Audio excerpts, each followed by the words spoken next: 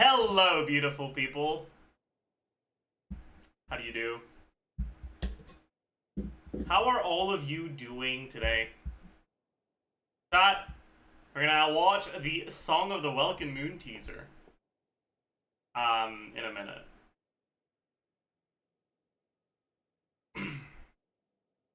First, I gotta pour myself a cup of coffee.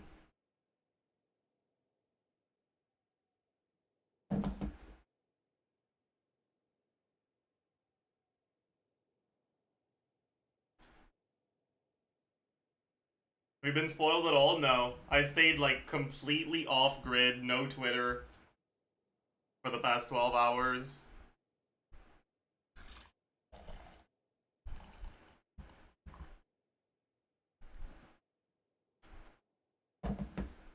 You have a special place in my heart.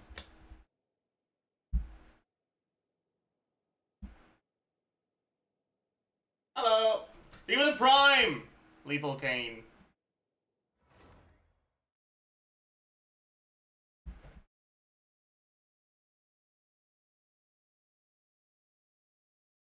Nick drooling over Shao 3.0? Yep, that makes sense. That makes sense. Alright, chat, let's... Have you seen 6.0 leaks? I haven't seen anything that came out since last stream. But more importantly, before we watch the teaser, this is really important. We're going to get #1 Verissa today.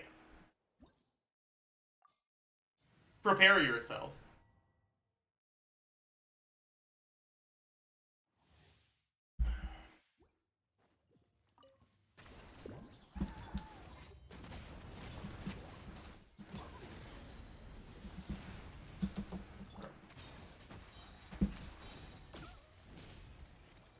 I need to put her back on the fav, lil bro. Oh.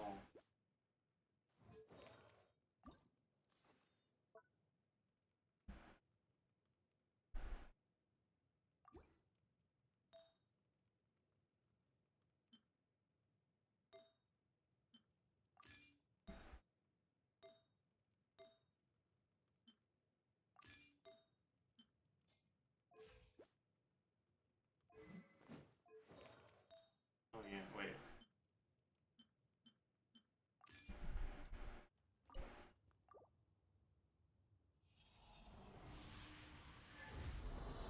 Top 7 on the 110% ER category? No one fucking asked.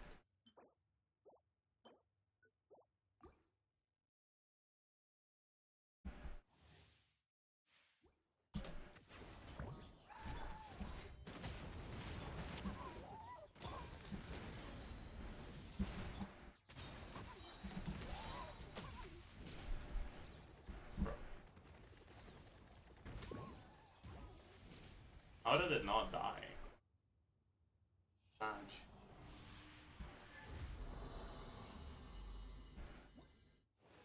I love Leaguer DC because it's hilarious to read. Oh, that sounds fun.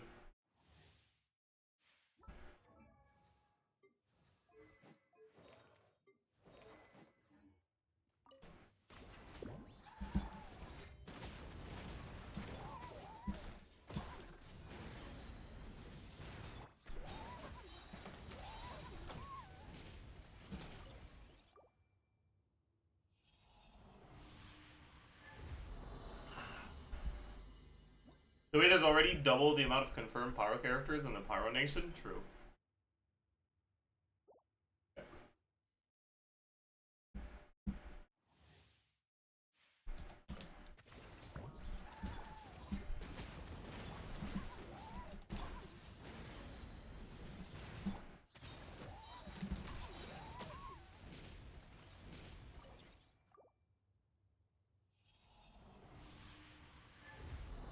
Literally love all the new characters and I'm free to play. I don't know what to do.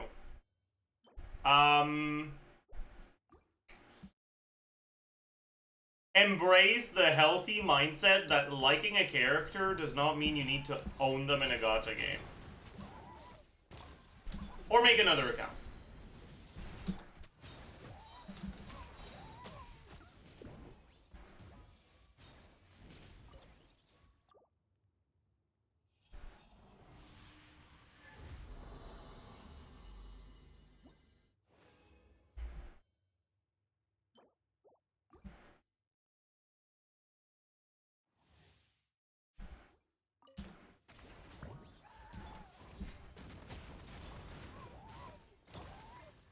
Embrace fan art? Yeah, exactly.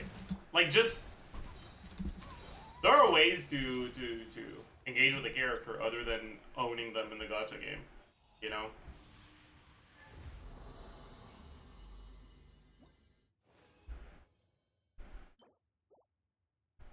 Also, remember that you can get high-quality merch for less money than it costs to get the character.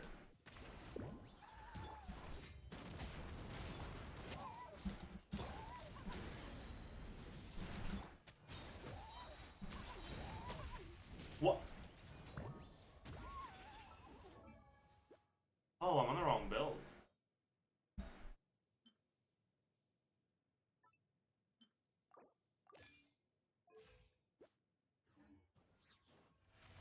I was like, this... What?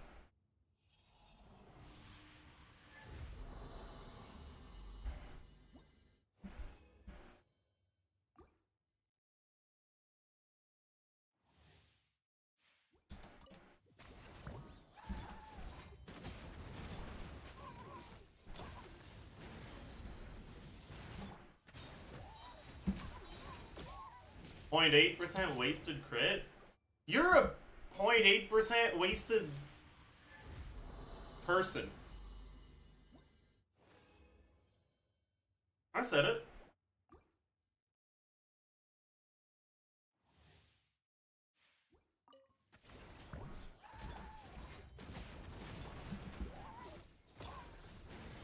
I said it.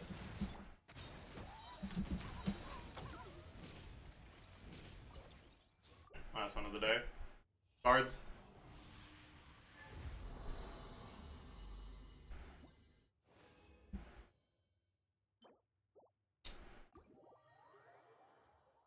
We have no guards. In that case, I'll do it myself. 24 hours.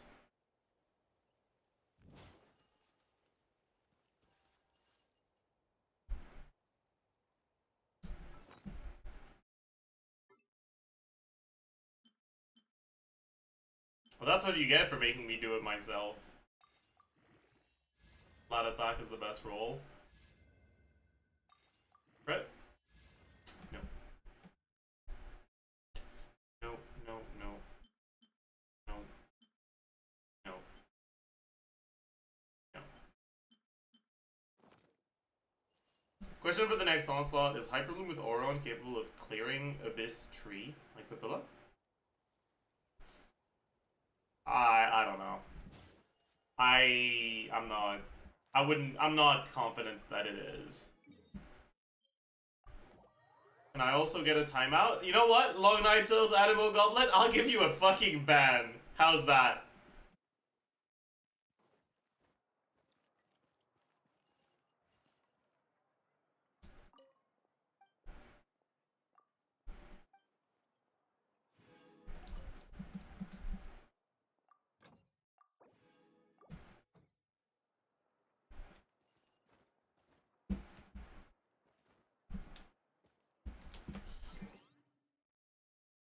Alright, chat. I think it's time. You wish to hear a story of the moon?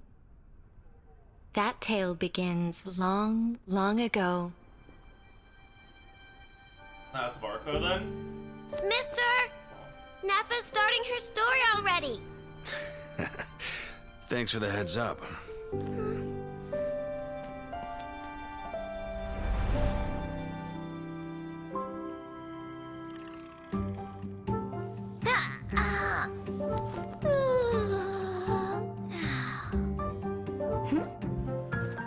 Oh, the moon's a long way off.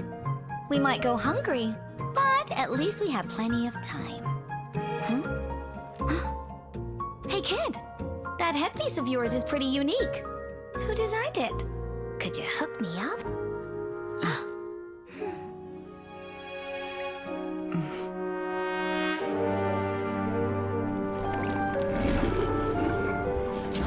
In that era, there was no boundary between life and death.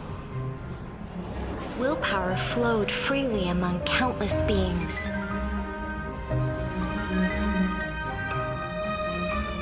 The primordial being that once ruled this planet made 3 moons rise from the earth.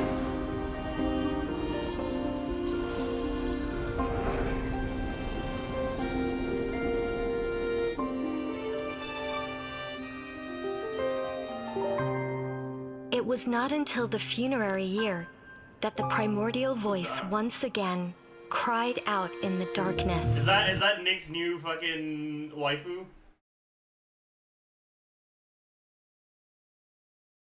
Yes? Okay. My lady. The That's my Frostmoon goat. Scions again. That's my goat. A laughably futile rebellion.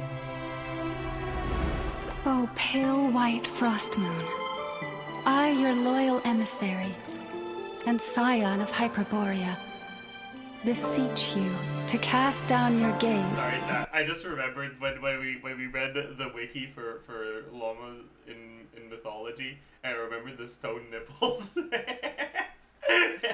I can't not think about it anymore, man.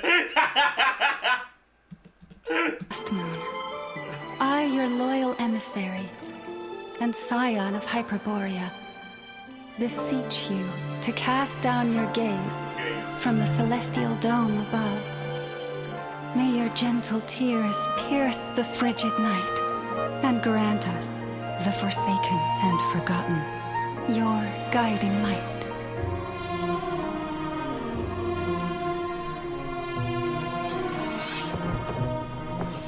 You didn't come here for the story, did you? She knows.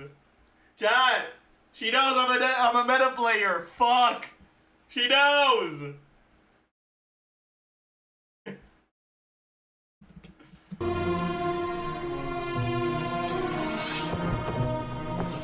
You didn't come here for the story, did you? Finished already, huh? No. It's just a greater storyteller than myself has come. Now, beyond the moonlight's reach, an ancient shadow brandishes its haunting claws, taking aim at the stars. Nicole? N. Oh. You're right. I came here for the moon.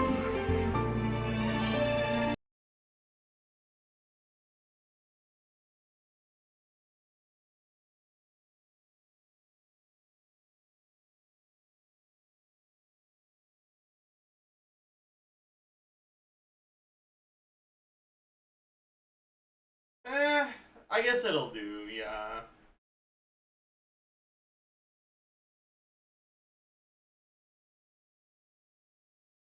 It's such a safe design. Yeah, but it's not, like, a massive letdown.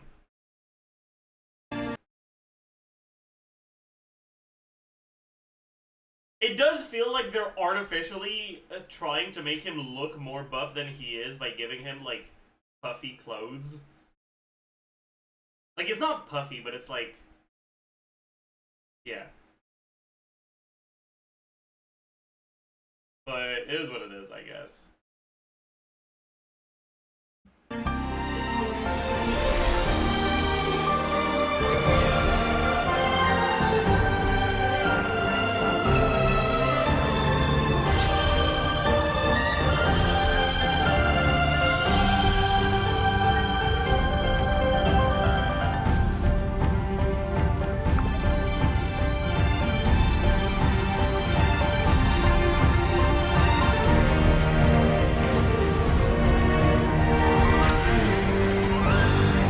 I'm afraid you have the wrong person.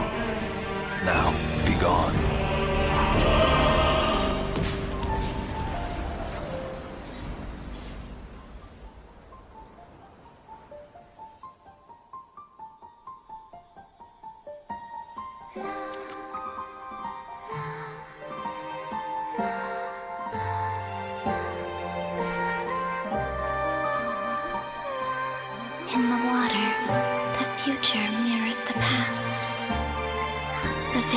eyes is God.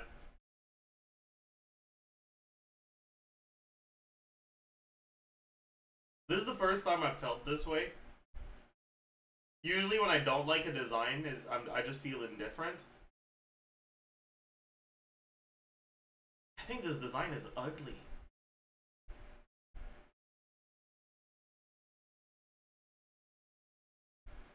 I don't like it at all. slipping. Time is short. The moon's fall is nigh.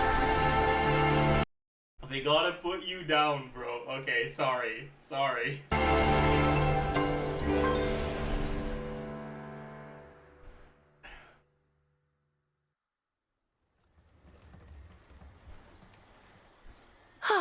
Here at last. And things look even messier than last time. Well, Miss Alice, Oh, is that Alice? Oh, that's Alice. shall we begin?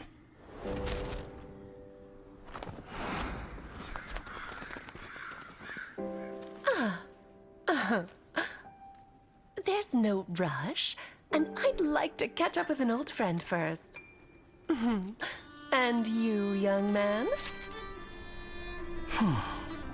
Let's part ways here. I have an old score of my own to settle.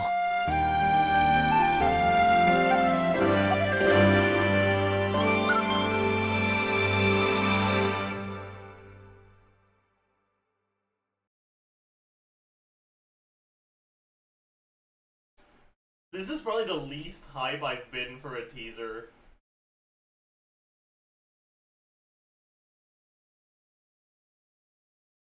Wow.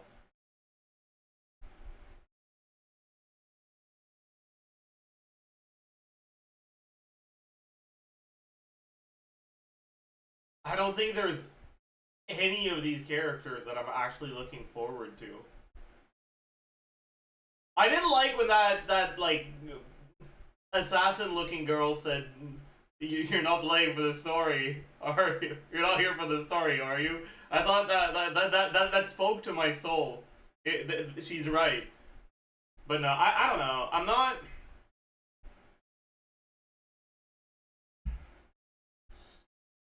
She looks boring as fuck. She looks boring as fuck. Inefa doesn't, yeah, like whatever. I'm gonna be honest, Llama just kind of looks generic and boring. I already said I think Colomina looks ugly as hell. I don't know who the fuck this is. Like, bro's trying to farm aura, but he didn't plant aura, so he is attempting to reap unfarmed ground. Who is he? What, like, I don't give a fuck, you know? Like, who are you, little bro?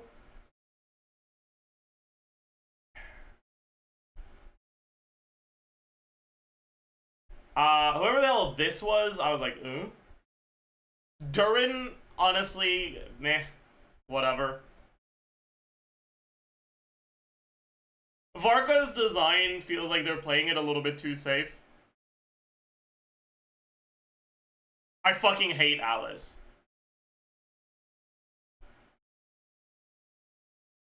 I'm kind of excited for Sandrone, though.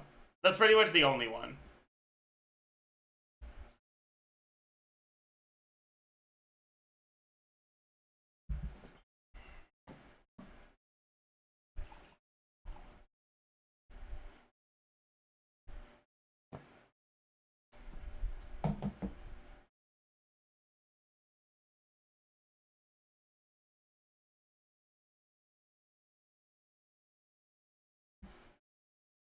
At least for Alice, I hate her in a way that like is fun. Like, I like hating her. It's like,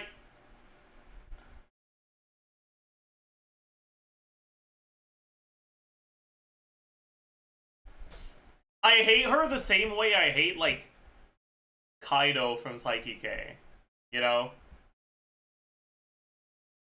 Like, I do not like her, but I think that the fact that I do not like her makes stories involving her more interesting. They're very different characters, but the way I feel towards them is fairly similar. That makes no sense? What do you mean that makes no sense? Fictional stories evoking emotions other than just joy back to back to back, evoking some negative emotions, generally makes them feel more interesting and pleasant.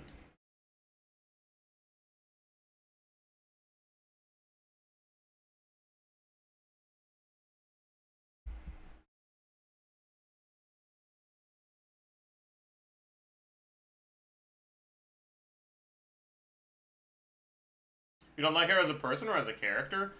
I don't hate her as a character. I hate her as a person.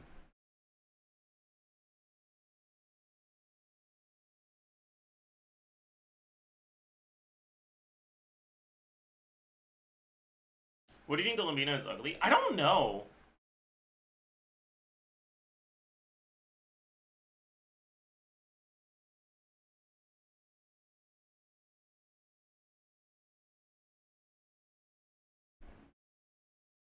Like, that's kind of like asking, why don't you like things that are too bitter?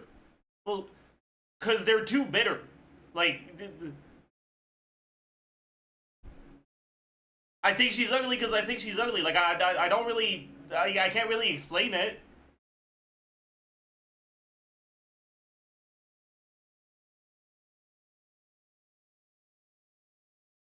I can try.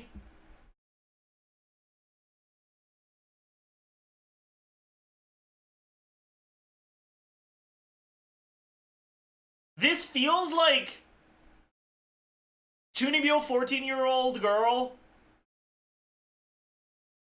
is getting forced to dress formal to go to church. That's the vibe I'm getting from this character design.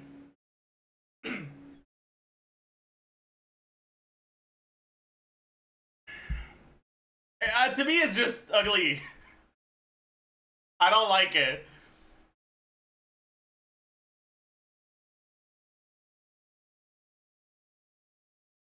For once, generic designs. True, true. There are only two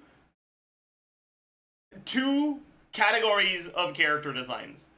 One, Chunibyo character who looks like they're dressed for church on Sunday, and two, generic character designs. Those are the only two choices. Those are the only two options. Do you hate Fischl? Does it look like Fischl is dressed for a formal Sunday church service?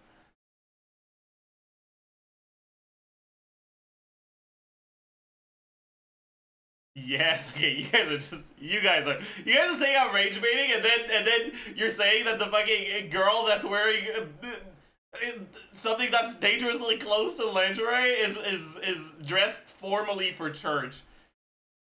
You try walking into church wearing that, buddy.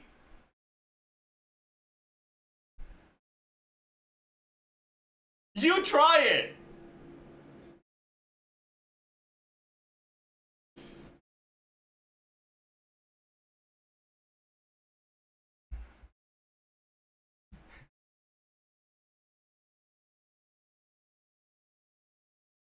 Thoughts on Escafi's design? Escafi's design is really boring. It also looks like she's half naked. Like, it's not just there's a lot of skin exposed, it outright looks like she's missing a piece of clothing.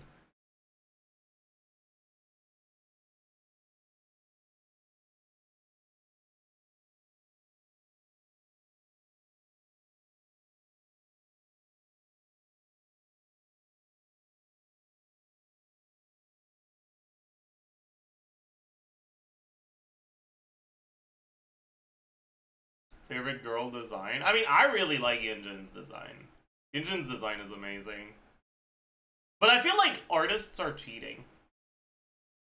And also, Leah characters are cheating. Because they treat the Leah characters so much more respectfully than characters from other regions. Arlecchino's the best. Arlecchino is really close to, like, being a good design. But those heals just, no. To me, they completely ruin it.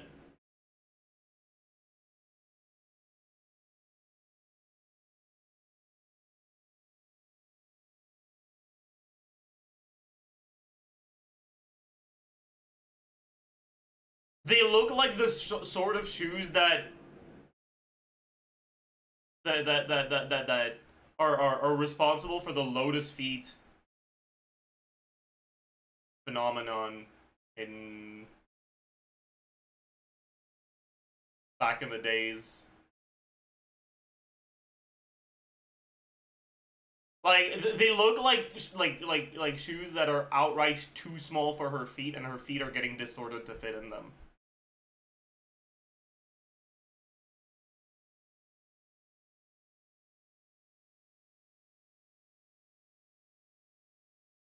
It just makes me uncomfortable. Like, it's not even about the height of the heels, right? Like, the heels are really fucking high. But that's not the problem to me.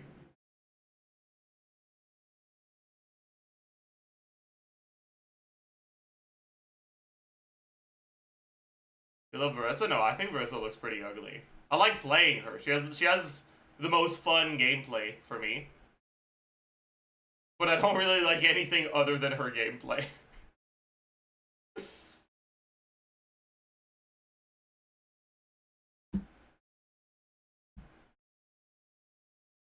Do you think Natlan designs are better or worse than these? I mean,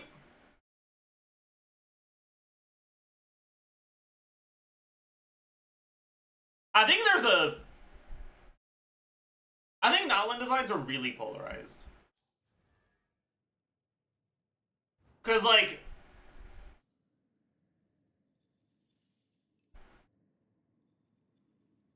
on one hand you have like Chaska and Mawika, and on the other hand you have like, actually no, you know what? There's actually a lot of bad Natlan designs. No, that's a good point.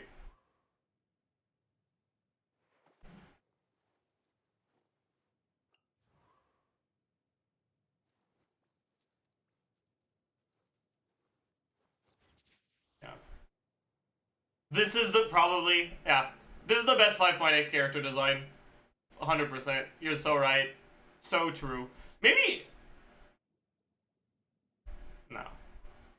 I don't hate Dahlia's design, though.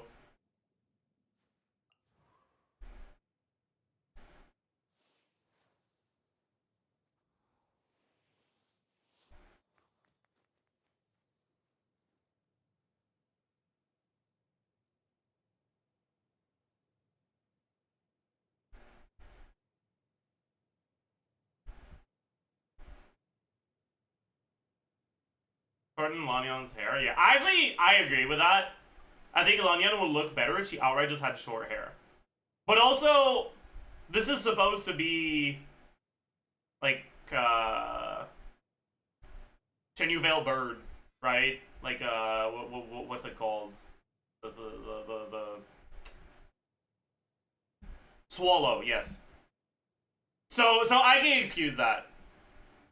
Like I can excuse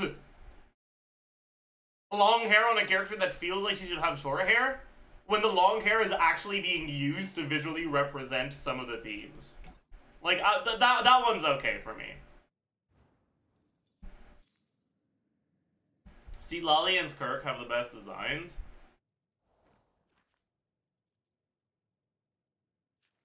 I mean, I guess See Lolly's design is fine. Skirk I don't really like, but meh.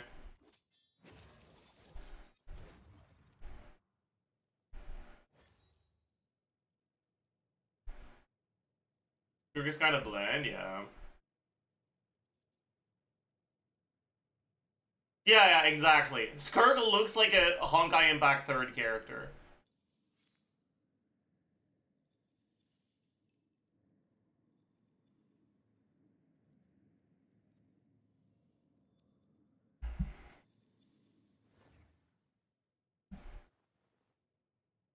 Worse are Oron and Aoife? Okay, Aoife is not even close to being the worst, by the way. Aoife's, like, pretty normal, actually.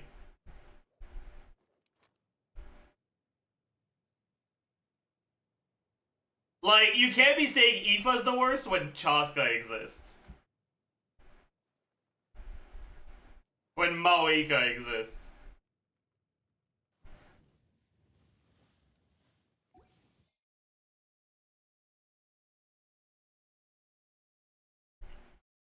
Yeah, I'd say, like,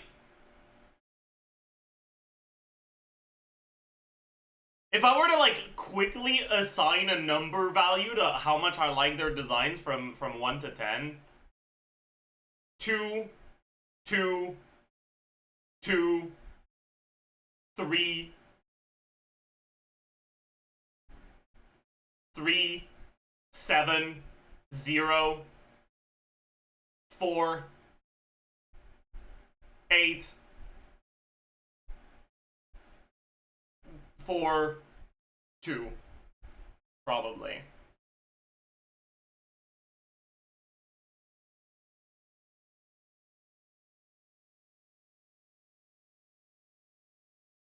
Eight Sundrone. Sundrone gets hard carried by the fucking big ass machine puppet thing.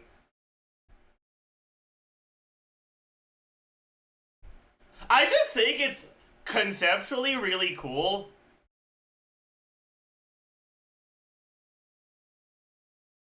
To have a puppeteer character whose puppet is a big puppet that carries the puppeteer around the same way a ventriloquist would carry their puppet around. Like, that's cool. I like that. I like that.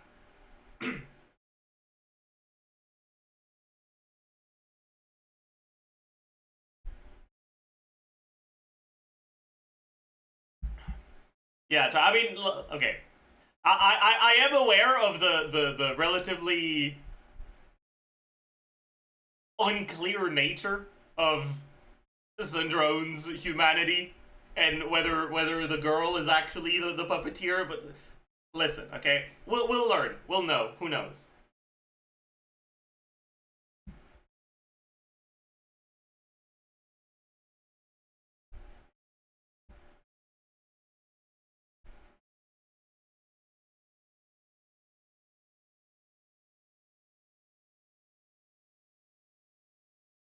What's your favorite male design in the game? It's between Bennett and Gumming. Bennett has a design I think is good, but I don't think looks good. Right? Like, Bennett's design is intentionally ugly because it helps his character. Gumming's design is the one that I think looks the best.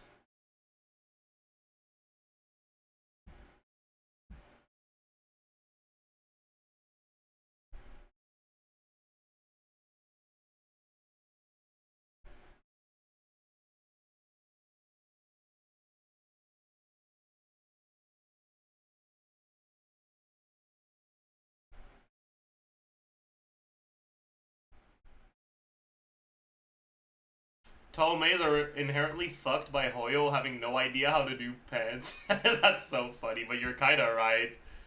When you look at the pants that the tall male models have, and it looks like this, yeah, yep. Reasonable take. I'll give you that one.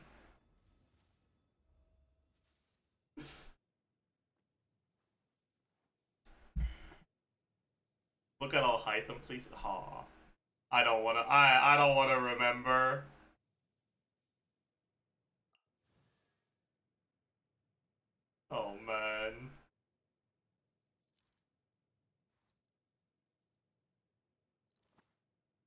Hytham's body is so...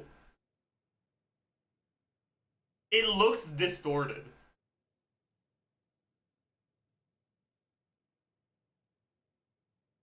Bro's knees are too low.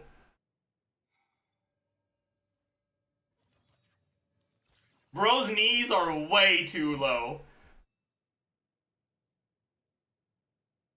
He skipped like... No. The problem is not a lack of muscle. The problem is that his ankle bone is too short. And it makes him look so weird.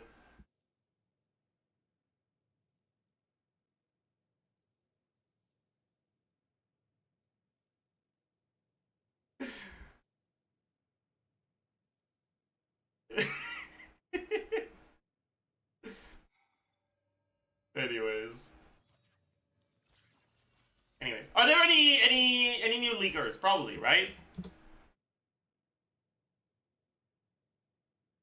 6.x roadmap.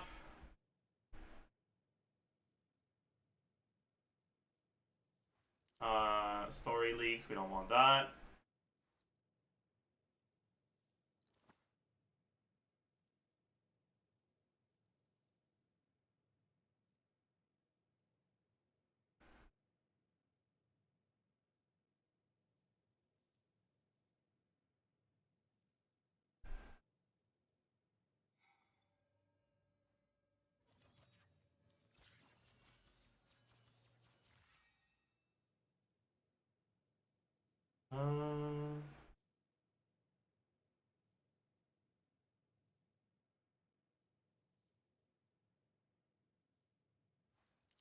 Okay. So, also the Welcome Mood teaser characters. Nicole Rain. Did you have an element? There's no visible vision. Cryo? Geo? Unknown. Okay. I know. Varka.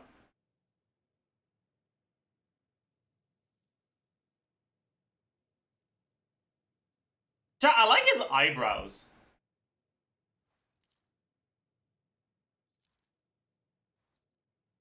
Is that a weird thing to say? I like his eyebrows.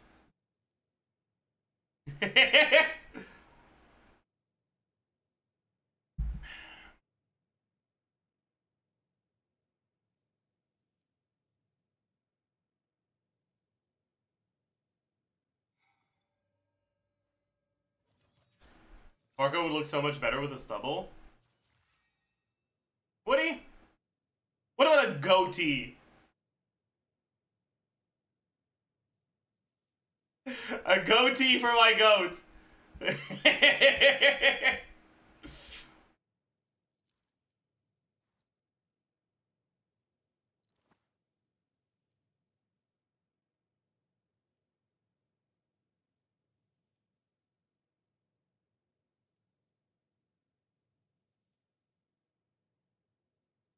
Jehoda. More like Jehuda, am I right? Ear. What is that?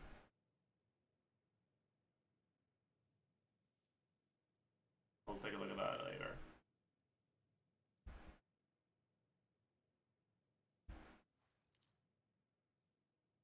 Durin? Yeah.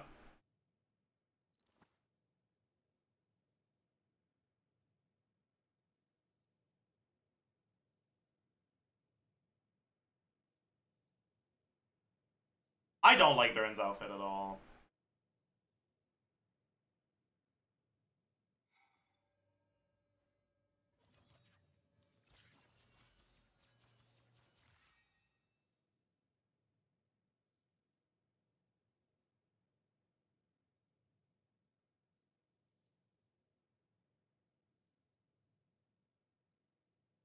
Albedo made him, no wonder, true.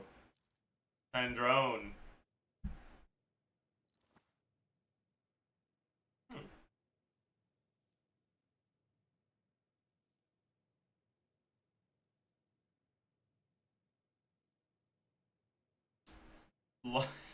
I remember the stone nipples again. Nefer.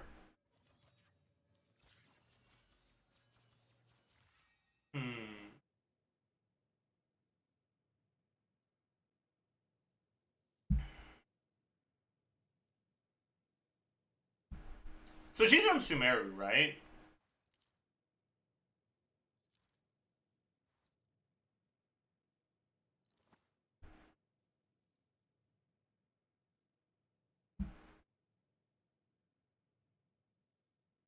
Probably inspired by, what's her name? Nefertiti?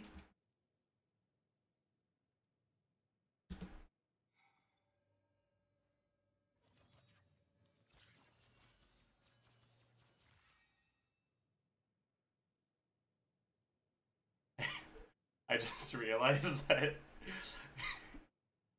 when you say Nefertiti, it kind of sounds like you're saying Nefertiti. Anyways, Flynn's.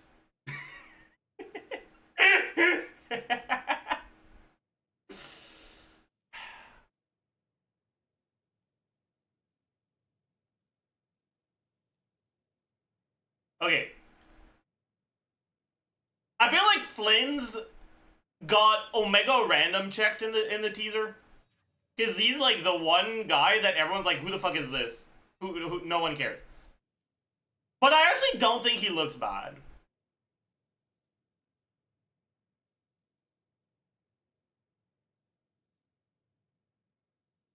He looks fine.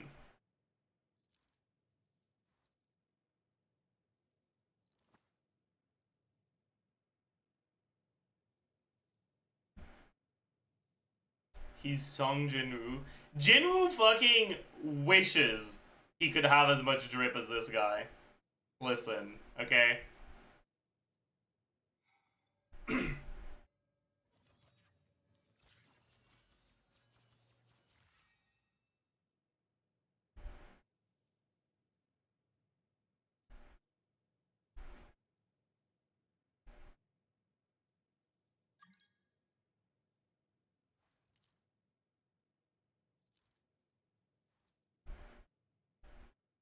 Columbina, okay, no one cares.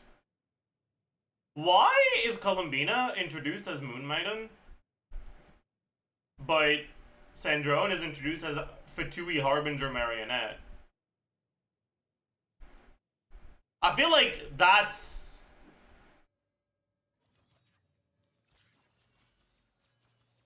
There's clearly gonna be a reason for that, right? Yeah, did she quit or some shit? Can you quit the Fatui? You'd be like, I saved up enough for my retirement. Thanks for everything. I'll see you guys on the other side.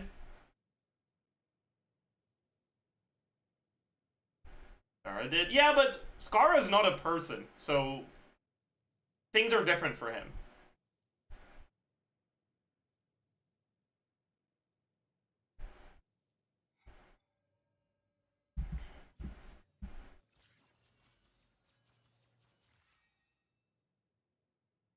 True. Maybe. Maybe. No, Flynn's is the 6.0 carry, right? He's just Lunar Charge. Pretty sure that's already confirmed.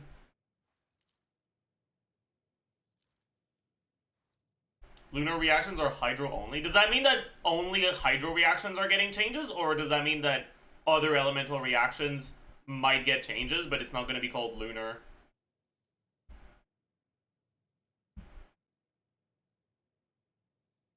Only Hydro?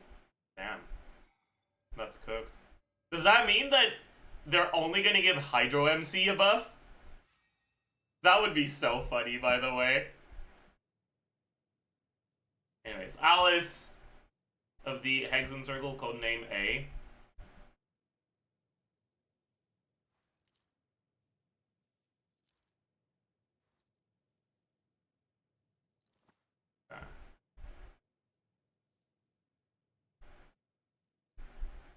Dude, Nicole looks like the fucking archetypical Saintess like design.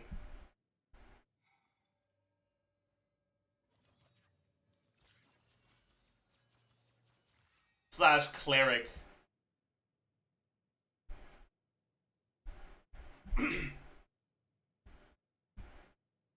Elf priest 395. True.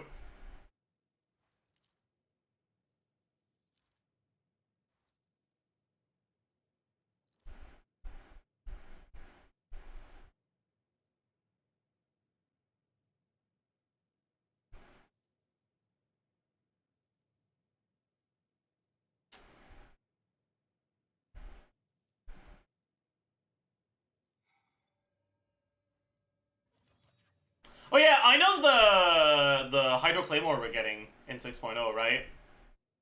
She's the free 4-star.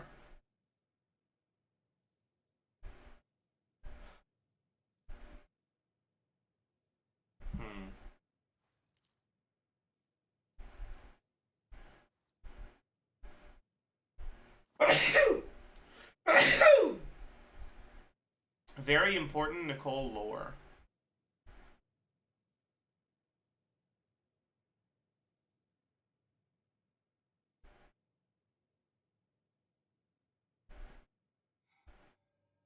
Who is that?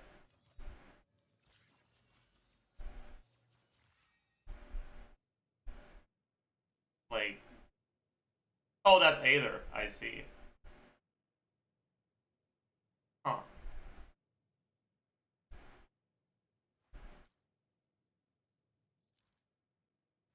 Anyway, so, I mean, we already know that Flynn's is a 5-star, and that Loma's a 5-star, and that Aino's a 4-star, right?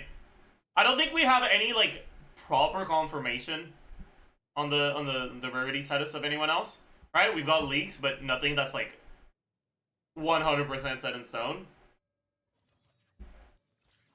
Personally, I expect Jehoda to be a 4-star.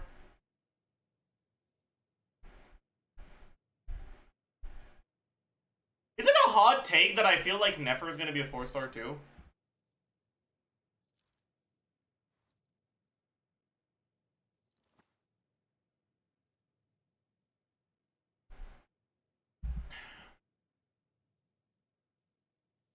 He's got 4-star character vibes.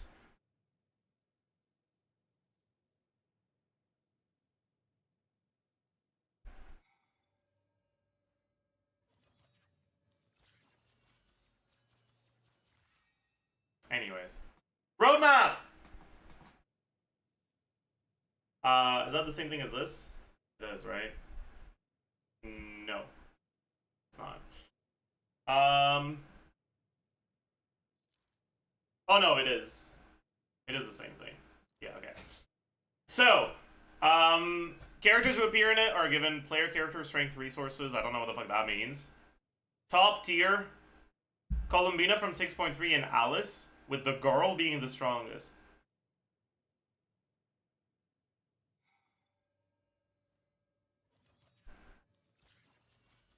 What do you mean, the girl? Oh my god? Alice non-binary confirmed? Holy shit!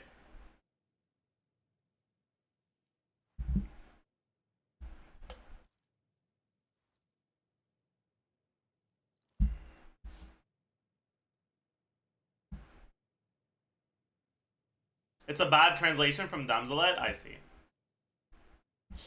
Second tier, Durin and Nicole, both strong supports. Third tier, oh, Varka, oh boy. Varka, Lightkeeper, I assume they mean Flynn's. Nefer and Loma, all with standard strong performance. And last, the 2 4-stars. Okay, by the way, alright, I'm gonna assume this is someone who did get actual, like, insider information on what ideas they have for the characters, but who doesn't understand the meta, okay? And from that, I'm going to speculate that the strongest character here is going to be Durin, and that he's getting underestimated because people tend to underestimate supports, and that Flynn's is also quite a bit better than they're expecting because they don't realize how broken a Nefa is.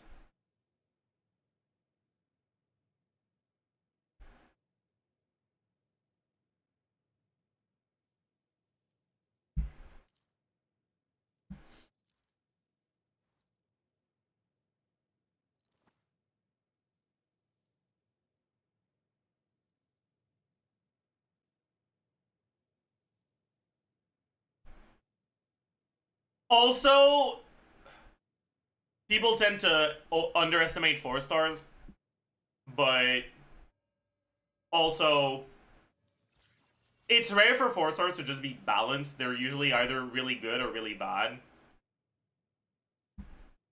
That's not actually true.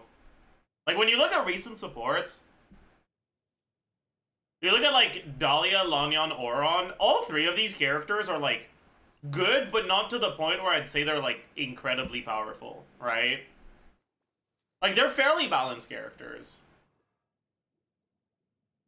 Dahlia's a bit weaker than the other two, but, like, in Skirk teams, he is pretty solid.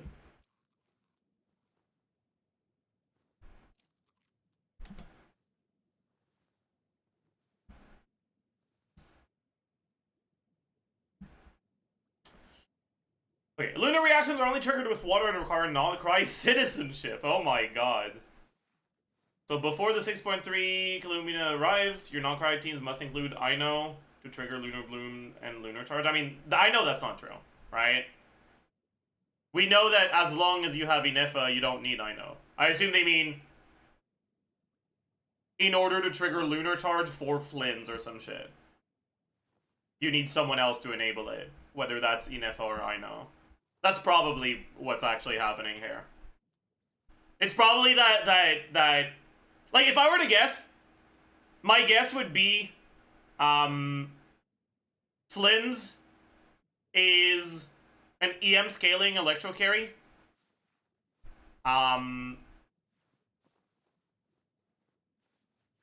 has really bad elemental application.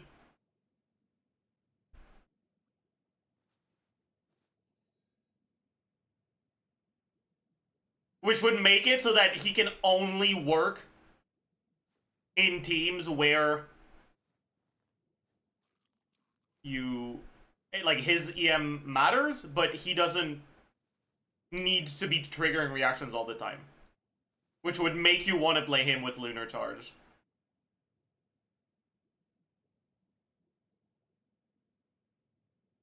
Because if he doesn't let your team trigger Lunar Charge by default, I don't think they'd give him direct Lunar Charge damage. I feel like that would be weird if you could have Electro Charge and Lunar Charge happening. Does that make sense?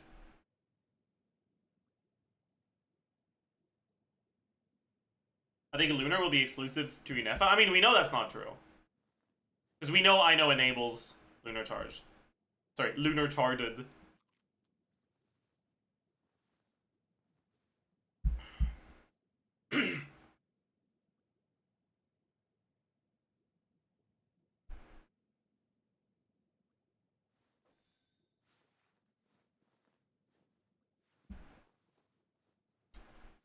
This could also be the leakers being really fucking stupid.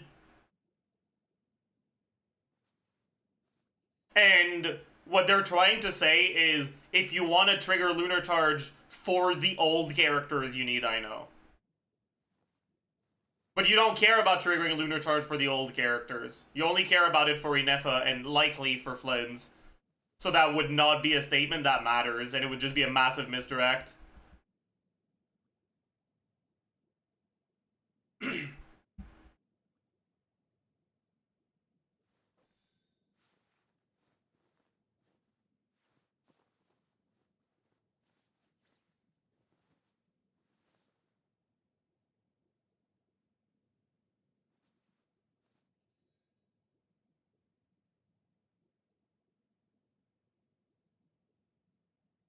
How will Flynn's work with Inefa? We don't know yet. We don't know what his kit does.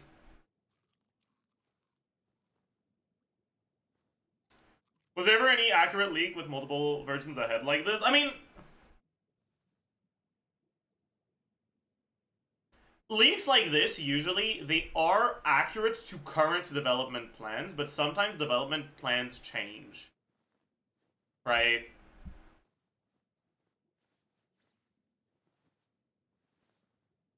Especially for the power stuff, like, even within the beta, sometimes characters go from really good to bad, or from bad to really good.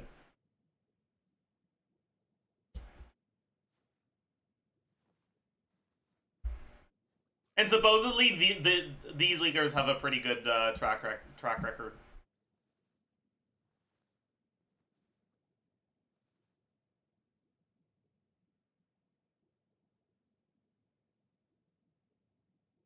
who went from bad to really good, who did get, like, relevant buffs. It's been I feel like it's been a while since characters got, like, big changes in beta.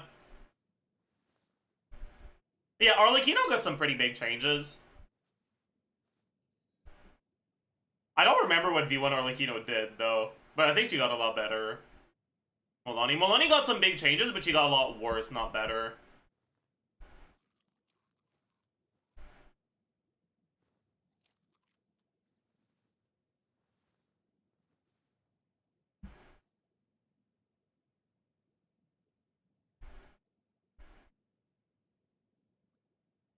Klein got worse? Kind of. It wasn't a major change.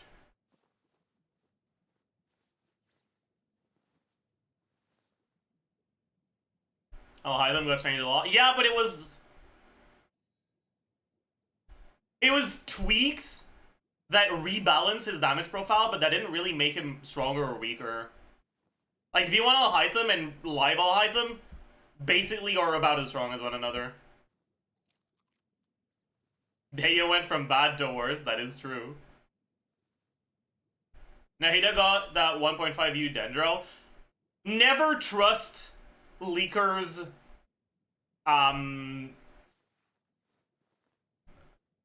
gauge leaks. If it's not a data mine leak on HomniG Cat, don't trust them. They don't know what they're doing.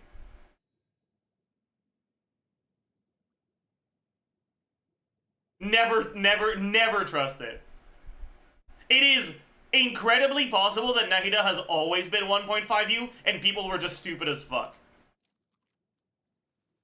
As far as I know, Yelan was never 1.5U. People just sucked at understanding how gauge works.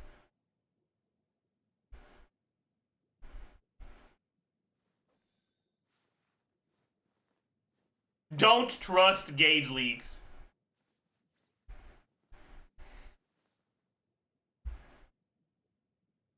I think early Shannon had to do 3 jumps before plunging to get the max amount of particles. That's possible.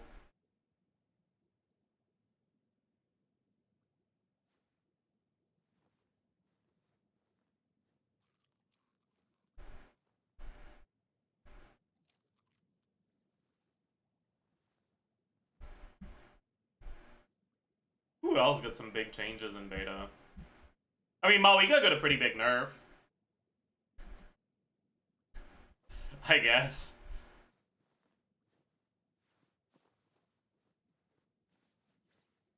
Bro, imagine V1 Maoika. Maoika got nerfed? Yeah. She got a pretty significant nerf.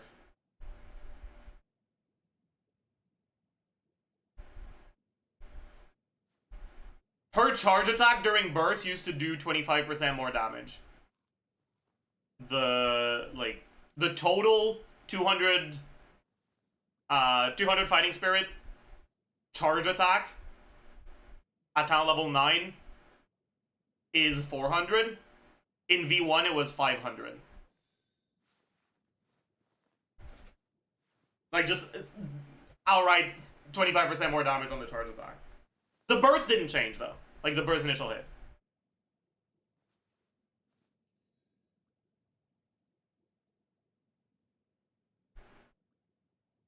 Yeah. At the time, Maoika combos were incredibly unclear because the footage we got from leakers was awful. And Maoika was already calculated to basically be the best unit and the best carry, damage-wise, with 2 melts.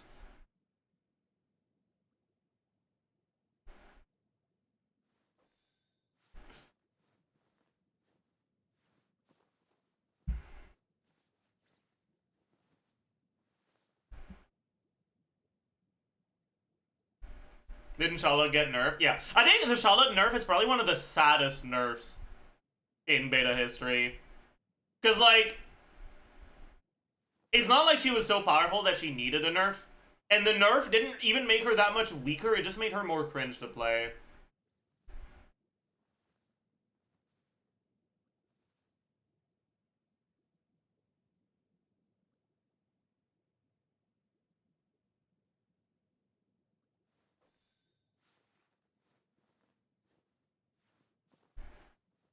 How did she get nerfed? You used to be able to get the particles from her hold, even if you just did a short hold. You didn't have to, like, fully charge the picture. Right, and you could get 5 particles on a short hold. Now, you have to do the full thing to get 5 particles, so you generally just don't. So you basically just lose 2 particles.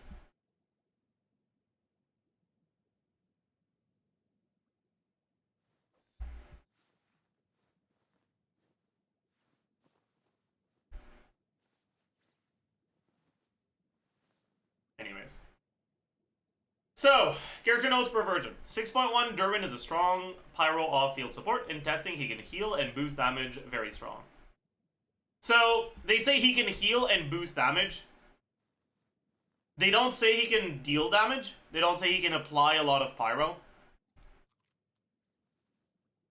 I'm not sure exactly what to expect. As long as he has an okay amount of off-field pyro, I think a lot of people don't realize Overload got Omega buffed. Nowadays, when you look at the damage that Xiangling does in an Electro team, like with Chevaliers, there's a lot of teams where you're better off building full EM for Overload than building for crit. Which means, even if Durin's numbers are bad, if he has an okay-ish off-field application, his damage isn't gonna be completely insignificant. Right? So if his healing and buff are decent, he'll probably see play in a lot of places. Right? Like, right now, we don't have a pyro character that properly fulfills the role of off-field app, but also good buff, right? Like, when you look at the pyro characters that provide buffs and have off-field app, it's Maoika, Pyro MC, Xiangling if you pick up the pepper,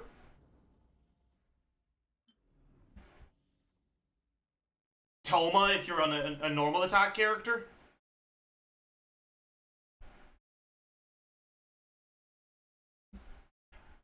The amount of stats provided by these characters is just not that much. Globodefshred doesn't matter. When you need off-field pyro, it's because your carry needs someone to be applying pyro, which means your carry isn't pyro.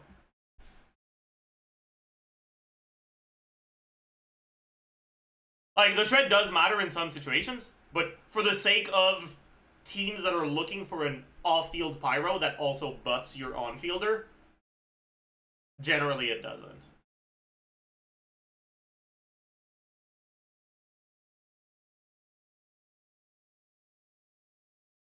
Oh, you get 40 damage bonus and her burst isn't pretty big. I mean, it's not bad, but, like, it's also not that good.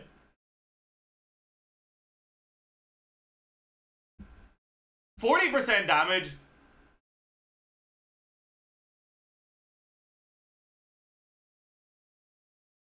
is not a lot.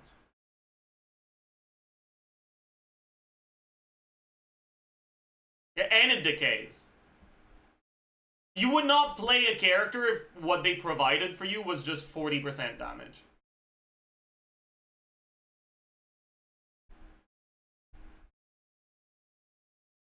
Freyna gives 50? No, Freyna gives more than 50 to the whole team, including herself.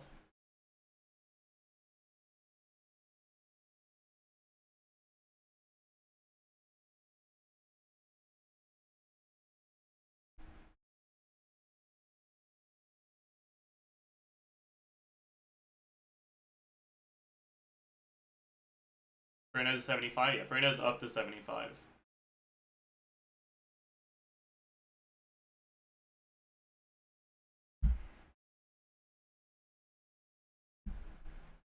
And it lasts for a pretty long time.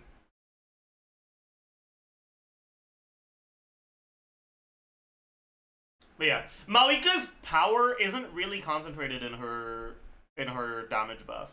The damage buff makes it so you don't feel awful just using her burst and swapping out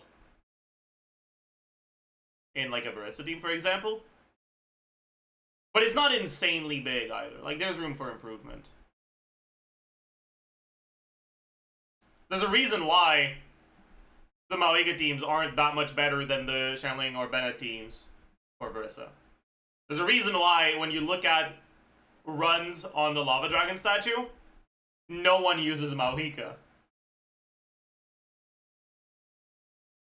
in the Verissa teams. Because Shanling and Bennett are both better.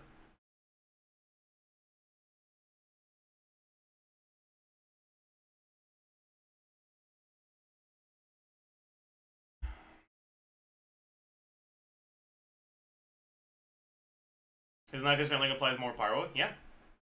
Shanling applies more pyro, and Bennett applies less pyro. Both of which are better for the Verissa teams in Lava Dragon. Right?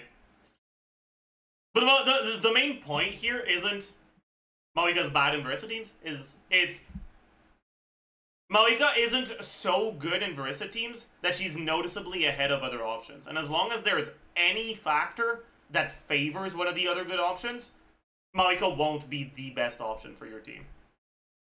She's very replaceable in those teams, basically.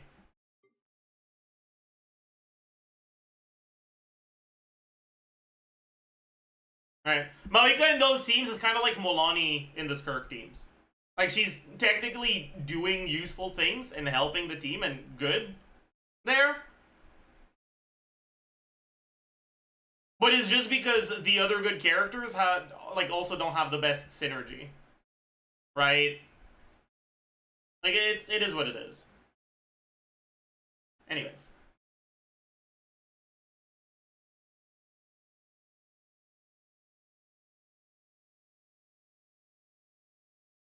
Malika also implicitly takes 2 slots. I mean, in some teams, yes, but in Verissa teams, no. Because the fighting spirit requirement is already fulfilled by default.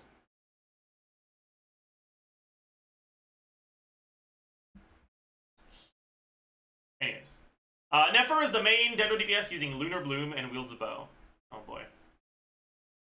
So, the fact that the Lunar Bloom character we're getting is a DPS and a Dendro DPS kind of hints at the Lunar Bloom cores not retaining their lunar status if you Hyper Bloom or Burgeon them.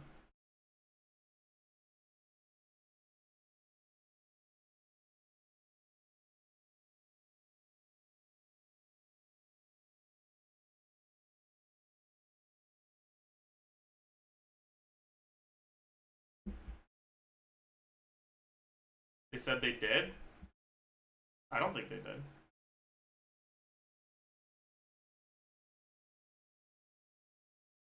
On the Llama leaks, they said that Llama gives a buff to the Bloom cores for the first X triggered after you use her burst. And that buff gets carried over to Hyper Bloom and Burgeon cores. But I don't think it said that the lunar status also got carried over. And I feel like it might not. Because if it did, I feel like the carry we'd get for these would not be a Dendro one, it would be an Electro or a Pyro one.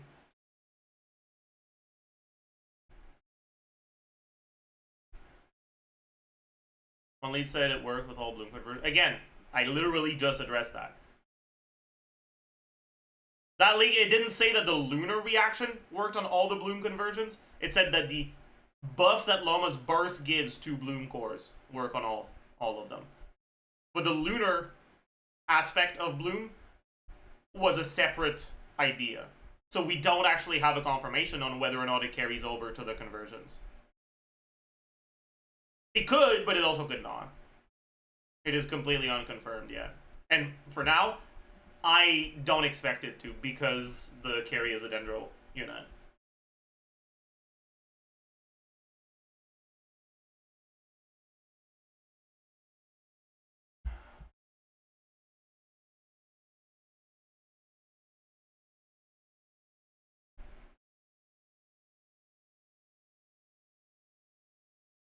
Garrett said it does, that even bountiful cores can crit because it conserves the status. I mean, do you have a link to that?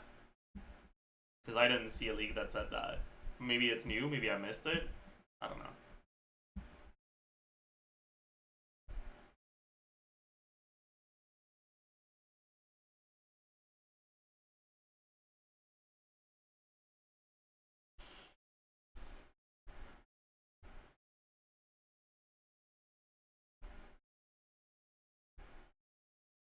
I hope Varka plays without Farazan.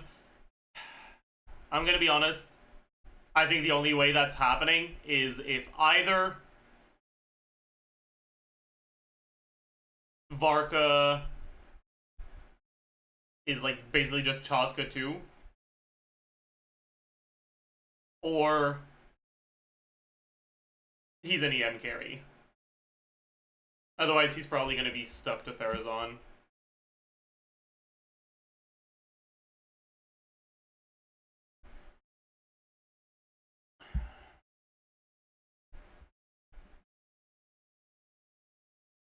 Or 3, he's Farazan 2.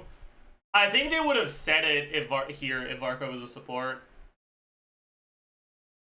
But maybe not. I guess that's true. Maybe he could be just a Farazan side grade / upgrade. Oh, never mind, no. Animo is Varka is an Animo main DPS focused on pure Animo damage. Yeah, okay. Well. Okay, 6.3 Columbina is a Hydro Polearm user with strong off-field Hydro application. Has a skill like Song of Welkin Moon. What do you mean a skill like Song of Welkin Moon? Isn't Song of Welkin Moon the fucking name of the video? What do you mean a skill like that?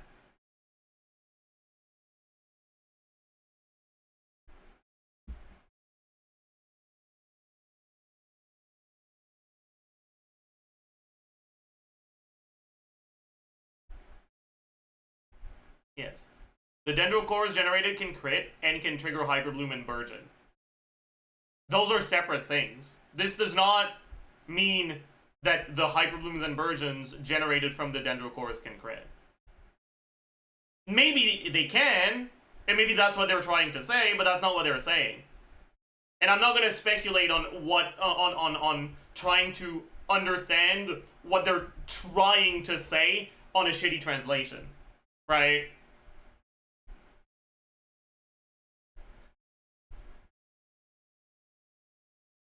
I don't blame you for thinking that this says that the Hyperloom and Burgeon can crit.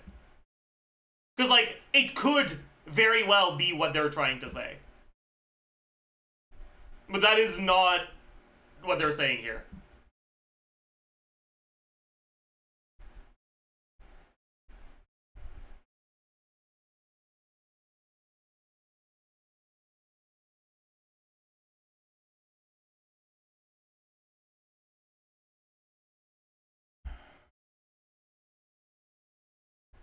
Wouldn't Bloom critting be kind of strong? I mean, if you could just take existing Blooms and make them crit, and that's the only change you make, yeah. But Lunar Charge can crit, and it's worse than Electro Charged, because it being able to crit isn't the only change they made. They reduce the base damage, they reduce the EM scaling, they reduce the rate at which it happens. So does enabling them to crit inherently make them good? No. We have to know more before we know if it'll be good or not.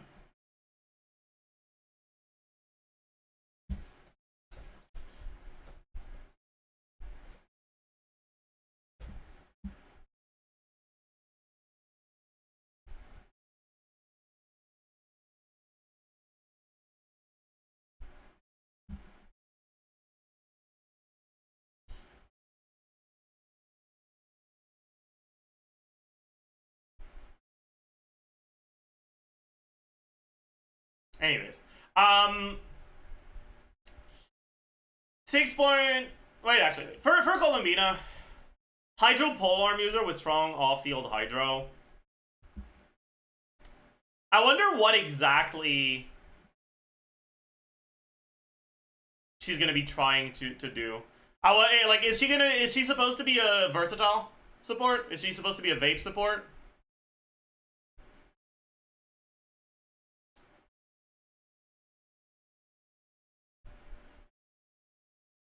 I wonder.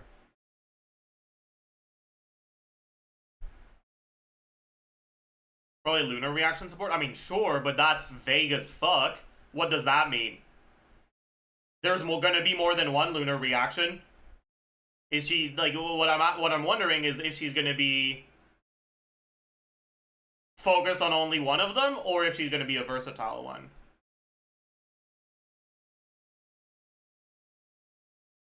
I kind of expect her to be versatile.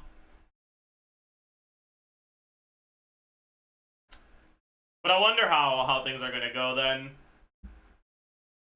We don't have any indications of lunar reactions other than Bloom right now, right? Other than, like, Bloom and Electrocharge.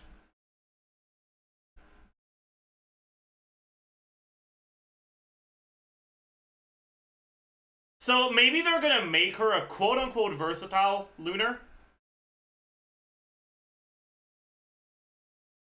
But that versatility is just in lunar.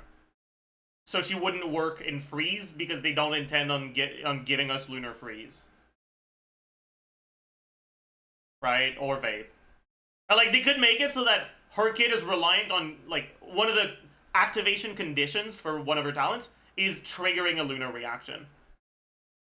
And that doesn't work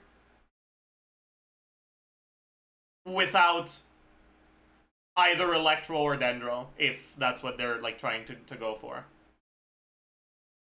Wait, also, I wonder what Aino's gonna change for Hyper Bloom. Like, depending on how Lunar Bloom is, I wonder if Aino becomes a good last slot in Hyper Bloom teams.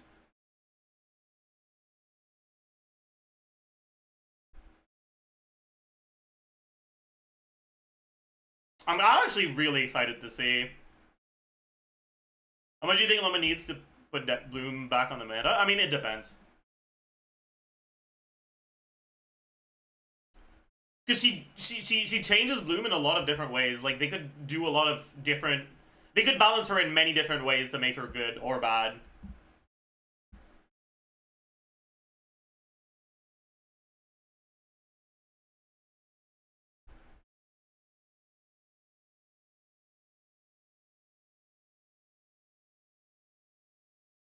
Anyways. 6.3 second half and 6.4 will introduce 2 new female characters unexpectedly. Okay. 6.5 Varka is an Anemo main DPS focused on pure Anemo damage. Farazan stonks go up. That might actually be kind of bad though. Because, like,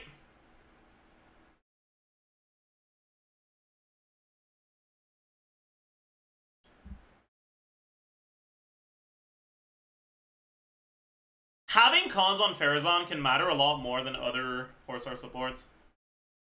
And if the carry is balanced around you having them, it'll be so awful for people that don't.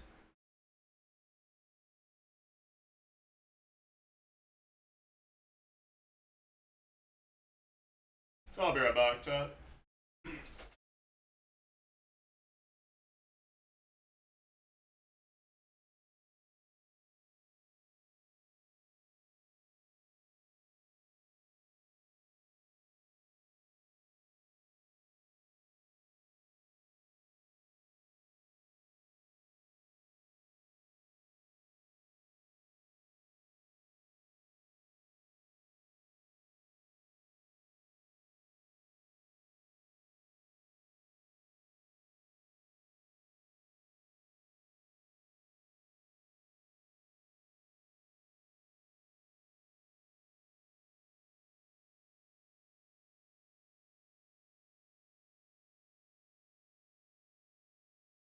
I'm back.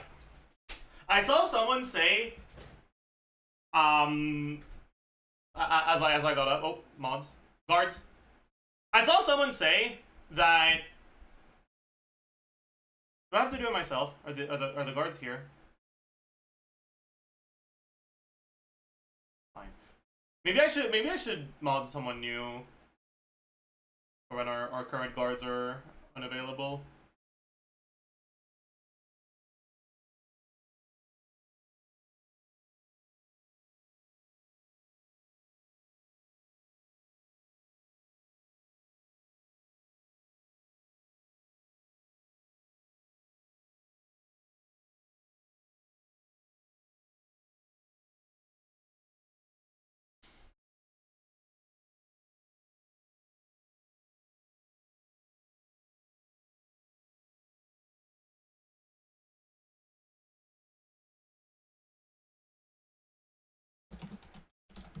Alright.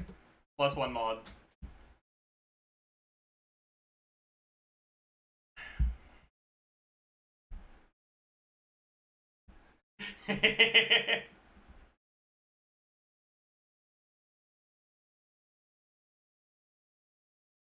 Welcome, Watchful.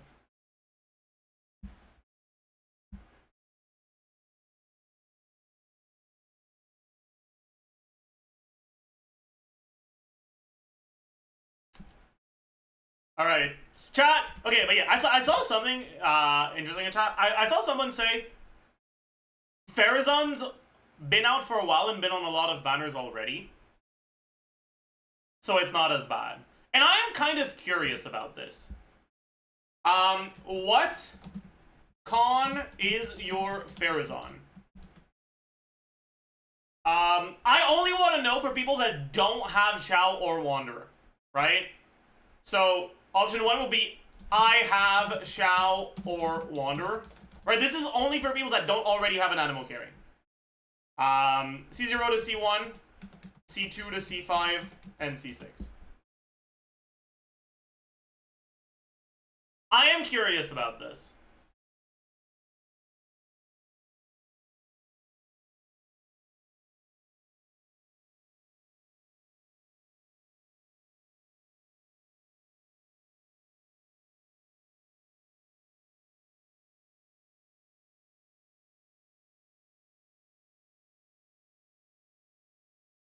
So, out of the about 2/3 of people that have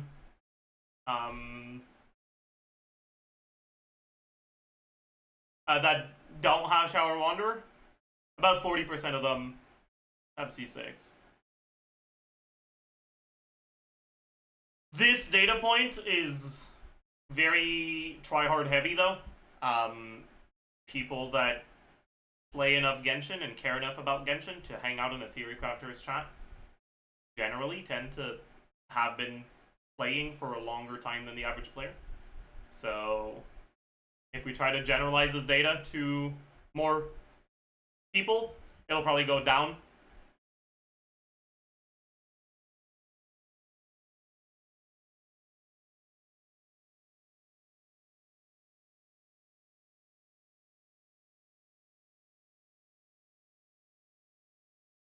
I think people who will actually go for Varka are Shao or Wonder Pullers anyways. I mean, maybe yes, maybe no. Do you think that every single person who likes Varka inherently also likes Shao and Wanderer? I don't think so at all. Shao and Wanderers are edgy losers.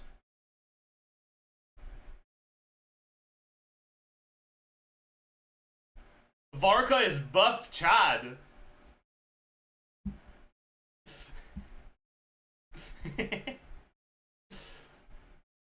So like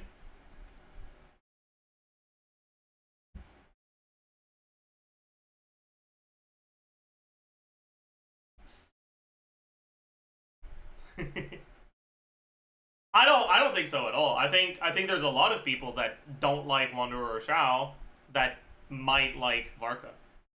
And if Varka ends up in a state where he's strong, a lot of people will go for him for meta reasons, or at least consider going for him for meta reasons. And then whether you have C6 Farazan or not becomes incredibly relevant of a question.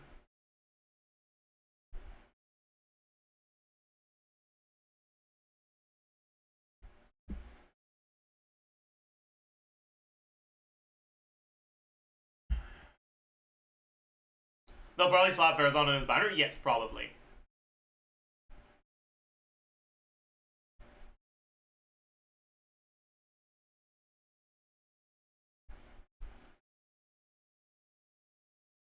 But Farazan might end up... Like, Farazan is often a lot more Constellation reliant than characters like Yanzan, for example. Because the thing about Farazan is that her C6 isn't just 40 damage percent and better energy requirements for her. It also reduces her field time and triples her particle generation for the rest of your team. Right? instead of getting 2 animal particles, but only if you do a charge attack, you get 6 animal particles unconditionally. So if Varka is a character whose burst is important, right? If his burst is like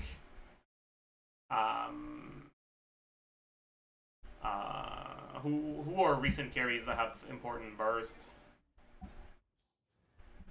Right, if his burst is like an important part of her kit, kind of like of his kit, kind of like Mawika, or I guess Molani to some extent, or like Navia, where like you really want to use it every rotation, and you don't really have wiggle room to use it every 2 rotation or every rotation and a half. Game, yeah. Like if he's one of those carries that is actually burst reliant, C6 Farazan is going to be disproportionately powerful for him. But if he's like Wanderer, the C6 Farazan is a lot less important, right?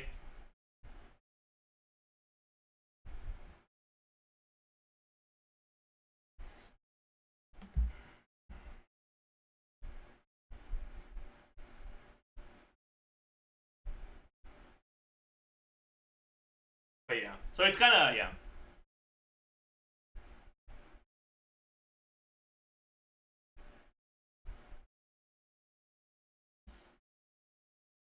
I'm gonna sneeze.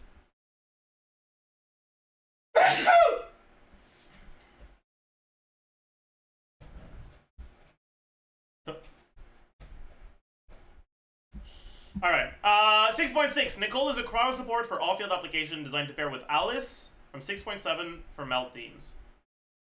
The double witch team works fine.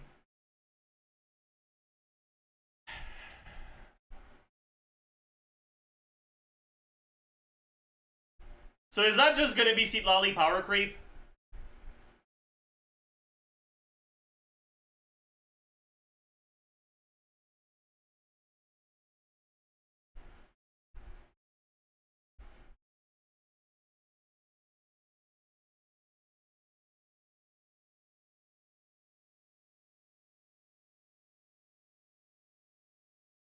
I kind of hope she does something different. And isn't just fucking the same shit again.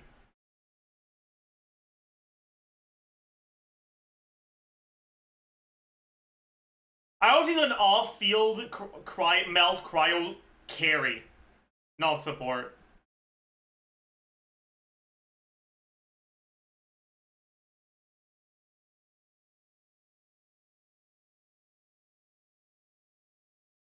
Cryo Shangling, yeah.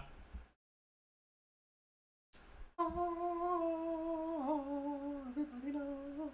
Actually, no. Cryo Shangling would be way too good as an enabler. You get so much application. Hard it was a broken ability, man. Anyways, all right. Next leak. Sandro not playable in 6.x. All right, everyone, pack it up. Skipped everyone in 6.x. GG. Nefer in 6.4. Didn't they say 6.2 in the other league? Yeah, whatever.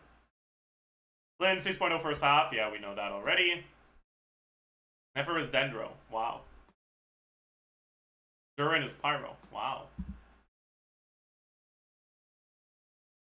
Flynn's Electro, Varka Animo, Alice, Pyro. Okay, cool. And this is... Yeah, this is what we already read. Alright. Cool, cool, cool.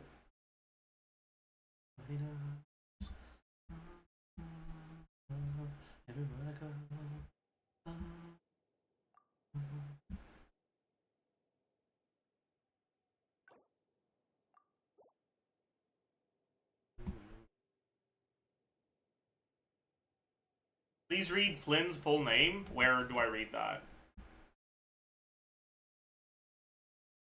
I didn't see it anywhere.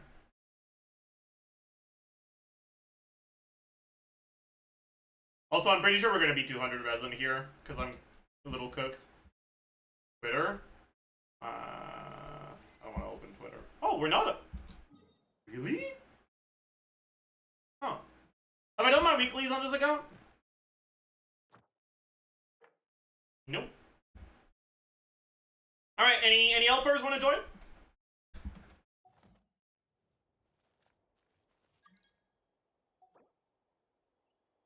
You know what? Fuck this Ziox hater guy.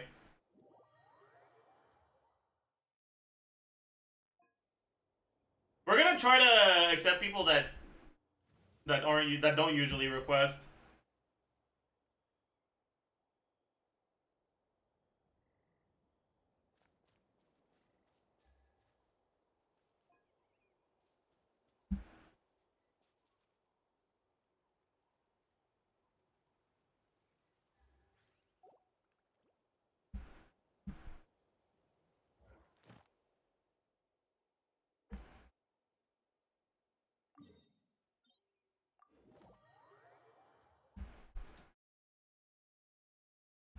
You have an Asia account? No.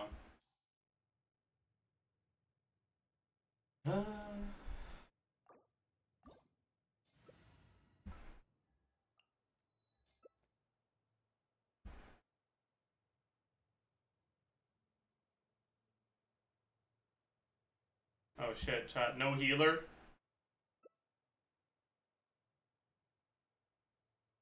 Cooked.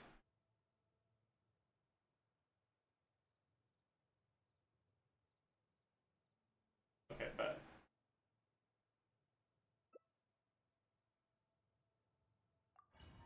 Two healers. Can C6 Moika solo the Fearless Tulpa? Probably not. Fearless? Actually, yes. Probably, yes. Dire, I don't think so.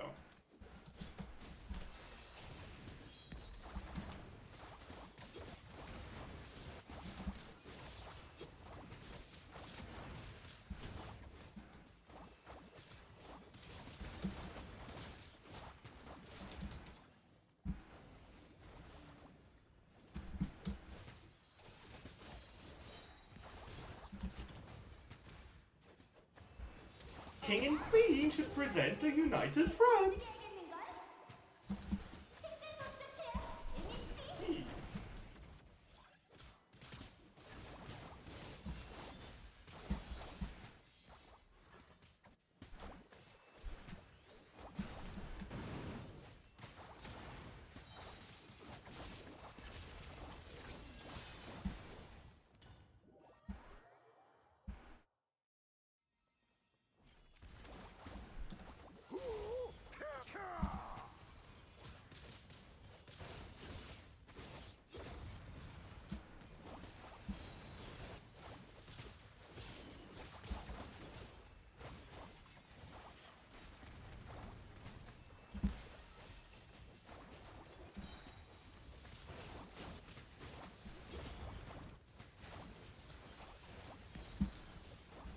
I got hit.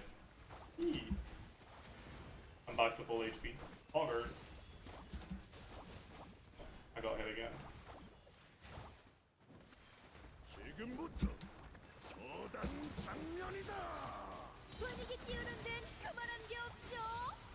We gotta try to go back on the queen. Where the fuck did she go? My god. Yeah, she just disappears, man. Disappear! Lament! Evil conquering!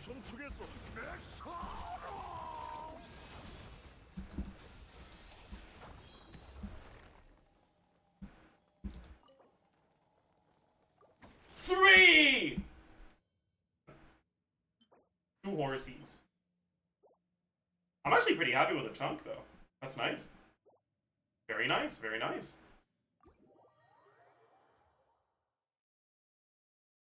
Pyro chunk is perfect. It's exactly what I'm looking for.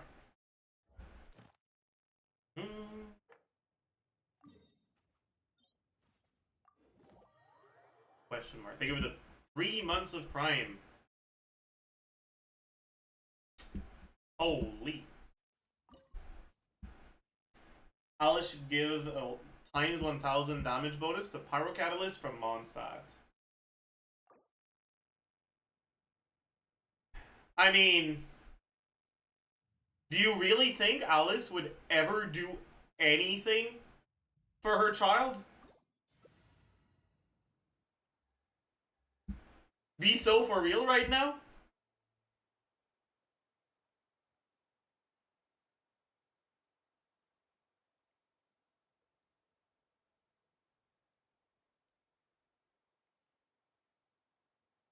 I don't care where you guys go for this one.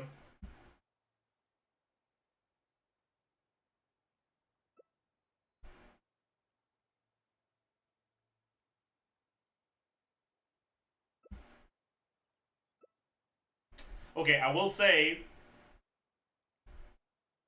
having the 1-month-old account be the main source of damage is probably not the best idea, especially if it's a pyro carry against an enemy with high power resistance.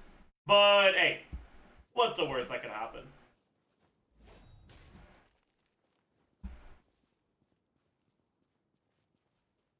Actually, no, that's probably... oh. 두려운가? 아니면 두려워할 용기조차 없는 건가? 저항할 생각인가? 꽤 하는군. Bennett, stop using your attacks. SMH my head, you're stealing my melts. 힘이 내려앉는 순간 멸망이 도래한다. 카운트다운이 시작됐군. Fuck. What? 자, 다음은 누구지? That's fine. You guys got this without me. I didn't expect it to do that much damage. I didn't focus too much on dodging because I thought I wouldn't die from that HP. But I guess I do die from that HP. It's all because Farina fucking made me lose a little bit of HP. I wouldn't have died if it hadn't been for Farina. It's all her fault. Fucking hate this Farina character. Loser and cringe. Blaming women? I don't blame women, I blame one woman. All the suffering in the world is because of her. Even her own. Okay, can we please get a reaction on my burst? I'm begging you to stop hitting them, Bennett. Okay, I guess you do need the burst, but okay.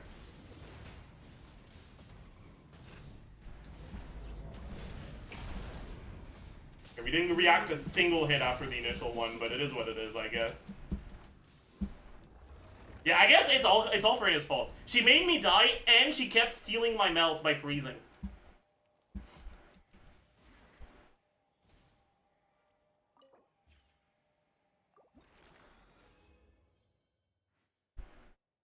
Didn't even get 3. I guess I'll log that for Tiltnetty.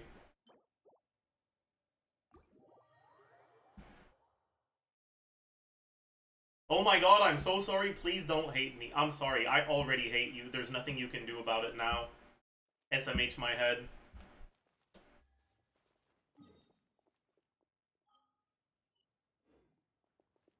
Blames women. Listen, okay? Is Farina even a person?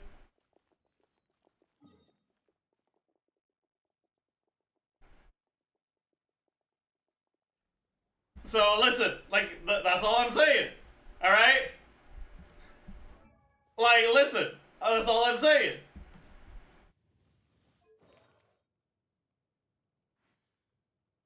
She is since the end of the Archon quest. I mean, they tell you she is, but I digress. No. I disagree. I beg to differ.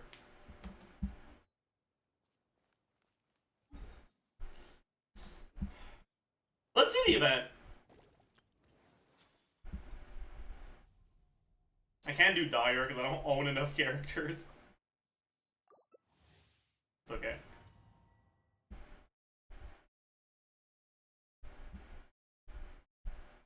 Bro hates every female Archon. Is that true? I don't hate Nahida.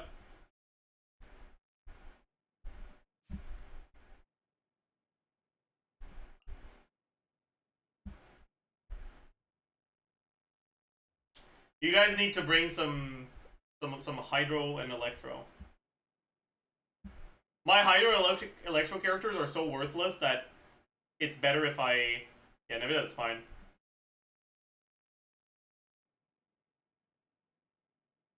Bro likes the kid? Don't say it like that. It's not my fault that the Inazuma Archon is a tyrant. The Natlan Archon is the most poorly written character in the region, and the Fontaine Archon is a pathetic little loser. That's not my fault.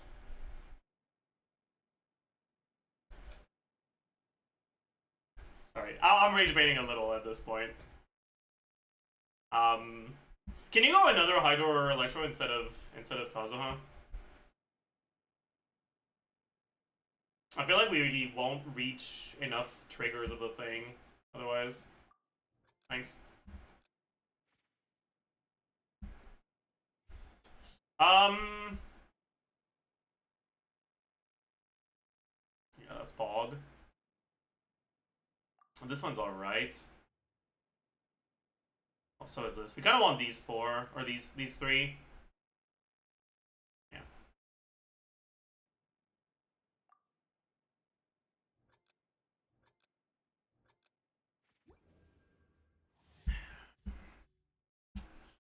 Just kill enemies. That's fine.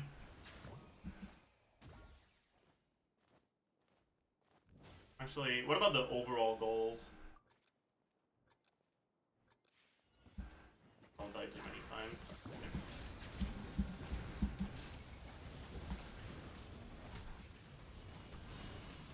Don't get hit.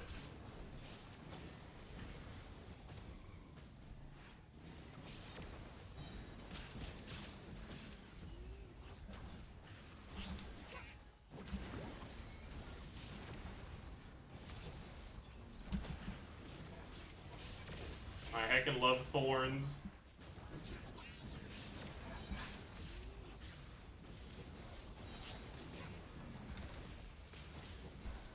I feel like it's kind of unethical to do something like this. Like, what do you mean they give us cryo shielders on the cryo shields on the electro charged one? Like, that's kind of fucked up. Imagine if I didn't bring Moika. What are people supposed to do there?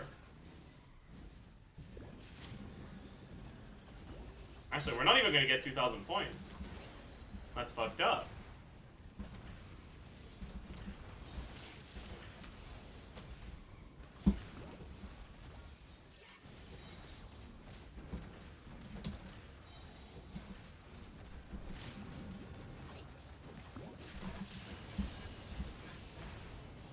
Yeah, okay, I thought he dodged it for a second there. It's fine, at least we got 35.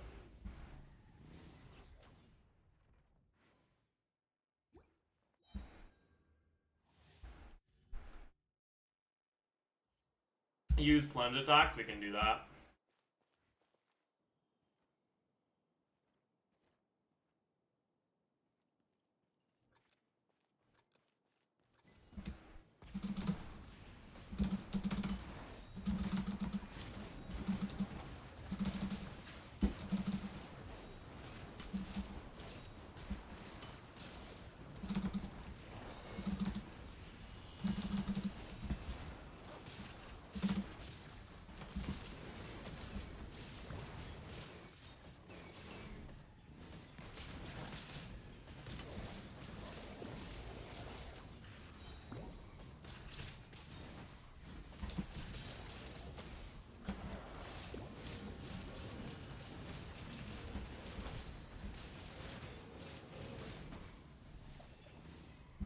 Huge!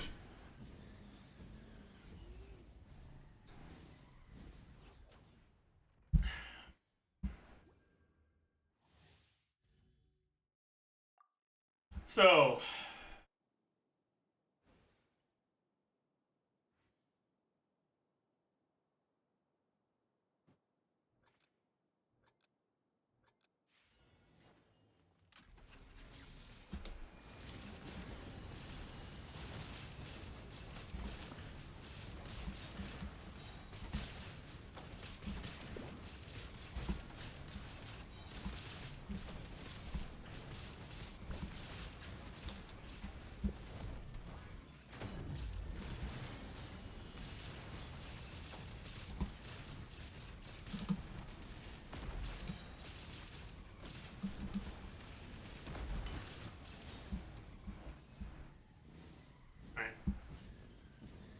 need like around 140 on each round in order to not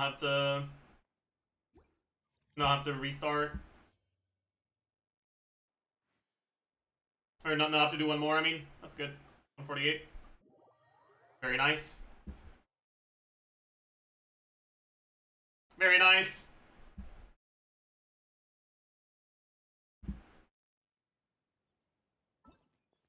By the way, chat, this is definitely a hot take, but I think this is actually one of the best co-op combat events we've had.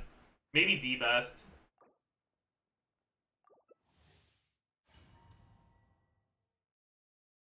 The reality is that any sort of real co-op content will generate frustration when you're matched with people that don't know what they're doing.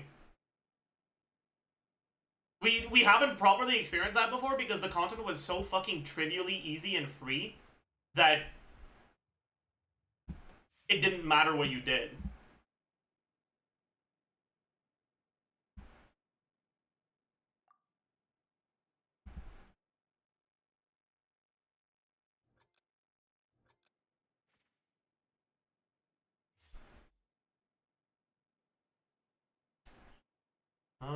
It's burning, so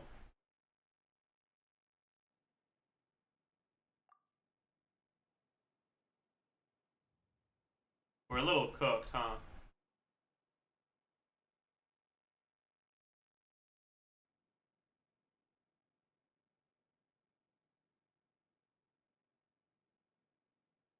Nahida should probably go steadfast support instead of incisive support.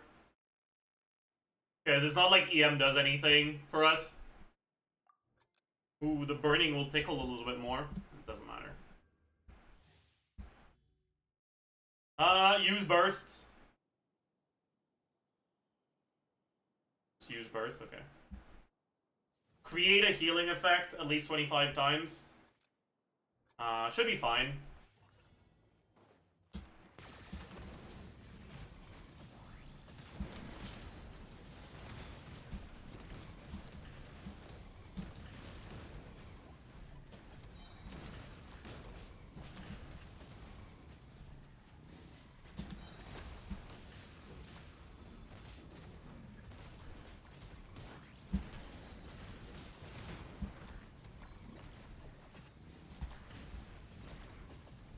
Dude, it's so weird how much damage I do here. Because my Malika build is actually pretty good, but I don't have any supports, so it doesn't feel like I have any damage when I actually play this account.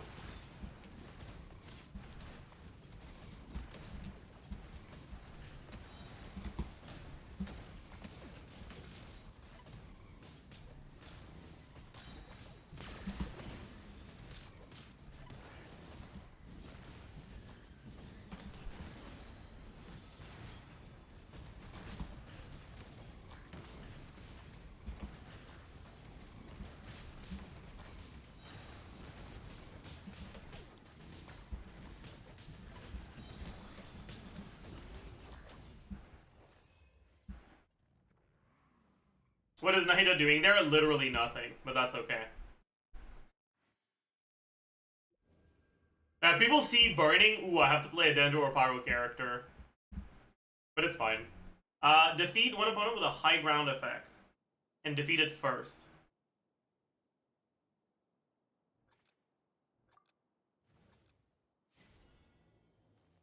So we gotta defeat the big guy.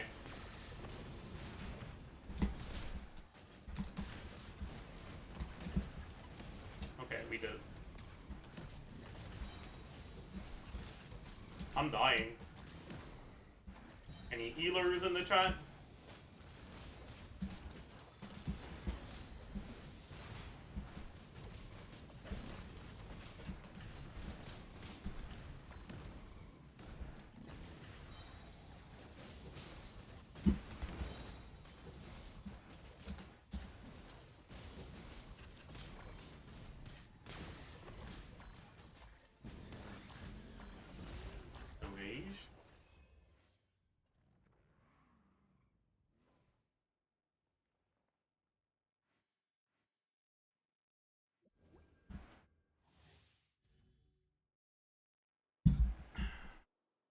Finally, I will finish reading this.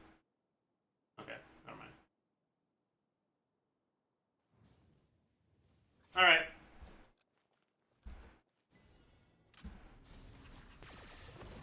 Bennett?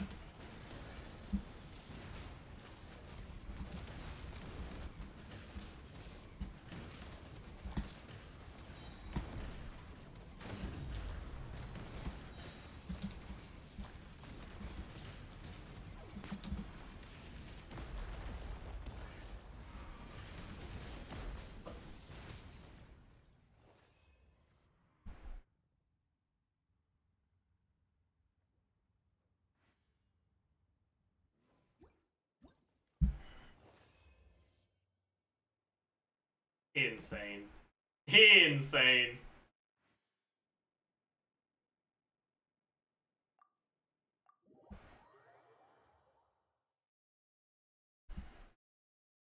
And then last one. Nahida kinda carried. True and real.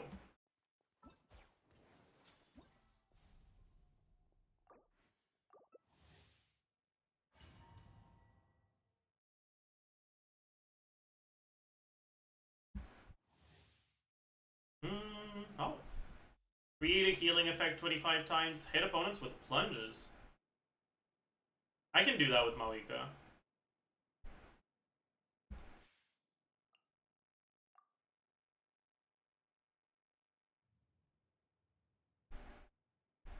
We need a healer, though. Who's going healer? Hey. Hey. Hey. Hey. Hey. Okay, I got a healer. We have... Fuck.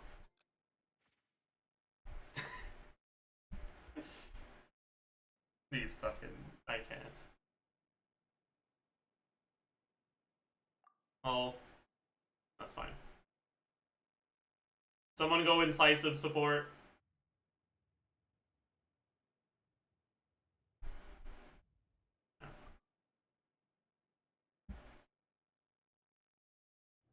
Why would you take that? Oh wait, these are all called incisive, I just realized. Oops. Why would you take skill damage?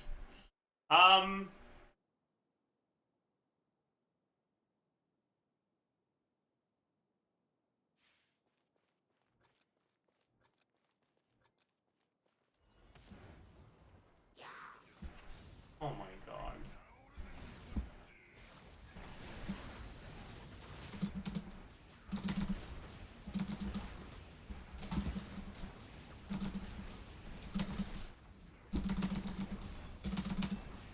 Oops. Bro, what the fuck is going on?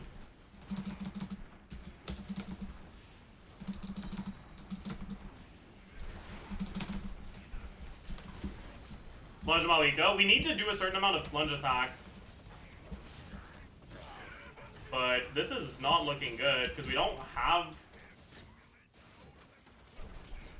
Yeah, I guess I shouldn't be doing plunges on this stage, because we kind of need my damage.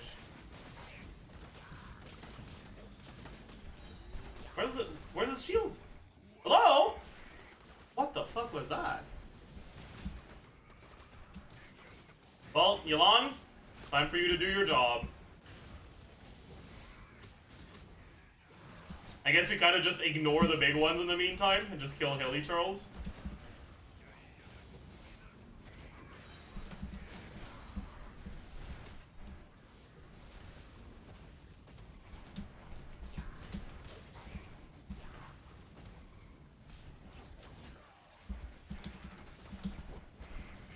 Okay, well, at least we got 2 out of 3. Why 2 Bennett's? Because 2 people locked in Bennett like idiots. I said someone should go for a healer, and then 2 people swapped to Bennett. Who is Yelan fighting? No clue. Alright, high ground thing again.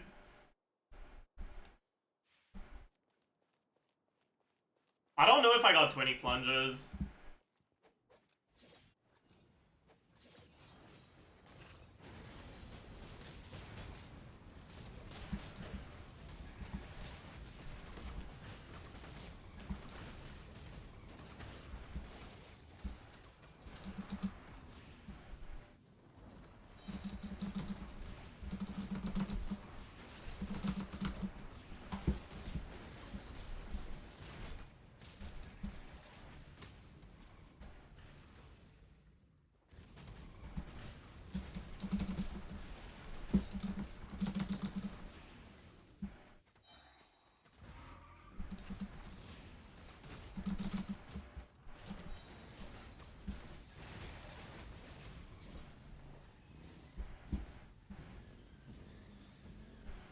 You actually get 2 Bennett buffs? No, it doesn't stack.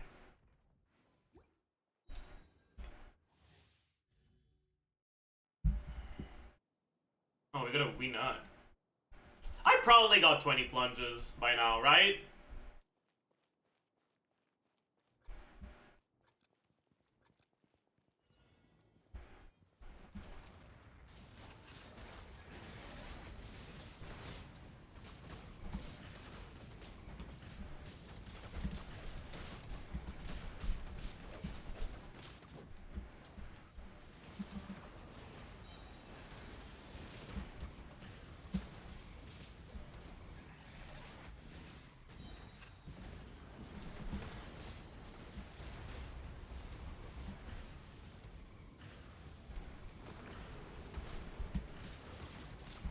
We are not getting all of our things here.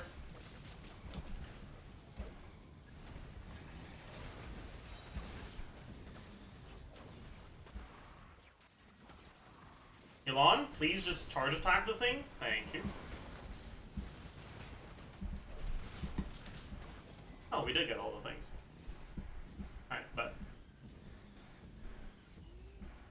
achievement, yeah. This is my first time killing a Winod on this account. Alright, that's not 150, but we didn't get hit enough. Haha, that's so funny. All our healing was reliant on getting hit, but we didn't get hit enough, so we didn't heal enough. That's so funny. Too good, actually. Too talented.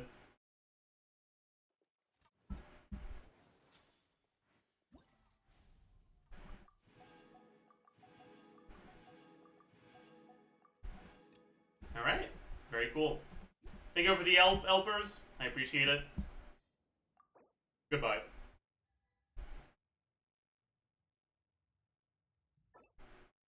Today is not a contention day, right?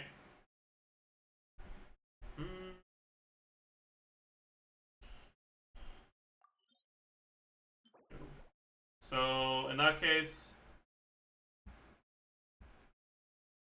it's probably domain farming.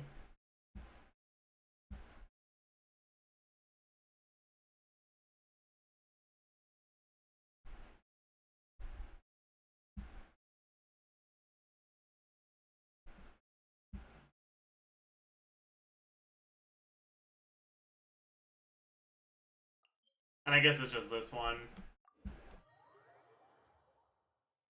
No, it's not. I forgot.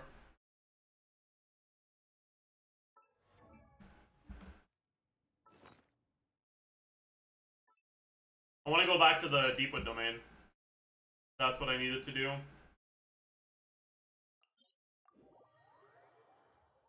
Why is Spiral Abyss 11-3? Because I have cleared 11-3, but I haven't cleared 12-1.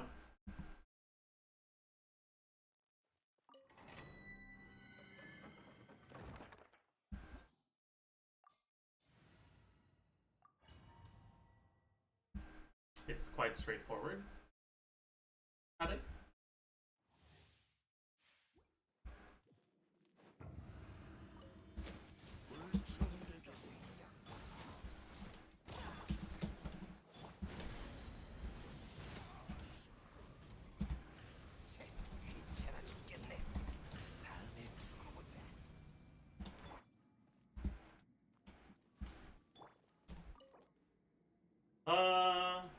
I guess I'll just do it 3 times. You think you'll be able to clear 12 soon? Nope.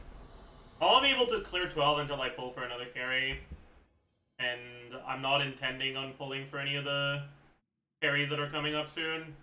I might change my mind, but for now, that's not the plan.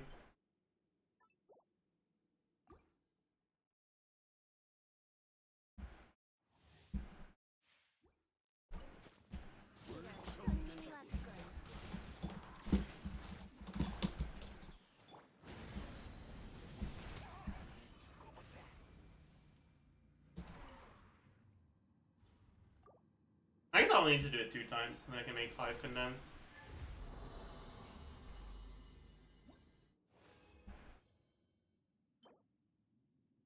Or, yeah. Make 3 more, yeah. Oh well.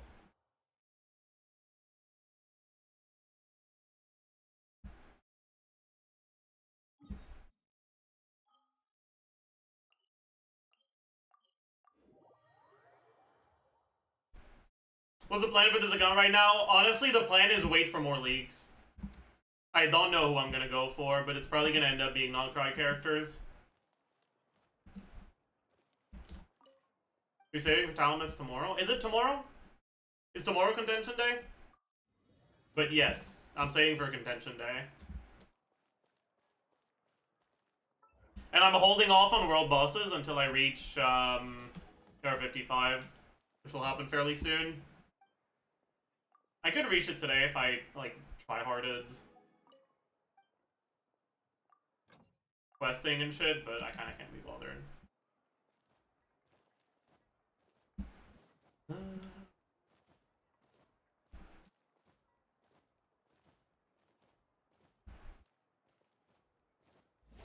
Thursday is my week of books? Is it not tomorrow?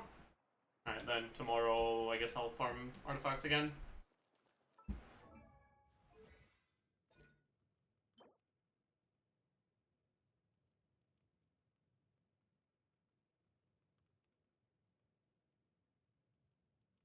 Why didn't I farm them yesterday? I don't know. Whatever.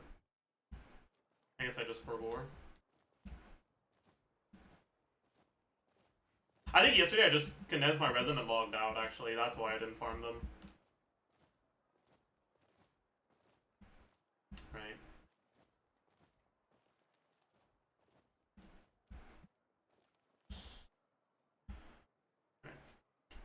Okay, business.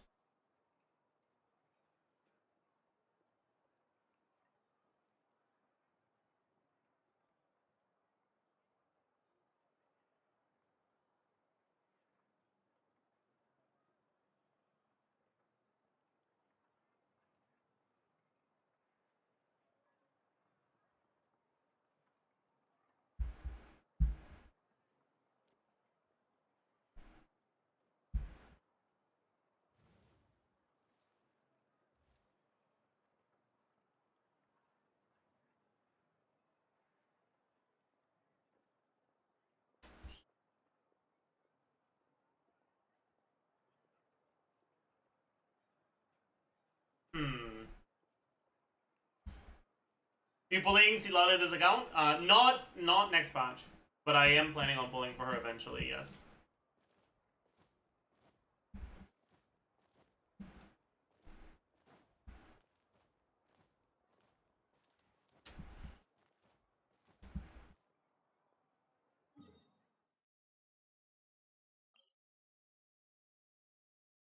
See Lolly asked it off today? No. We'll wait a little bit closer to the banner. Is Maloney not a good candidate for a vertical investment account? She's not a bad one right now. But I don't know how much power creep we'll have in nodkrai. So, yeah.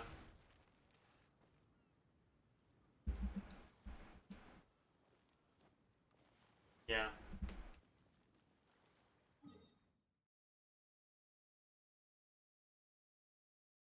Can you try saying Flynn's full name? Kirill Chudomirovich Flynn's. Wow. Crazy name.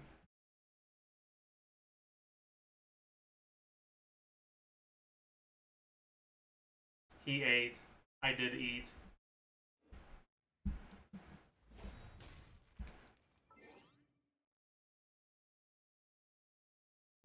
I did eat. I tend to eat.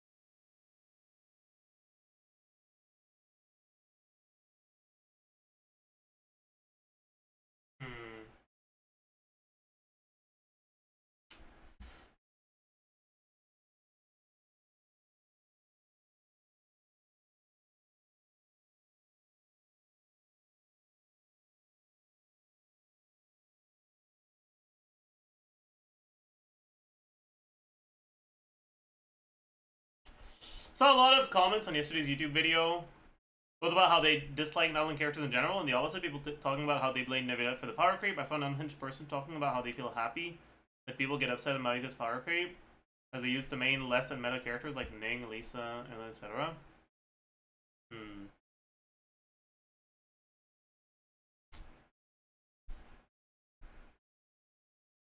I mean, I think the perspective of blaming Nevilet for power creep is pretty reasonable. Like, when you create a character like Nevilet, who is pretty much the pinnacle of quality of life, and you balance them so that they have as much damage as the other meta carries, you're forcing yourself to power creep afterwards. Because if Nevilet is close to the damage ceiling, why would you pull for anyone other than him, ever? He has too much quality of life.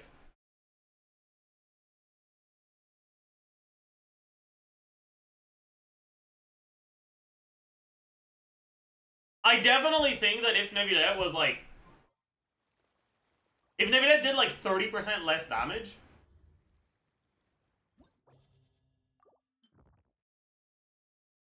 Hoyo could have gotten away with much weaker carries in Notland that still would have sold as much.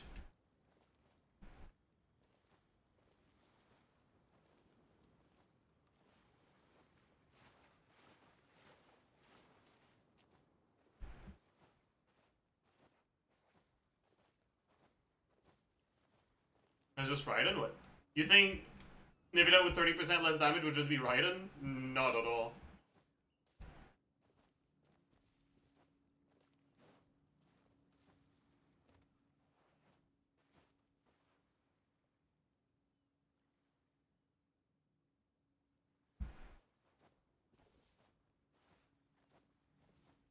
Nevilet is more than just his damage, yeah.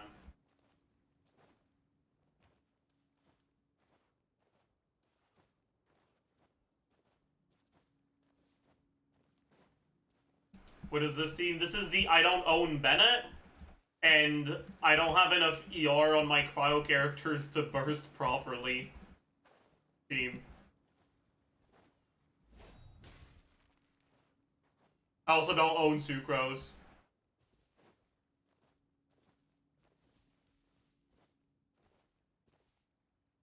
How big is the gap in personal damage between Raiden and Nevilet pre-Notland? That's a good question, actually. But we can look at some sims of Nevilet teams that don't use Notland characters. So Kazuha, Farina. The highest one is probably the one with Lisa, right? But this won't be the highest personal damage. Highest personal damage might be. I don't know. I don't know which one of the two is gonna have higher. This is 55k. This is 61k, 62k. Cool. Around 60k, basically.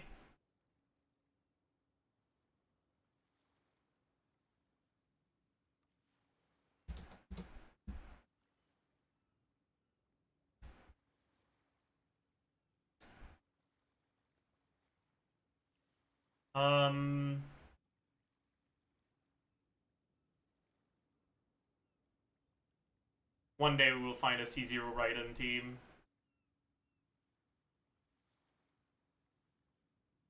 Okay, so this is the highest one, but personal damage is gonna be fucking pathetic, right?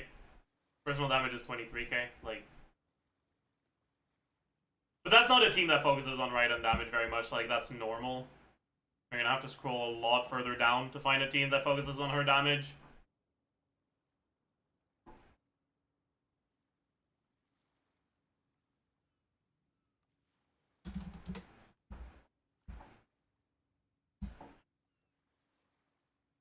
Rational, but also isn't really focused on her damage. 14k. My god. Chevy with Fischl as your last slot. Raiden is at 30k. With Shangling as your last slot. Raiden is at 30k. Where's the Sarah last slot?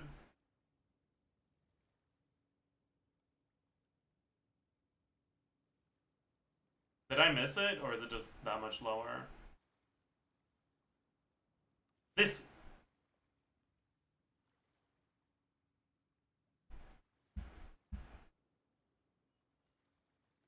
Yeah, that's okay.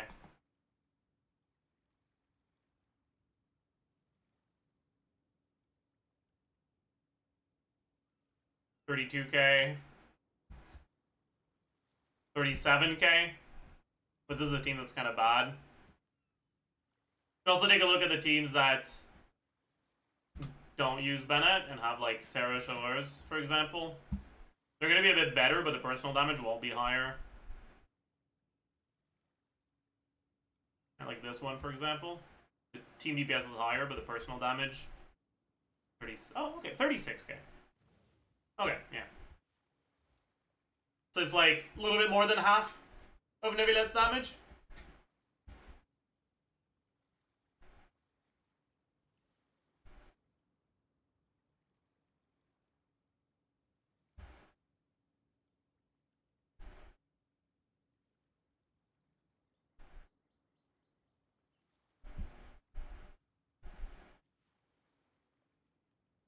Yeah.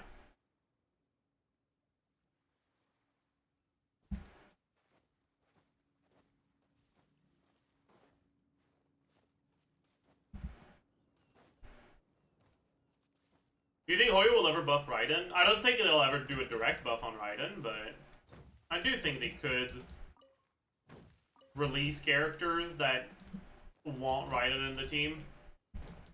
I think Raiden carry is kind of dead in the water, but I think like skill focused Raiden could see some play in the long term.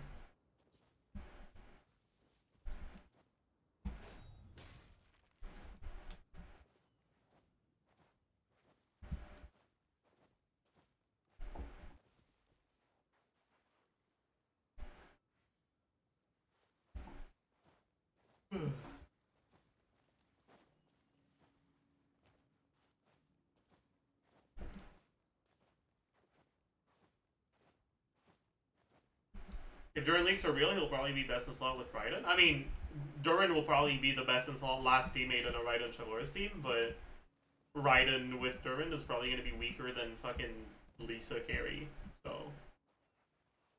aware.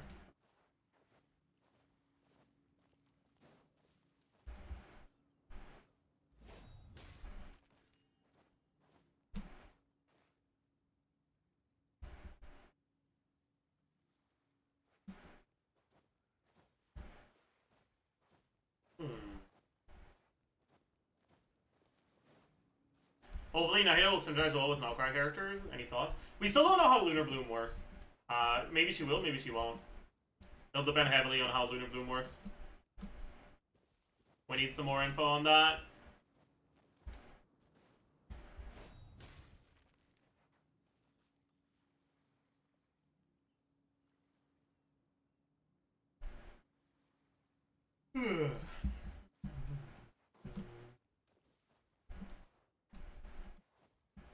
Video reacting time? We already watched the video towards the start of the stream.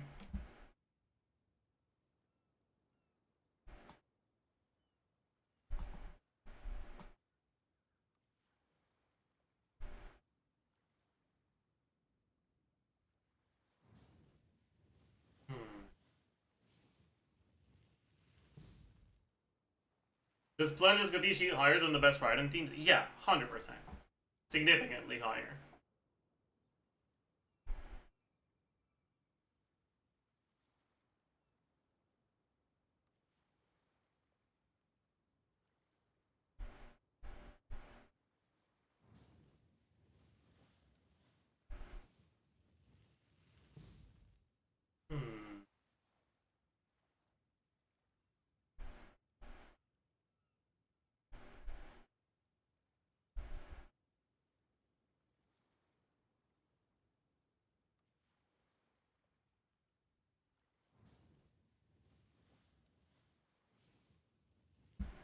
If I were to vertically invest into a Gunyu Melt team, would it be fine to go for Chanska since it's... I'd also be fine getting Milani's Sig?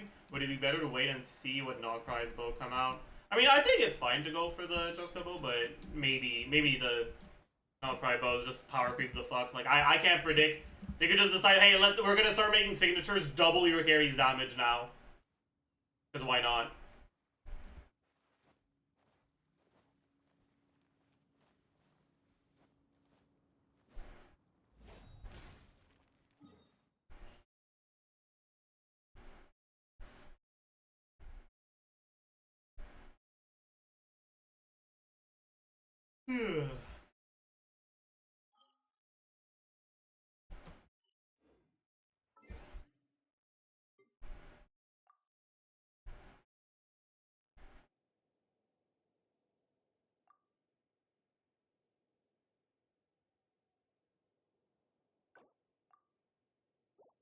Chad, does Zaj like the Lantern Electrocharge guy's design from the trailer? Eh.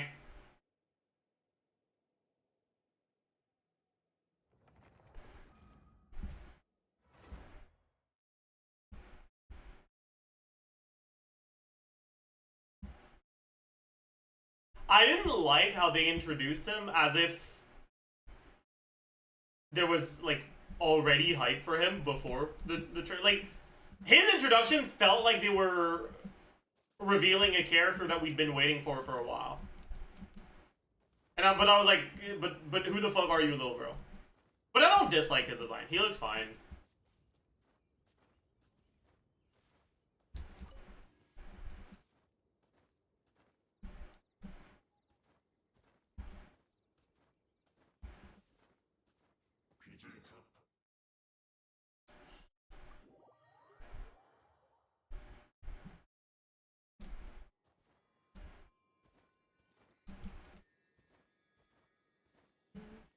For my C2 Arlecchino, should I get Citlali for her or Inefa? Or should I wait for more nodkrai leaks? I'd probably wait. But you're gonna have to wait a while. Right? I feel like the characters that could impact Arlecchino teams in nodkrai, at least characters that we know about already, are likely potentially gonna be Durin, Columbina, and Nicole. Nicole being the most likely one, but also the latest one in 6.6.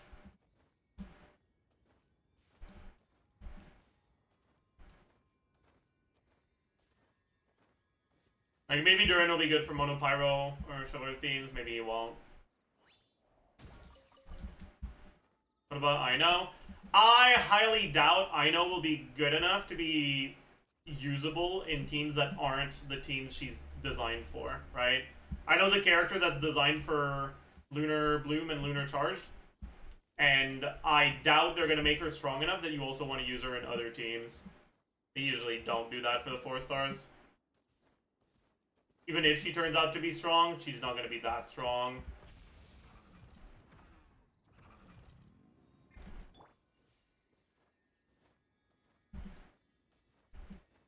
You think Nilo's actually going to be good, or are people coping? I mean, I don't expect Nilo to be that good, but who knows?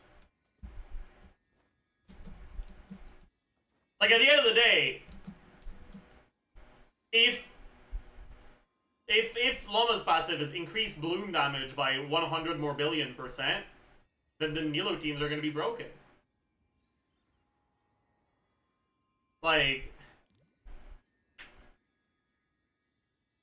it's not the sort of stuff that we can predict accurately before we get the numbers. I don't expect Nilo to see much of a comeback because they seem to be focusing their combat a lot more into single target stuff. And I don't think they'd ever make Nilo teams so strong that they'd be good in single target because they'd actually just become too strong in AoE if they were.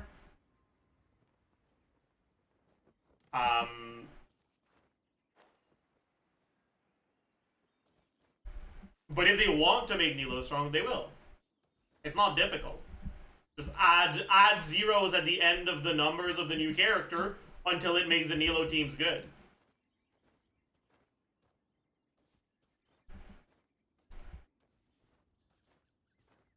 Like that's literally all you have to do if you really want to make something broken. Just increase the number until it's good enough to be broken. There's no character who's bad that wouldn't get fixed by just having 10 times the number they currently do. Right? Like, I'm pretty sure not a single one.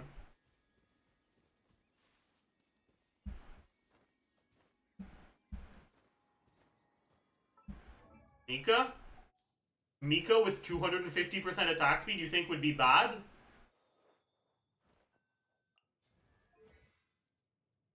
Is that really what you're telling me right now?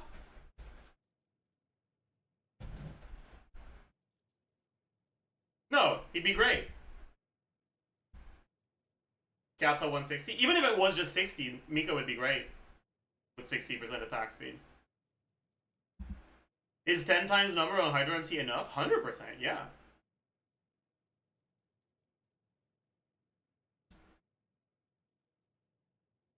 Like, Hyper MC shoots bubbles at around the same speed as Nebula charge attacks hit, right?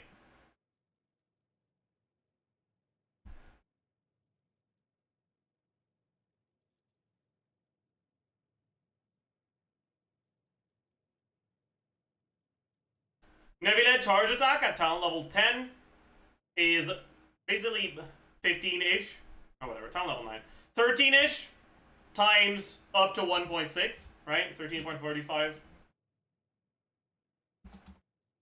But realistically, you're usually using him with Farina, so times 1.25. So it's 17% per hit.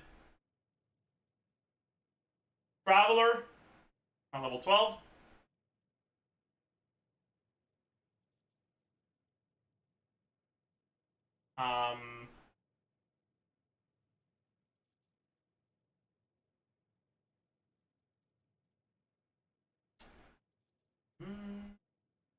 How does this shit work again?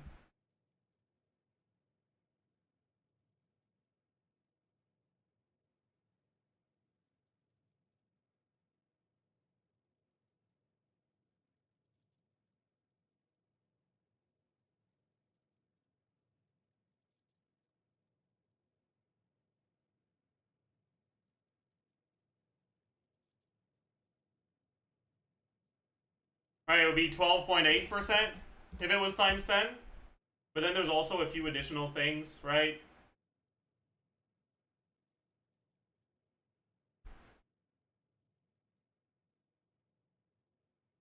And then they also have the option of having a burst that deals 2,000 motion values up to like 10 times.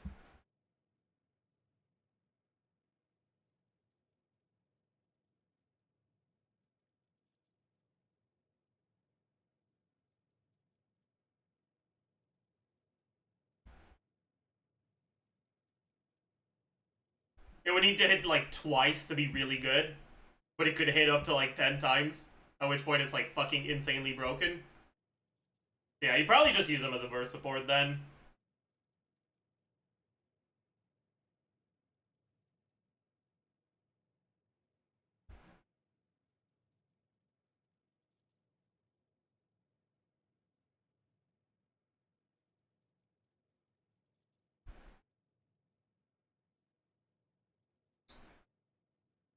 Reminds me of a funny comment I saw yesterday in which someone said Chi-Chi was an S tier support in 1.0. Yeah.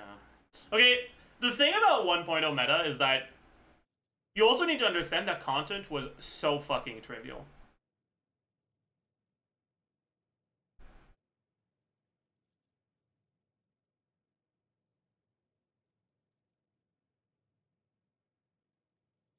Things were so much squishier.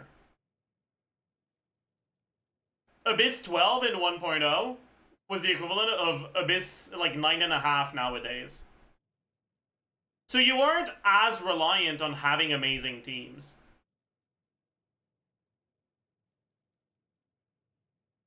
And people sucked a lot more. So they weren't as good at taking advantage of character interactions.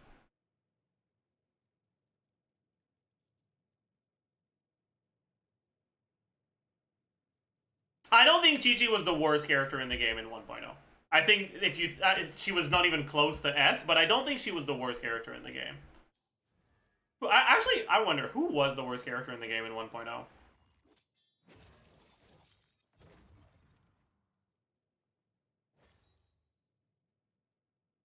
Amber? No, not Amber.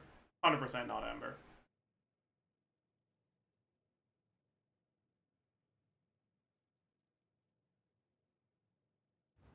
Bennett was considered bad, but not the worst. That's not true. Bennett was never considered bad.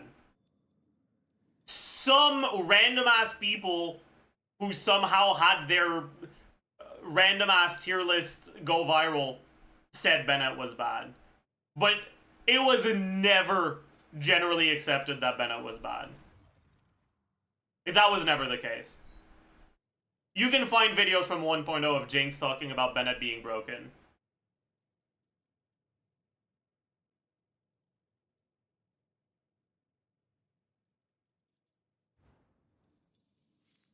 Lisa was the worst? No. Definitely not.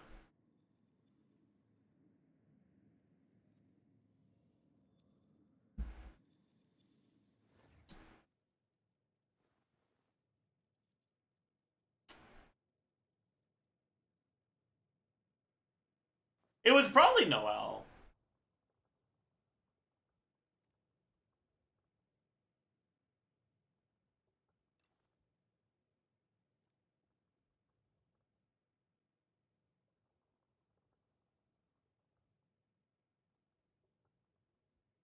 You need to understand that back then, Geo Resonance was awful. And it's not like we had multiple Geo characters to choose from, right?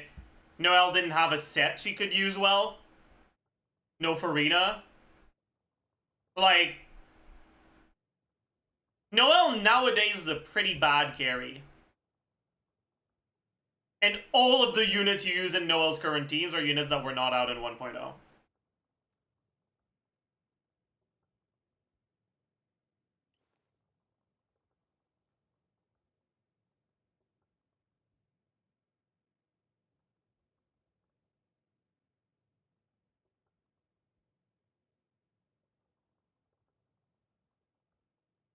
Ning was better, yeah.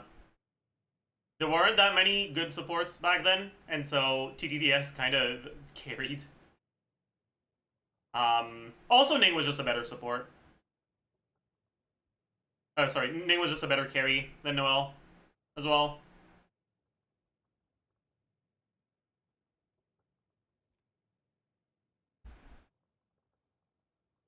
Should I do 1.0 tier list? Like, if they released a like vanilla Genshin right now, that was just 1.0 Genshin, no patches, just 1.0 Genshin, but like post Singto nerf, right?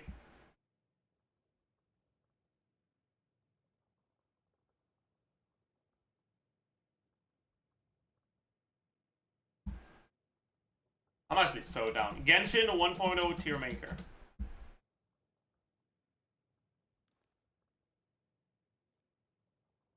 Okay. For some reason they have Xiao in here, but that's fine.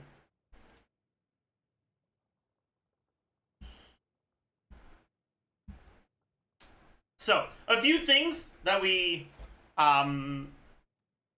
need to know before we rank anything here is, one, reactions have gotten buffed pretty significantly since 1.0.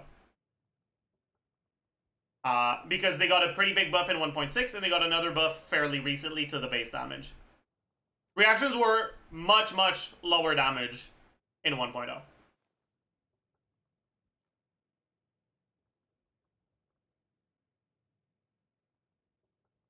So keep that in mind. I'm talking about transformative reactions, by the way. So, 1.6 was when Kazuha was released. Yeah, that's when they changed reactions. They changed the EM scaling.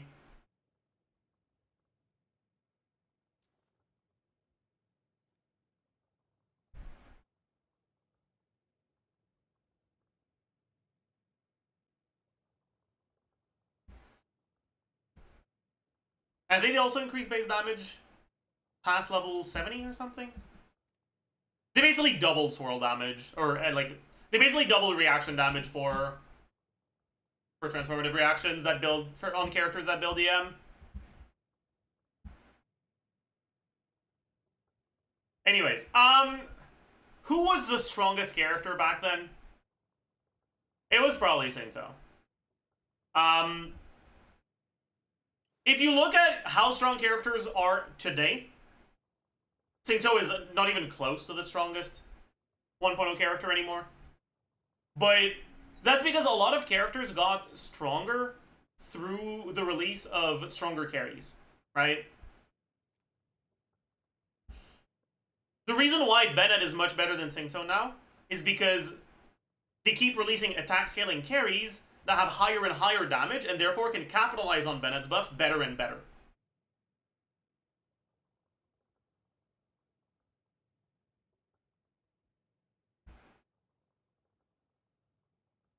If you look at only units from 1.0, what are the good carries that wanted Bennett? Sharon Lane.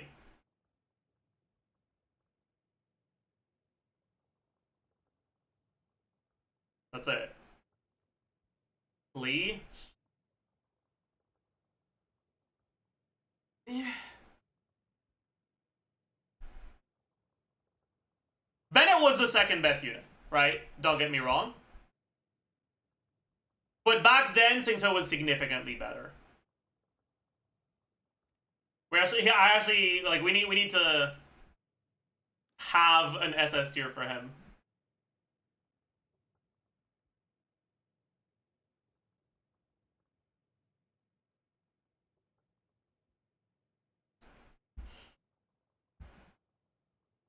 The biggest problem with the 1.0 characters is that it was hard to make a good second team.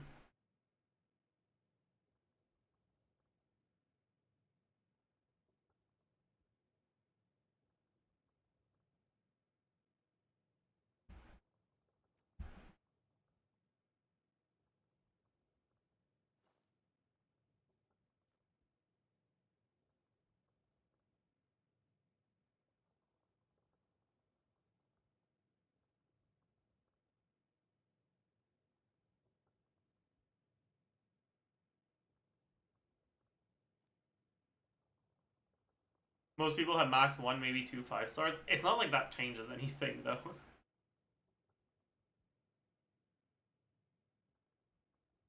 Official Taser and Sucrose National.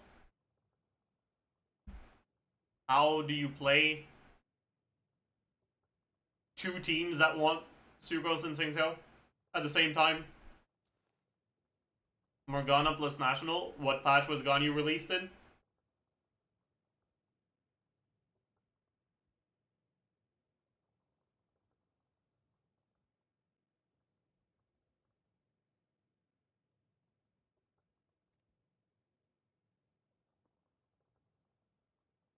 Sainto Official Sucrose Beta on one side, Bennett channeling Kaya Venti on the other side. That's probably your best bet, yeah. Although, that's mainly because of content being ventiable back then. In non-ventiable content, I'd probably use Chongyun over Venti in that team.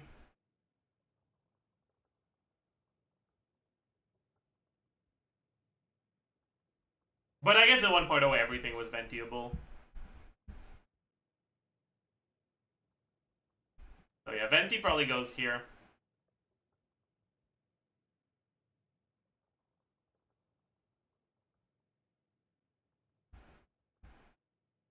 Chang Lang probably goes here.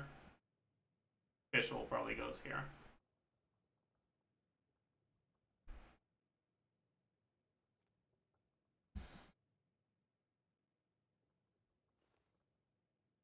And then one tier below, you have the units that make the strongest teams but are less important.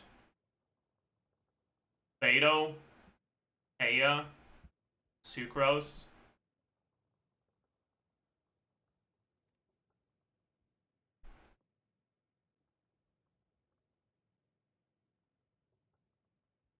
Klee.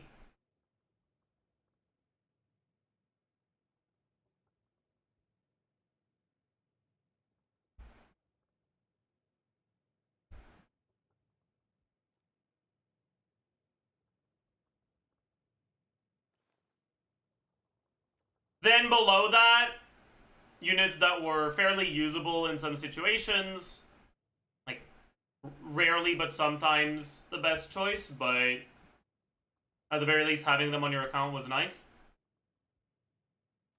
Jean, Chongyun, Mona.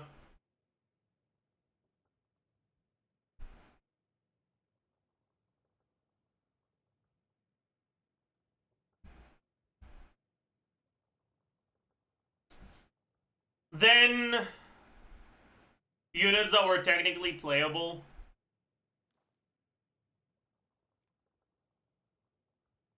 If you were missing the strong units for the other good teams.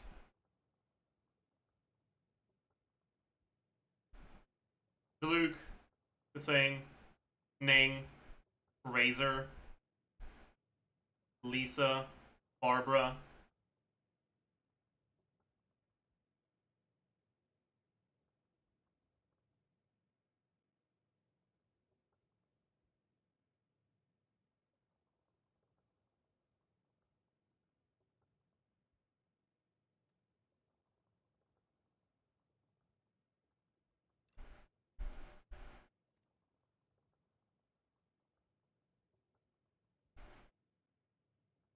Oh yeah, I forgot the MCs, true. I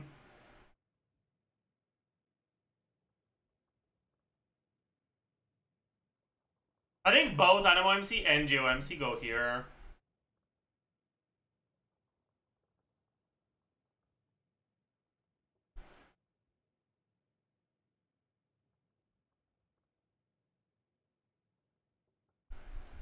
I was there in 1.0 and no way Diluc would see his ult could wipe an entire wave. You have to understand, every character could use one ability to wipe an entire wave in 1.0. The only reason why you remember Diluc and not the other characters is because people told you Diluc was good, so you built Diluc and you didn't build your other characters. It's omega massive confirmation bias. Content in 1.0 was incredibly trivial.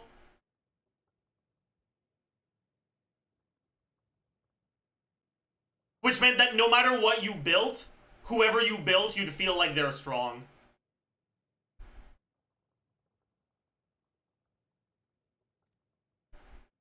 And because Diluc is a 5-star, and people thought he was cool, they were more... They built him more often. And because his play pattern is fairly simple, they also mostly understood how to play him, which led to them getting pretty good results with him, which led to content creators making videos about him being good, which led to a lot of people thinking Diluc was really good. He still wasn't C tier. But the thing is, when you look at the units available in 1.0, dedicated carries were worthless. They were really bad.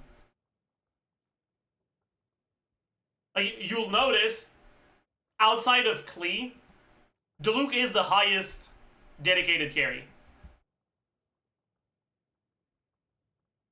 There's a reason why there's so many of the 1.0 supports that we still use to this day, because they were already fucking strong back then.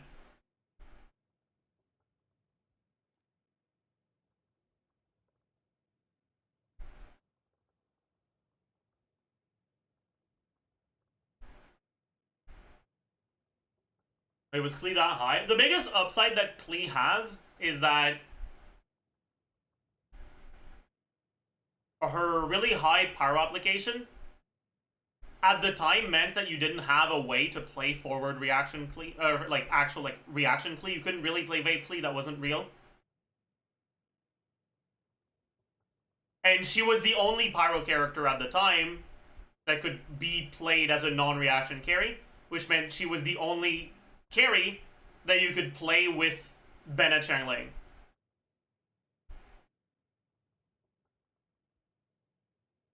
Right, carry was one of your last slot option in the Bennett Changling team on a similar level to Kaya.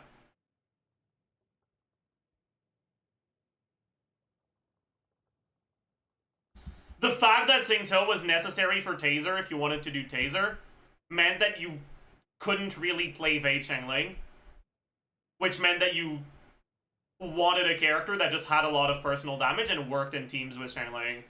And that's why Klee was pretty good.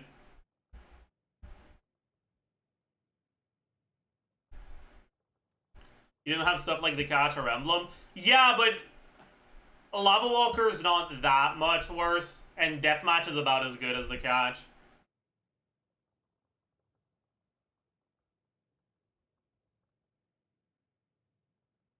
Also Fav. Fav existed in 1.0.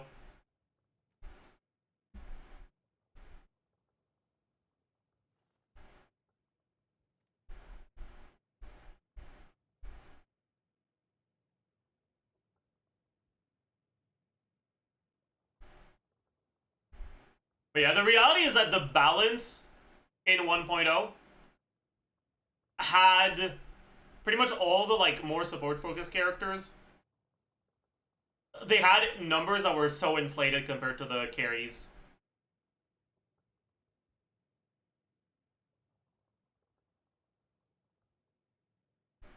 Mel Dilute with Kaya, Bennett, and Sucrose should be the highest DPS in the game at that point. Bro, Chongyun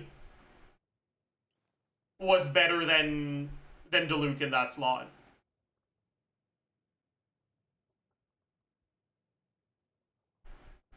Carry Bennett was...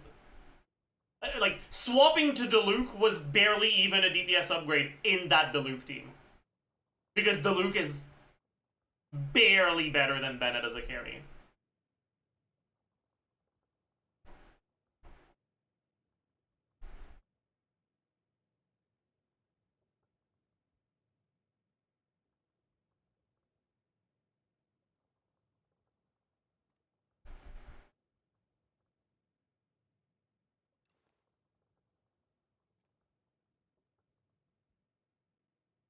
No, but the best team by far, not even fucking remotely close in 1.0, was Sucrose National.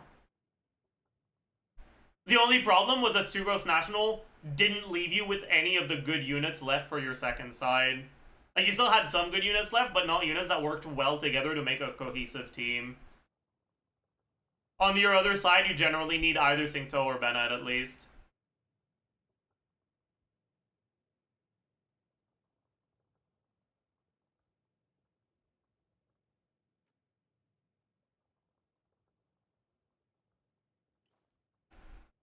Like, I think you guys need to understand, alright?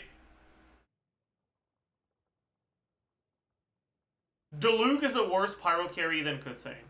If you have C6 Bennett, you'd rather use Kutsing over Diluc in your pyro carry team. Diluc's numbers are just really bad. The only number in his whole kit that's not complete dogshit is his plunge. And in 1.0 we didn't have Xianyun, so that didn't matter. Kutsing's kit is pretty dogshit, but her charge attack numbers are pretty inflated. So if you gave her a Bennett Pyro infusion, she was a better Pyro carry than Diluc was.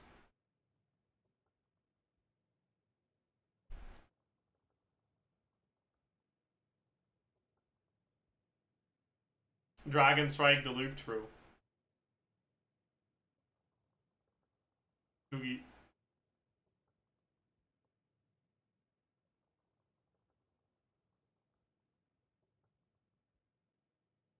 But I mean, sure. If you were able to get reliable Dragon Strikes on Diluc, he was pretty good.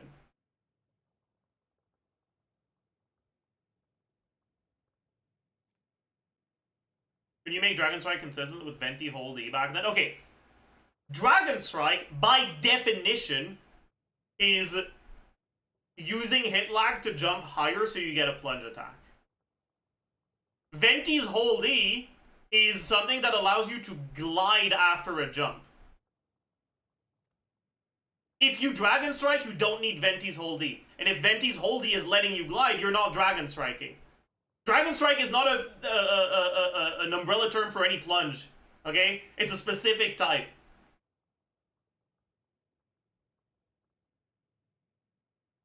But the glider deployment animation is a lot longer than people realize, and also Venti's hold the animation takes forever, and also it the hold E like air current doesn't last for that long. So if you want to get a pyro swirl, you have to use Bennett burst, then Venti hold E, then Singto EQ, then swap to Diluc, and then you have like 3 seconds of uptime.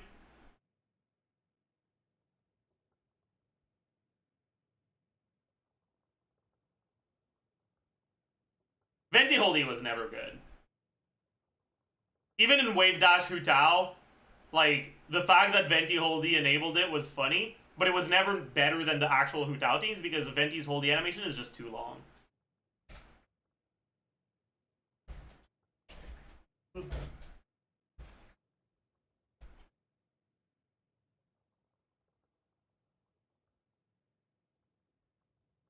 You're losing, so Bennett, Sucro / Venti was the most fun team to play. That's because you weren't playing Shanling.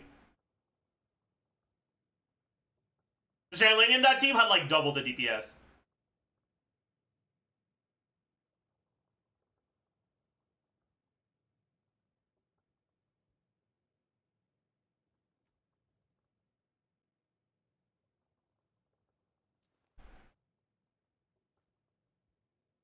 Anyways, and then finally we have these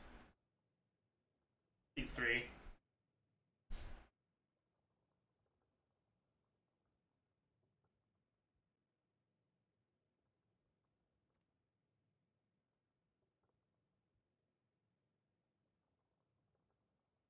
Could no burst Shanling with C6 Bennett beat Diluc in personal damage?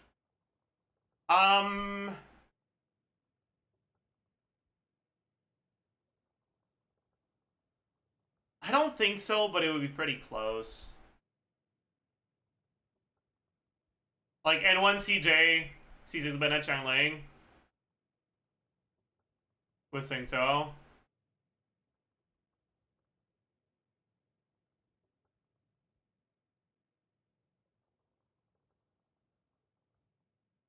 Alright, but eh.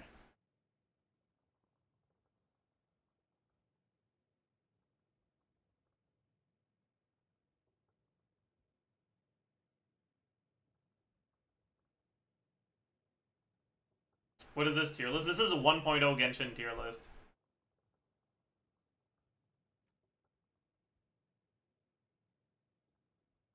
But yeah. Like, at the end of the day, the 1.0 meta was pretty heavily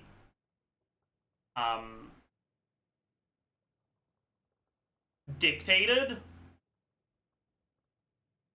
by the sheer power of these 4 units.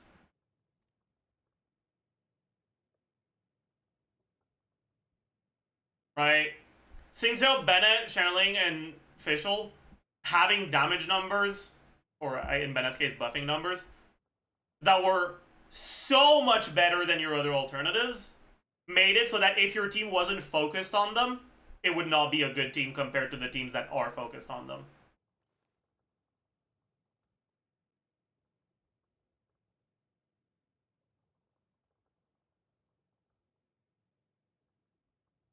What cons on 4 stars? For now, I'm talking about C6 4 stars, but honestly, C0 Shanling is already the best carry.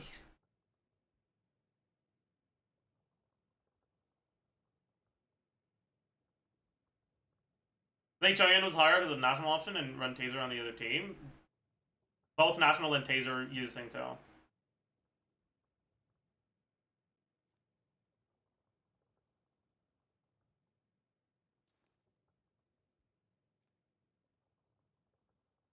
Choyun was a viable last lot for Rev Melt at the time, but there were a lot of viable last lots for Rev Melt, so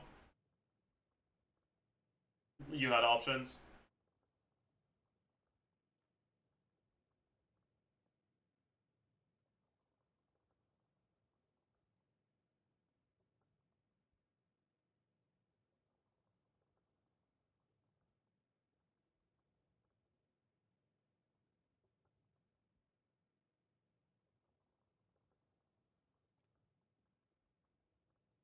They didn't know how to balance back then with supports. I don't think that's necessarily true.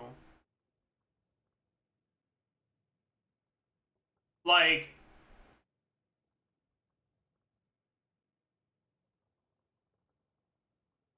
do you actually think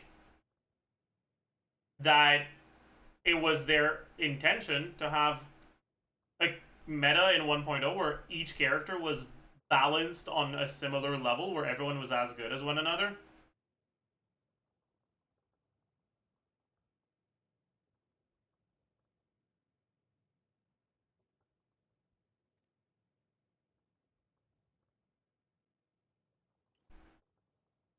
The supports shouldn't have been stronger than the DPSs? Why? Why would standard 5-star characters be expected to be good? Like, from their perspective. Why would they want the standard characters to be good?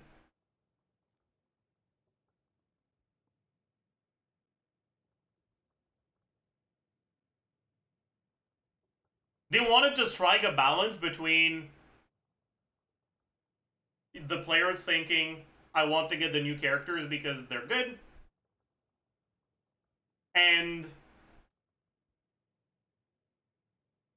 I actually have some useful characters, and I don't feel like I'm the worst fucking... I like, this game doesn't feel that pay to win. And the best way for them to do that is to have strong 4-stars. But no dedicated carries for the strong 4-stars. Like, I think it was very intentional to have the meta as it was in 1.0.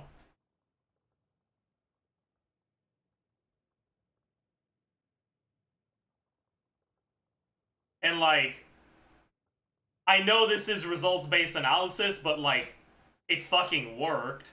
You know? Genshin popped the fuck off.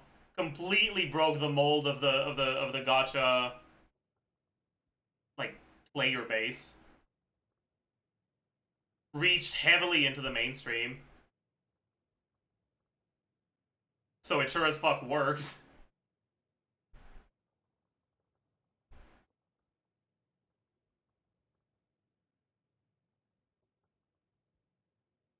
Did they intend for Bennett to still be meta today? I mean, you have to remember, like, if they don't want Bennett to be meta, they can just make another character that gives a slightly bigger attack buff.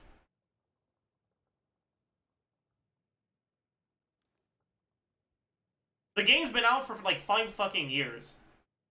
Things that happened accidentally that they wanted to fix have been fixed a long time ago. Right? They nerfed Sing So in 1.0.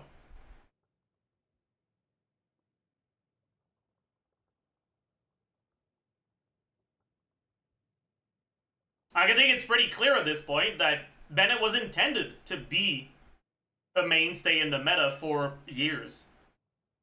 Because otherwise he wouldn't have been.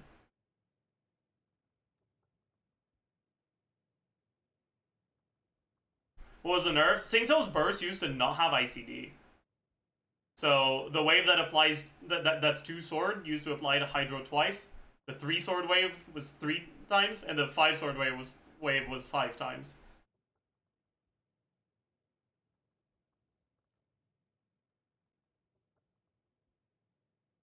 So they, like, completely gutted his Hydro application. And he was, and still is, the best Hydro applicator in the game. Even by giving him standard ICD on burst.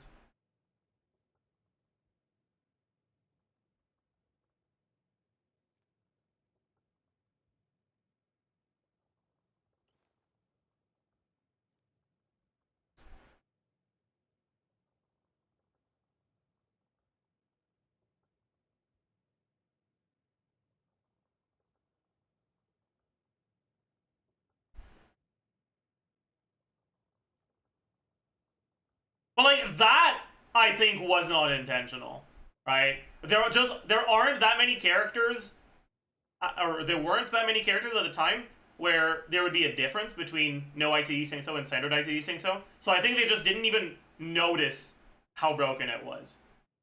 But as soon as they did, they fucking hotfixed it. Instantly.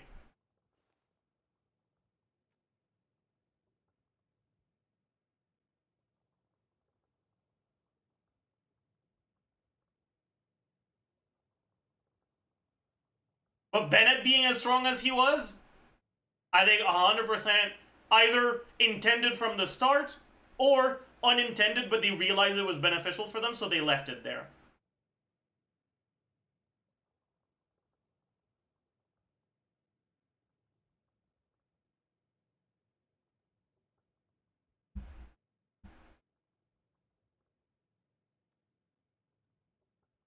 Like, there were a few things in 1.0 that weren't intended, right? Turbo, clearly unintended. They fixed it. Sainto ICD, unintended. They fixed it. I think Globus World was unintended, but people took so long to realize Globus World was a thing that they probably just figured, nah, it's not really worth fixing at this point. Like, who cares? There's like 3 people that do it anyways.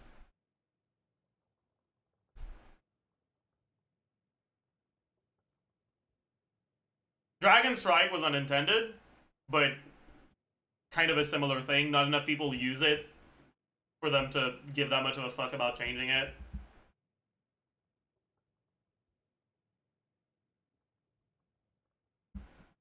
Barbara application was unintended, but as soon as it started mattering, they nerfed it.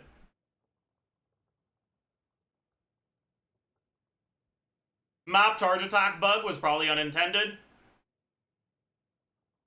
but they were probably like, who cares? Like, whatever.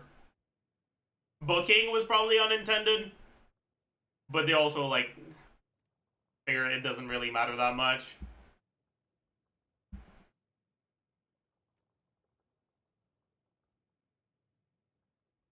Is ARRC unintended? No, I think that was intended.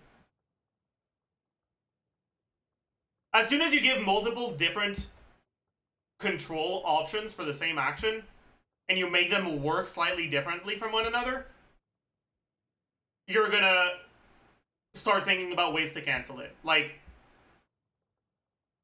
they 100% knew that there were going to be some sort of cancels using RR and charge attack on bow users before the game even went into alpha.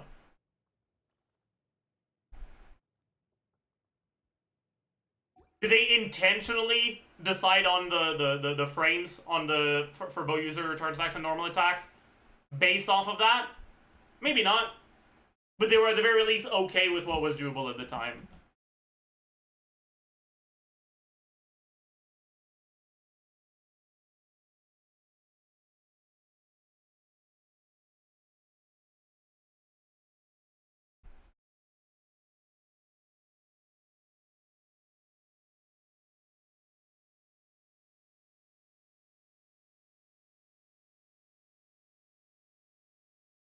Booking was in Honkai and back third as a mistake, and they kept it because Tryhards liked it. Yeah, like, when there's unintended mechanics that allow for additional skill expression and are either difficult enough or minor enough of an increase to your performance that most people don't use them, games generally tend to leave them in.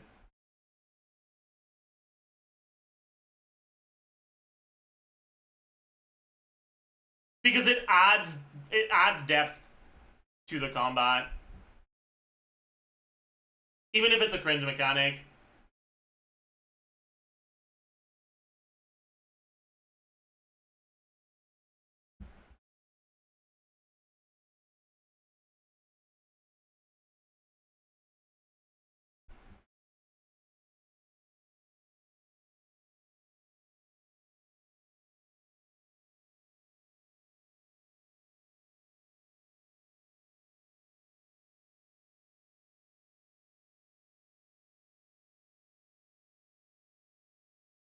Like, for example, I don't think Skirk charge attack buffer was intended. Right? Skirk's ability to generate Serpent Subtlety from a charge attack that gets buffered after the skill duration ends, I'm pretty sure was not an intended mechanic. But by now they probably know about it, and they probably don't intend on changing it, because it's not that big of a deal, and it's actual skill expression that makes a character more interactive and fun to play. There's no upside to them removing it.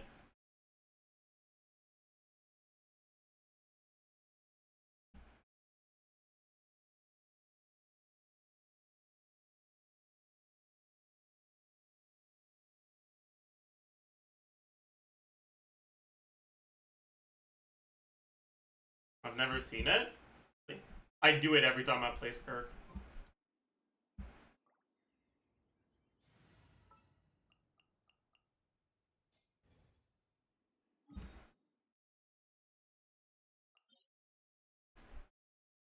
The Skirk charge attack gets Serpent's SP. What is SP?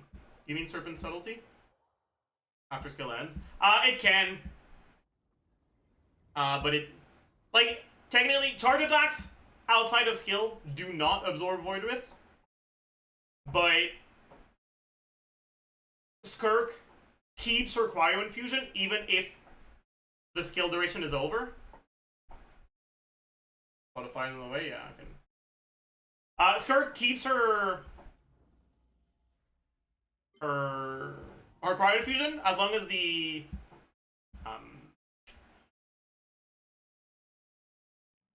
current animation isn't over. And if you input a charge attack while you have a Cryo Infusion, even if skill duration is over, it will be a Cryo charge attack, even if your like timer for the infusion has expired. And that Cryo charge attack can absorb Void Rifts. And because your remaining Serpent Subtlety gets cleared when your skill duration ends, well, your skill duration has already ended, so whatever Void Rifts you absorb at that point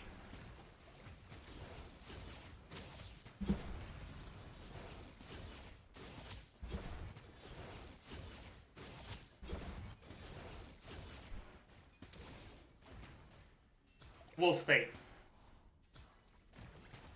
As you can see, I get that additional Serpent Subtlety for the next rotation.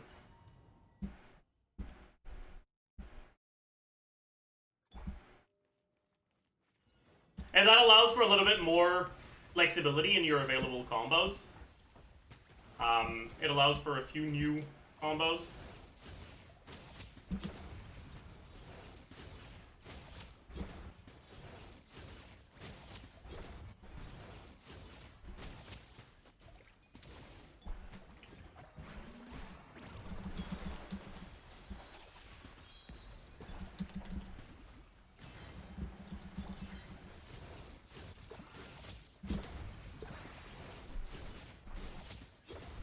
Alright, where here I don't have to do a charge attack at all if I don't want to.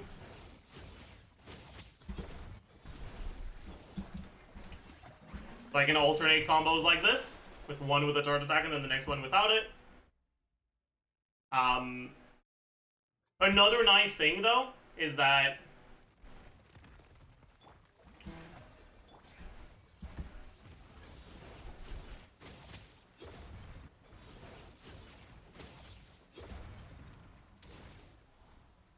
if you finish the enemy off like in Abyss at a time like this one, right?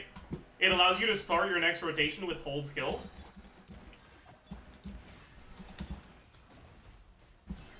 And you can use Skirk Burst here and do a... Oops, I'm gonna die. Okay, whatever. But you get the idea, right?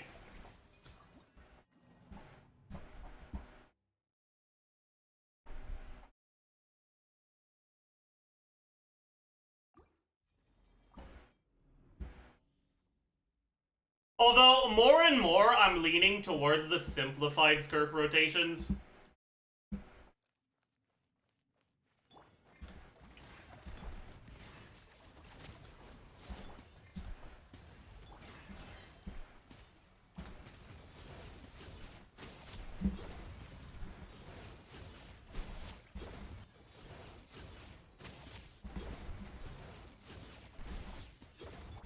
Where you just don't do a charge attack.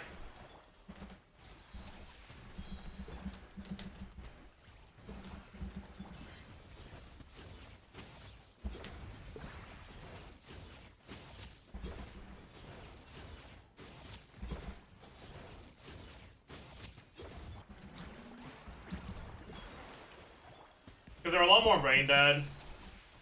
Well, they're not really brain dead because the combo is a bit harder to, like, mechanically. You have a lot less wiggle room.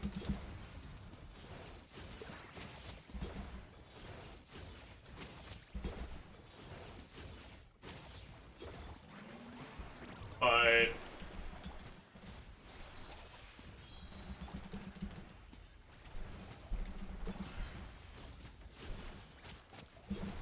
I don't know, it's more fun. Oh, a little too early. Oh well.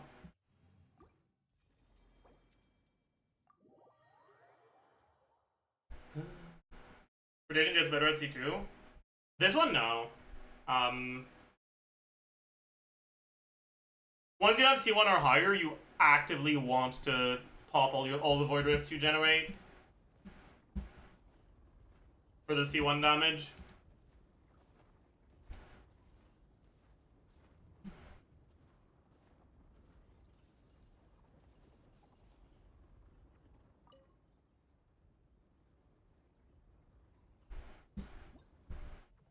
Do you get 3 and 5s with dash cancel as well? I get 4 and 5s with the dash cancel. Without it, it's not 4. It's 3 and 5s plus N4.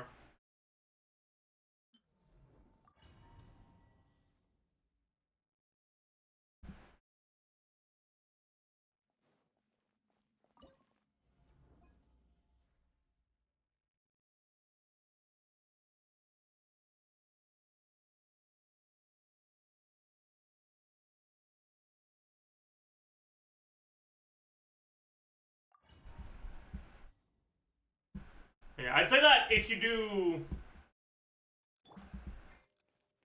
have C1 plus, you probably want to do something a little bit closer to like.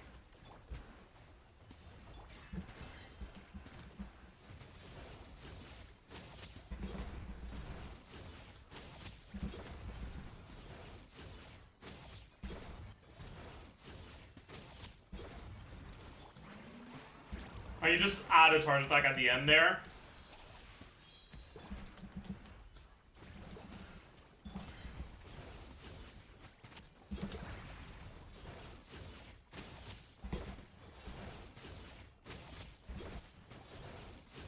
Here you can either do the charge attack here or do N3 first and then add it. And you can either repeat this one with adding the N3 into buffered charge attack, or just not buffer it.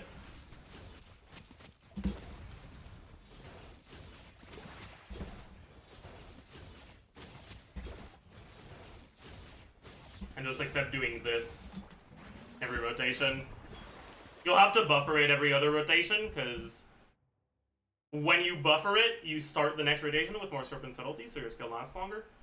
When you don't buffer it, your skill duration lasts for less long, and you will need to buffer, otherwise your charge attack won't go through in time.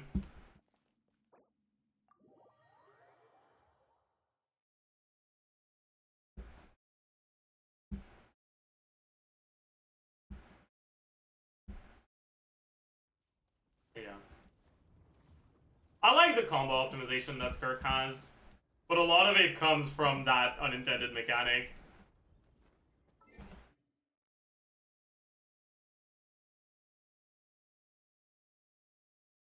Anyways.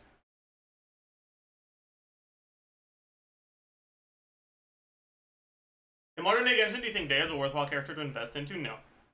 The thing about Dea is level 20 Dea with a level 1 weapon does everything that a fully invested Dea does. The only situations when you want to use Dea are when you want a defensive utility off-field pyro, and her damage doesn't matter in those teams.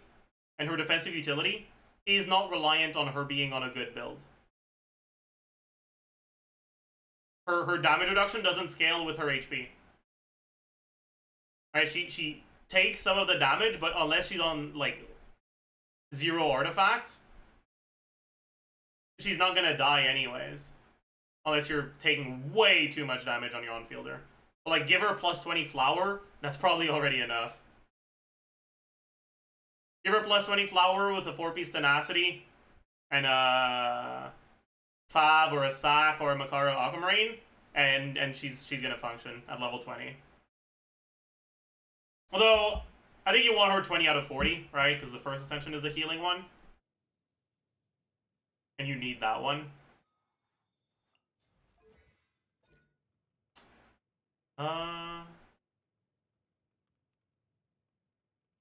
No.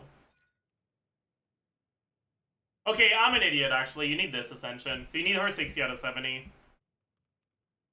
Oopsie. But still, that's really low investment, right? Like, it's not expensive to get her there. And then investing into her more than that will not change anything.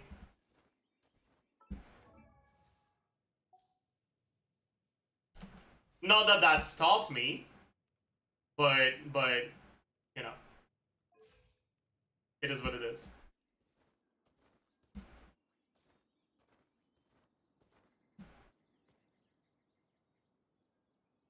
What do you recommend getting on the standard banner selector? I plan to get Daya to have another power option for Kanich if I can't use Malika. I mean, that's one of the possibilities. Right. As a general rule, for the standard 5 stars,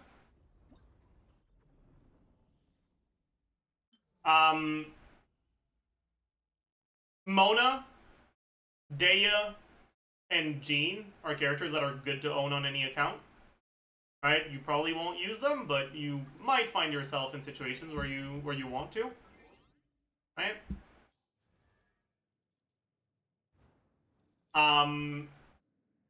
Yuma Glorp,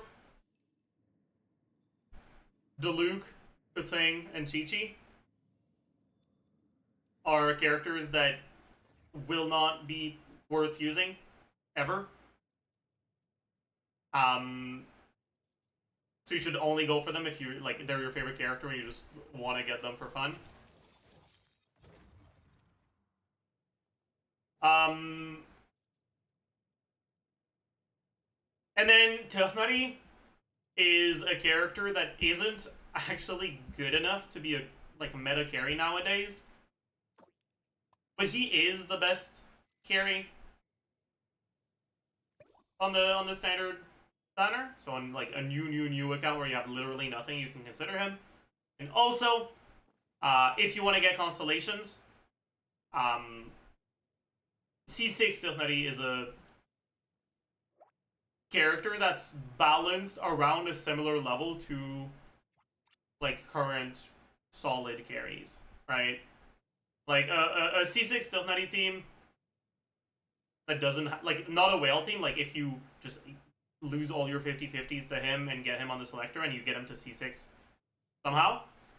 I'd say that in terms of power, Tehnari in his teams is gonna be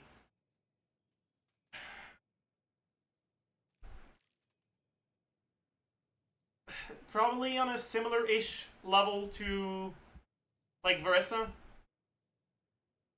Like C0 or 0 Veressa.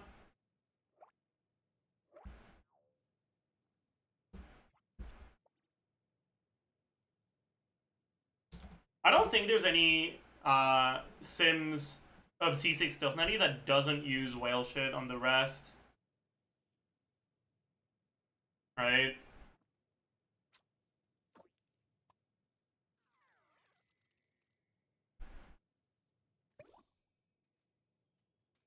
Yeah, this is like fake as hell.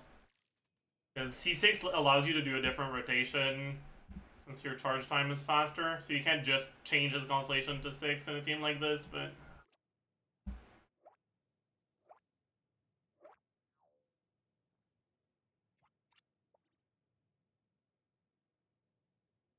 just remove the whale part. I mean,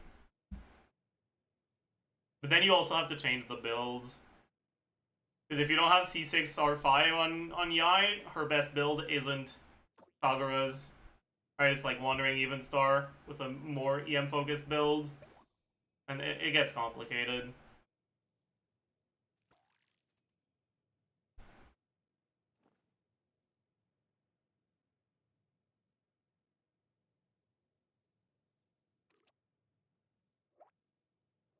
And like, if Delnut is your only high constellation character, you probably want to build the team a bit less around team DPS and more around personal damage, right? He wouldn't be on Deepwood. But yeah. Like...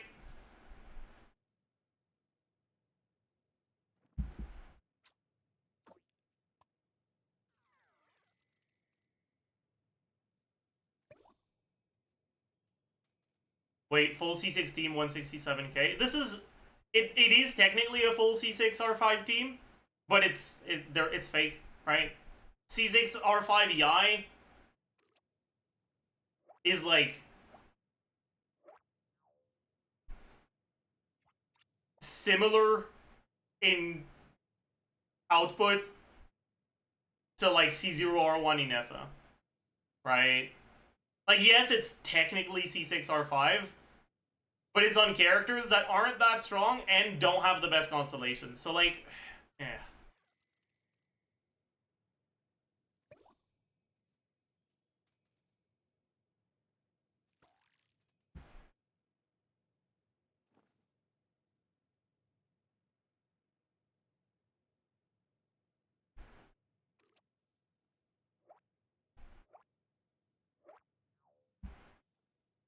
Anyways. Yes, Virus, you can. Wait, you have 7 TV perms?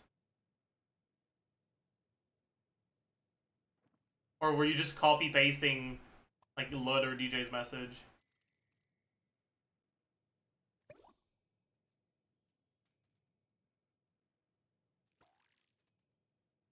You know what? I didn't make a mistake. I just saw the future. Welcome to modhood, Virus.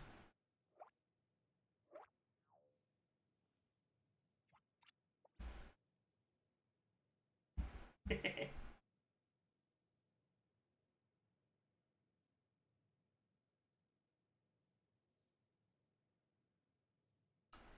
have a question. I have Malika, Arlecchino, and Chilonen. I'm wondering, what do you think is better for my account? Should I pull for Seat Lully or wait for new characters in nodkrai? It depends on a few things.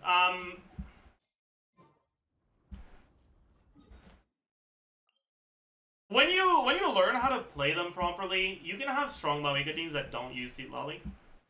They're not that much worse than the Seat Lully ones, but they are harder to play, and they are a little bit worse.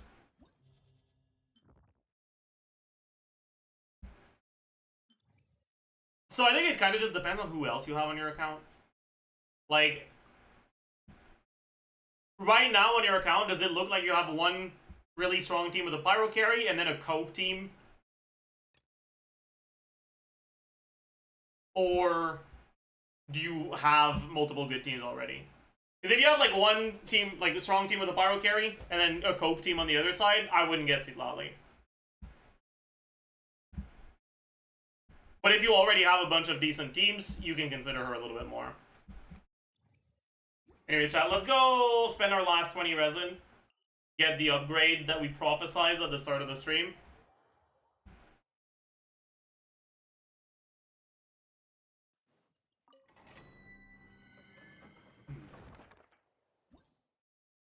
Every Saturday. It's every Saturday.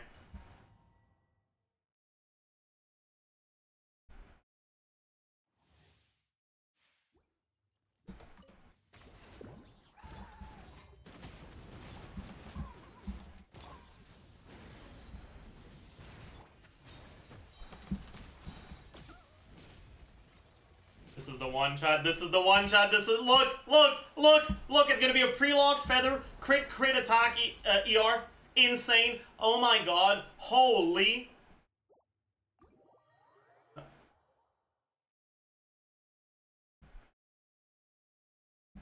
No. It was a feather. Technically. I wasn't entirely wrong. Oh man.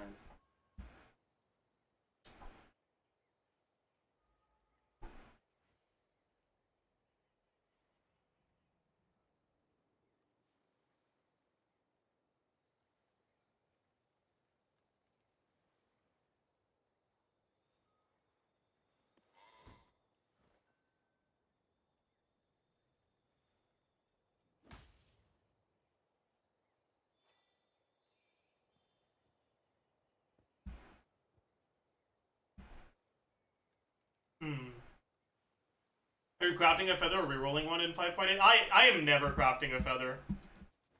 I mean, maybe, no. No, I'm never crafting a feather. Because in order for a feather to actually be worthwhile,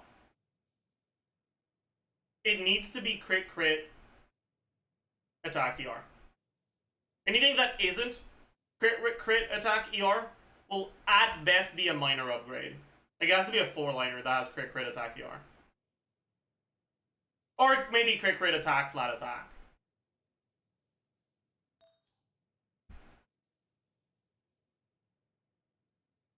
And the odds that I get that from a crafted piece are pretty low. Whereas, alternatively, if I try to craft a goblet, I guarantee crit and crit. As long as I have either attack or ER, it's pretty much a guaranteed side grade from what I currently have. Even if it's a 3-liner, because it guarantees 2 rolls into crit. Right? This is a 5-roller.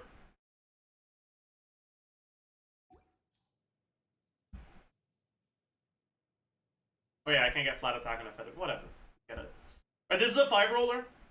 That means that if I craft a new goblet, guaranteed double crit, and it rolls either attack percent or ER, that means it's a guaranteed 5-roller or higher. If I could craft 4 feathers every patch, maybe I'd reconsider, right? But that's not how it works.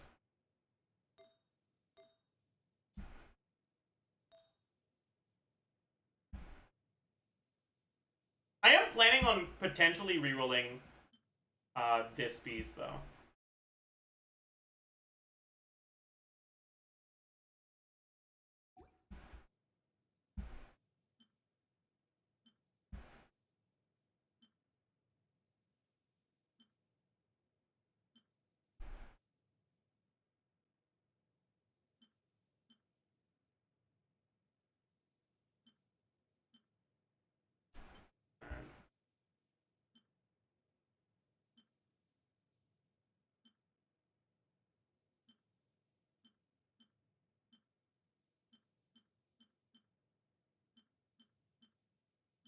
Oh well.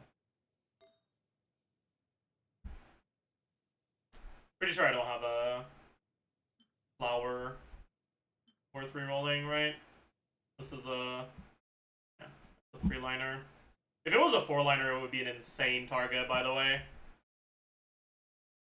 Max rolls of both crits. But oh well. Also a 3-liner. This one's also a 3-liner, right? Yeah. This one's also a 3-liner. Yeah. So many 3-liners. This one's a 4-liner, so I could consider it, maybe, but it looks ugly as hell.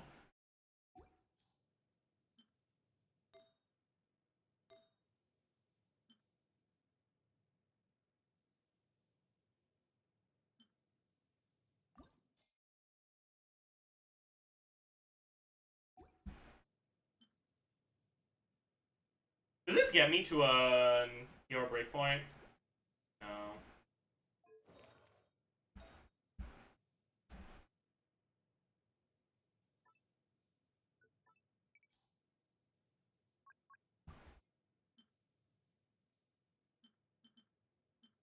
I kind of want to try something.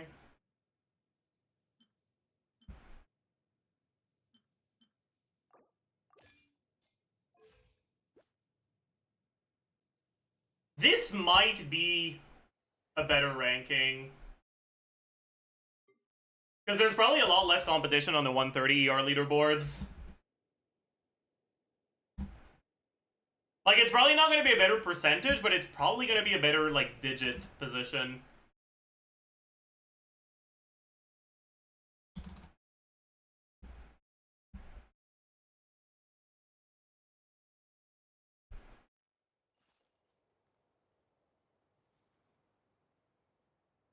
Has it updated?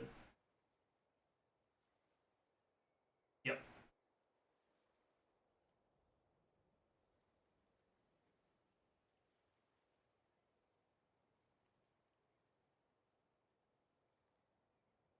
Ah, it's not even a better total position. That's crazy. Eh, whatever. I guess it is what it is. Oh my god. That's so funny, by the way. I'm pretty sure that's my best Mawiko ranking.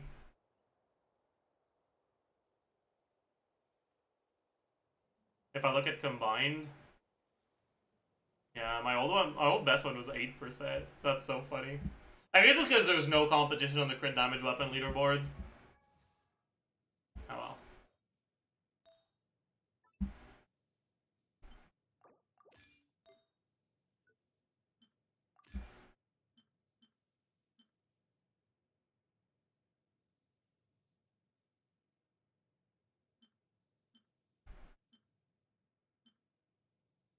Man.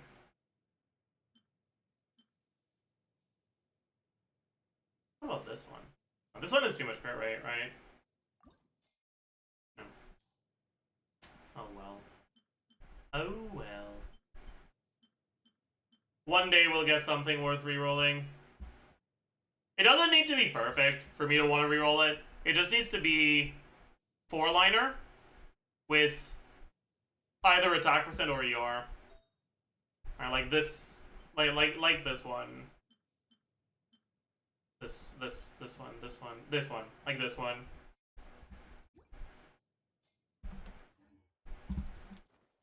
But I don't want to waste my like guaranteed rolls on it. Like that's not the sort of piece you roll when you have 3 guaranteed instead of 2. It's the sort of piece you roll when you have 2 guaranteed. Because there's a lot of pieces on my account where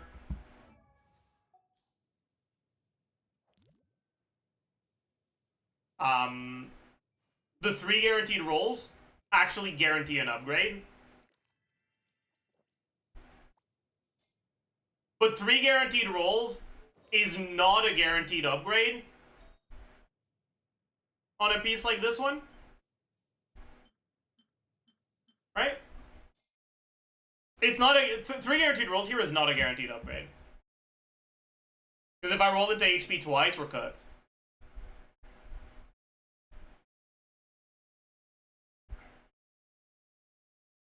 The odds of it being a great piece, right, a piece that gets 5 rolls into useful stats, are pretty much the same, whether this is an advanced reshape that gets the buff, or a normal reshape. So I'd rather use my advanced reshapes on artifacts that get guarantees from the +1 roll. Like my Arlecchino Goblet, for example. Alright, my Arlecchino's Goblet, I am looking forward to rerolling this.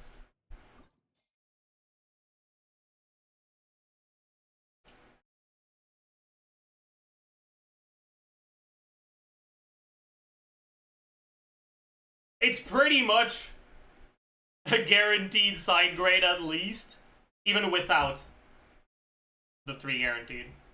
So with the 3 guaranteed, it's a guaranteed upgrade. But also, I would rather have the EM rolls over the attack rolls. So like, even the non-guaranteed rolls are more likely to be an upgrade, right? Because if I roll into EM, that's basically an additional roll that guaranteed doesn't go into attack, right? Because it won't count towards my 3 guaranteed rolls in crit. So I'll still have 3 guaranteed crit rolls. But it's gonna take the place of an unlucky attack roll, right? Min rolls is 16.3. It can't be 3 min rolls because the first roll is max roll. Both of the first rolls here are max rolls. This started at 7.8 crit damage, 3.9 crit rate, 21 EM, 5.3 attack. Max rolls of crit, high rolls of attack and EM. Like, usually, rerolling an off piece isn't that amazing. But this artifact is basically as good as it gets. Like, this is an off-piece that I will be using in 11.3 still. So I'm okay re-rolling an off-piece since it's that good. What happens when it's 6 out of 6? The one that's shiny, right? So the next one I do, right, is gonna say advanced reshape instead of normal reshape. And it's gonna make it so after reshaping, the selected minor affixes, so the selected substats, will receive at least 3 instead of at least 2. By default, it's at least 2, but for this one, it's at least 3. And when you reach this one, it's at least 4.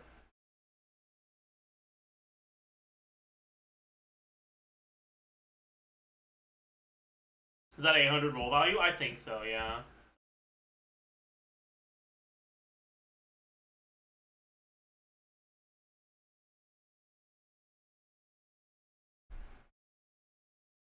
No.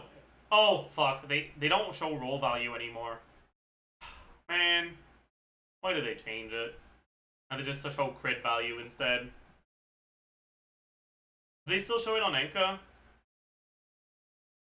No, they never did, actually. Man, pissing me off. Just click on it? Oh, really? Oh! Oh! Holy. Well, my bad.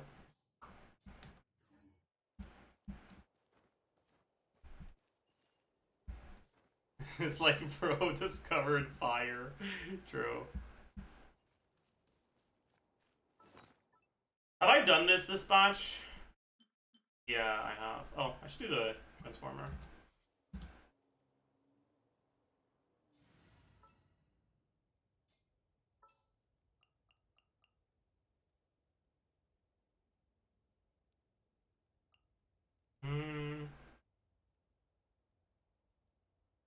Is there any character where I can just go AFK after deploying something? Yeah.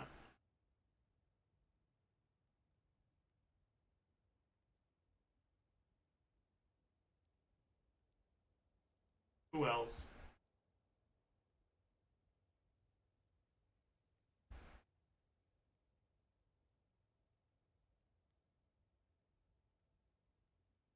There's no one else, right?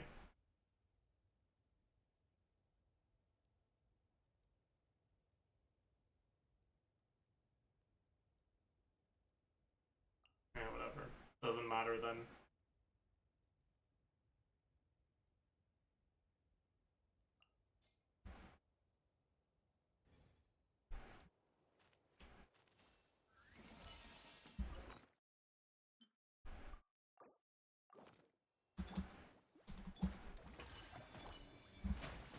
I'll be right back.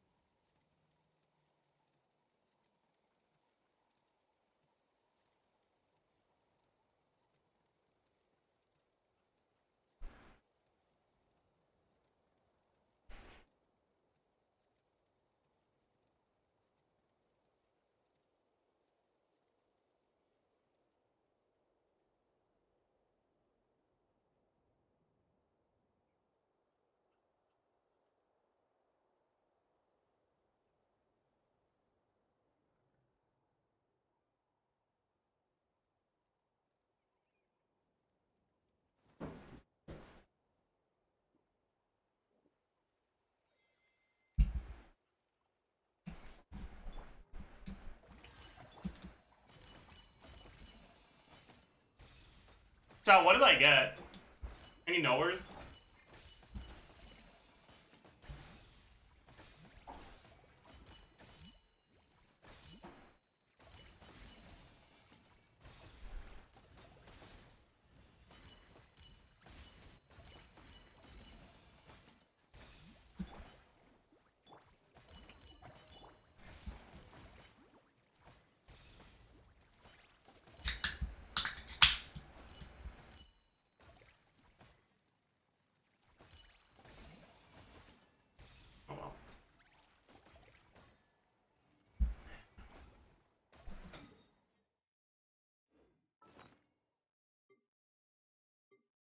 Wait, what? Oh. I lost it. What the fuck?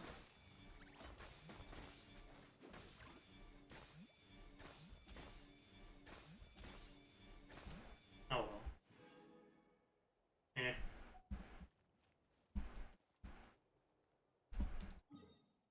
Oh well.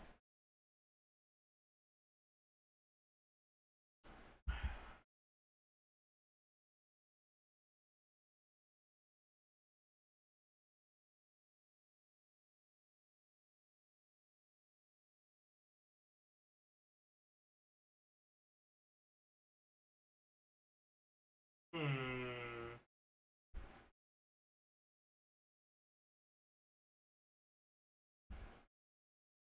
How good would Daya have been in 1.0?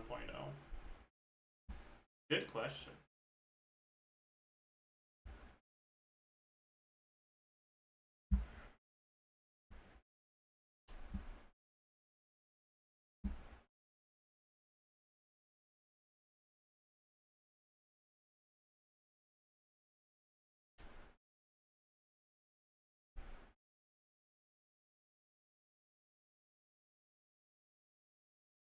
I think Daya would have been in D tier.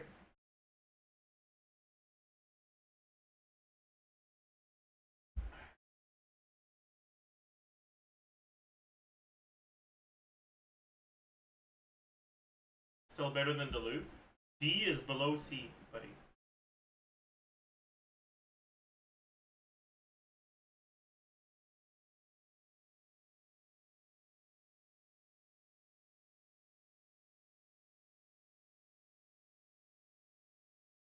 Because the like usable slots for Daya now are teams that require off-field pyro and benefit from like her being on TOM and shit like that. TOM didn't exist in 1.0, and we didn't have any carries that needed off-field pyro in 1.0.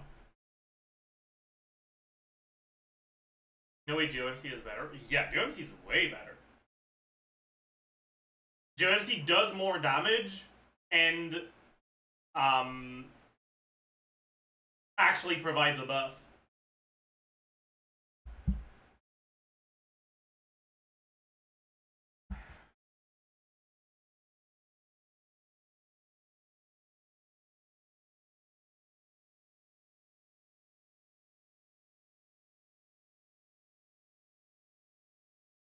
What about DD Daya? What the fuck is that supposed to be? Like, Mona existed? I mean, Bait Daya? Like, carry? What the fuck would that be? DD? But carry Daya is just worse than Diluc, so yeah, no. Damage dealer, oh.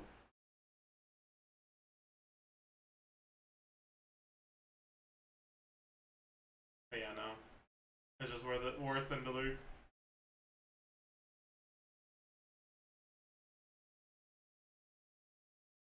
This is kind of fun, though. We can do this for other characters. Like, how good would they have been if they came out during 1.0? Who's next? What about Sijuin?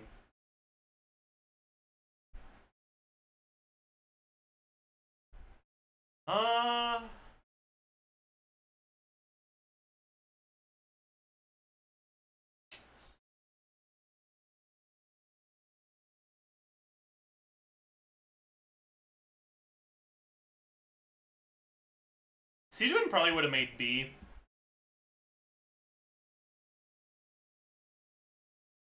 At the time.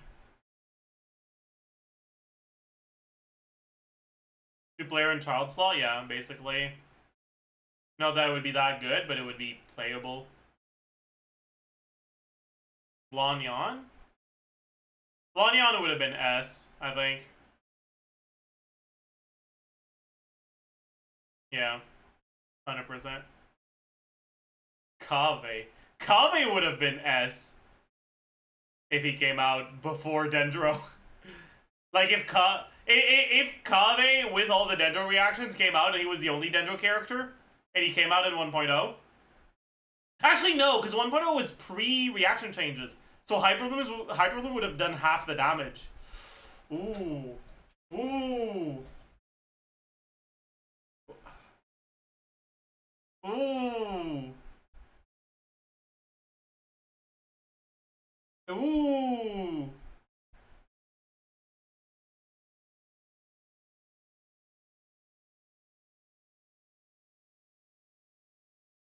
Then Kali probably would have been B.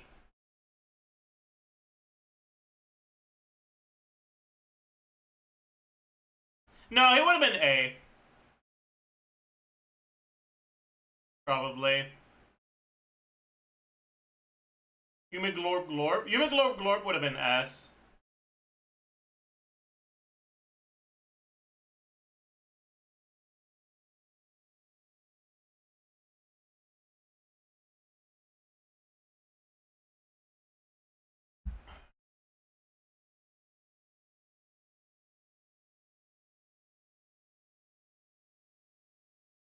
Risley.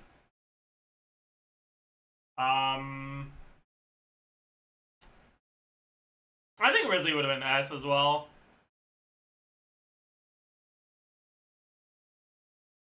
Wanderer would have been A.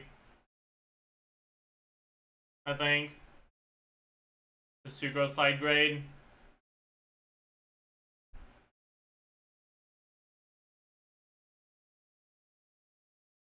Like a Wanderer without Farazan as like an animal carry, pathetic as fuck. So you would have just used her in the same teams where you would have used Sucrose at the time and like Taser. Escoffier. Yeah, Escoffier would have been SS for sure. Up there with Singto.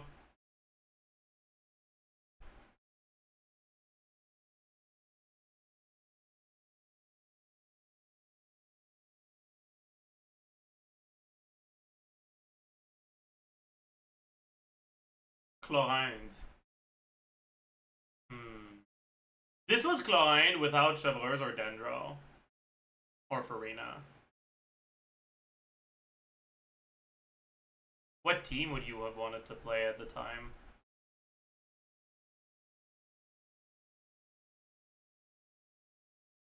National.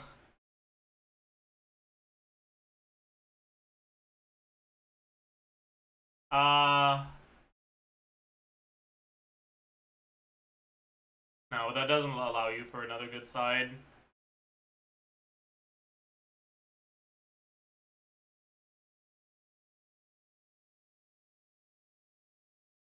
Yeah, I think you would have just ended up using Chlorine as your on-fielder for the Taser teams.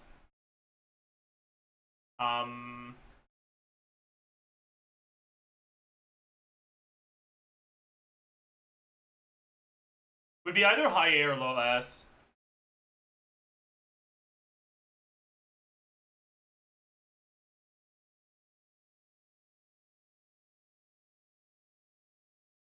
Now you guys need to understand, Chlorine's numbers are fine, but like all the units she has synergy with are units that are not here. All her team archetypes are reliant on specific things that came out after her. Chlorine Taser is not good.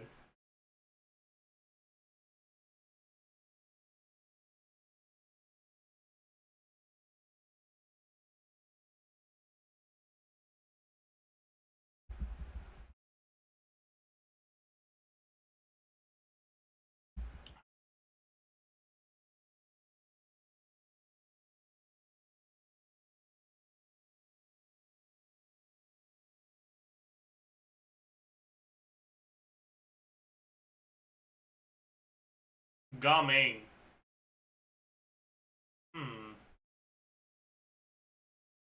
Gaming is weird because you didn't have cryo units that functioned at the time in a way that would allow Gaming to properly melt his stuff.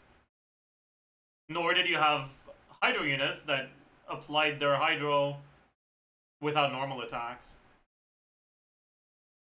So Gaming wouldn't have been that good. He probably still would have made A, though.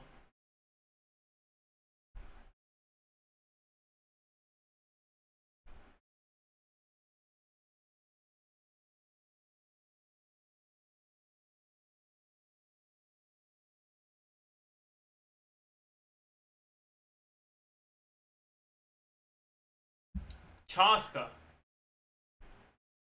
Chaska probably would have made S. I don't know if she would have made SS. But she definitely makes S.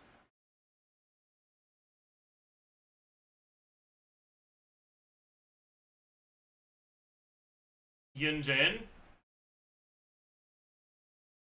D.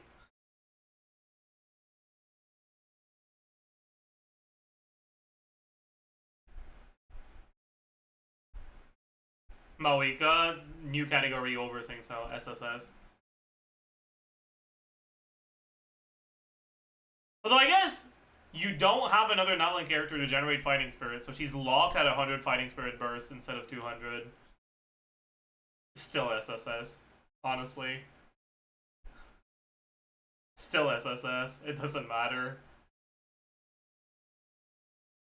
You don't have Codex, still SSS. Maybe SS. Maybe it'll be blitzing, so.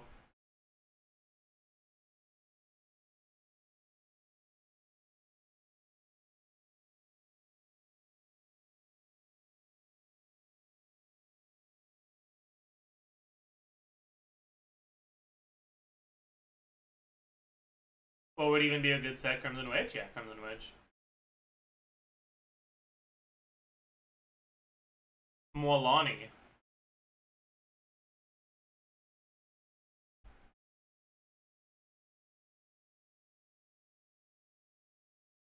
Molani wouldn't have had a good set option, right?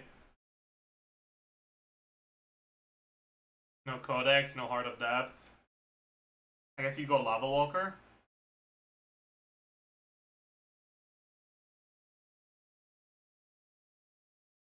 Or yeah, Wanderer's Troop. As well. And you do Lang, Animo, something else. What's your other side gonna be? Bennett carry with Sing So Official? Yeah, that's pretty fucking good. Yeah, okay. I think she would have made SS.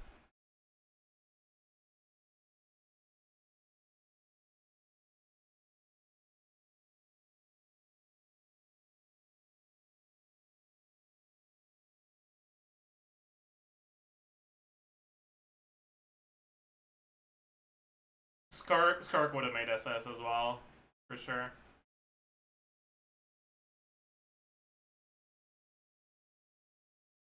Arlecchino would have made SS as well. Yeah.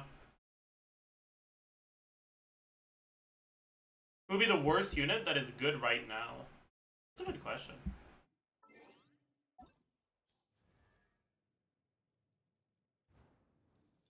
Cookie, maybe?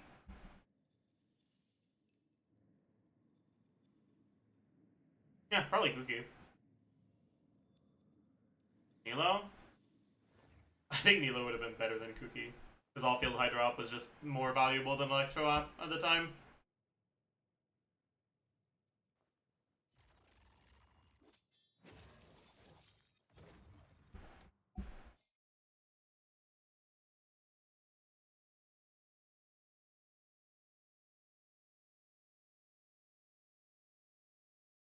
Farazan? Oh no, Farazan would have been great at the time.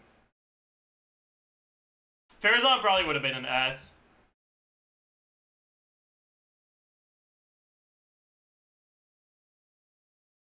For 1.0 standards, DPS Farazan was really good.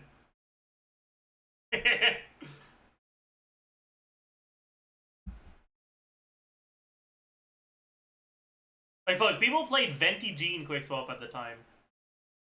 Farazan is so much better than Jean.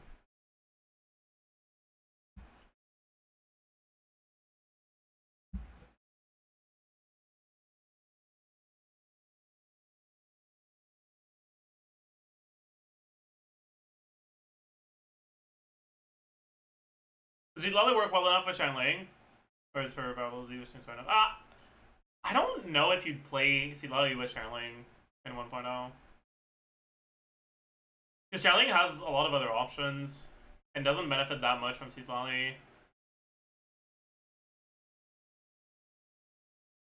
I mean, Citlali would probably be the best last slot for National, but freeing up Sucrose doesn't actually help you if you don't also have a Syncto available.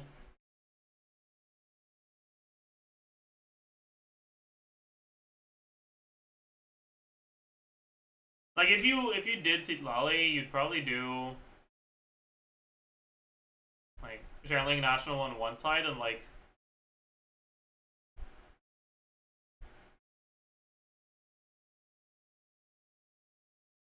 dude, what the fuck do you even do with Citlali? There's nothing good.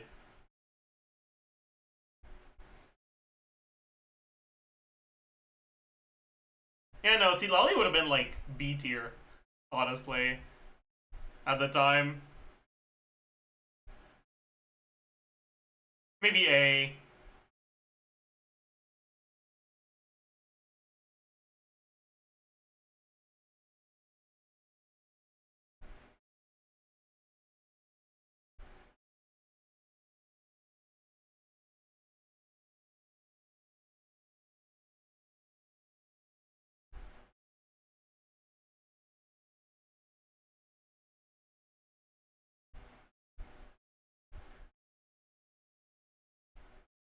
Dragon Strike Luke. I mean, that would be good, but I'm not expecting Dragon Strike.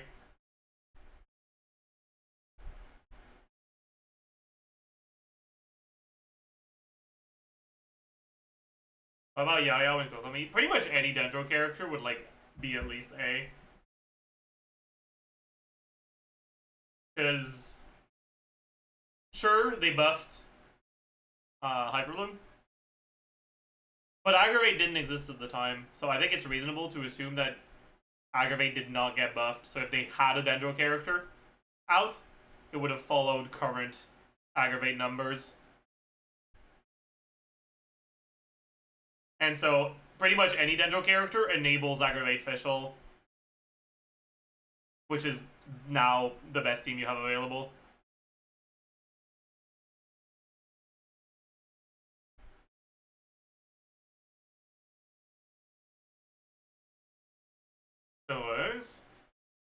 Chevars would be pretty fucking good.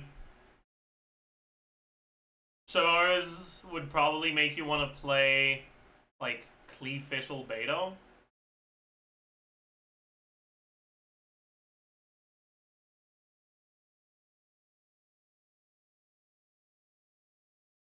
No overload buff. It doesn't matter. That's not a team that does significant damage from the reaction itself.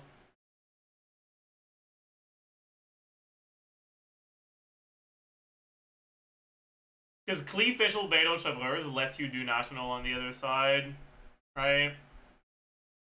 It's not the strongest Chevreuse team you could make, but it's probably the team that uses Chevreuse that would allow you to make the strongest combination of two teams.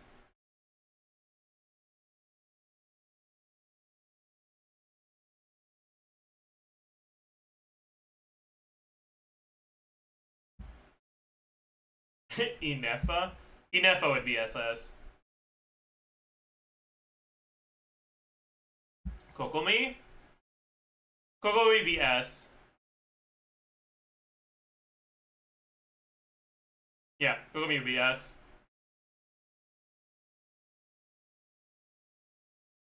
Kokomi allows you to play Chong'an National on one side and Taser on the other.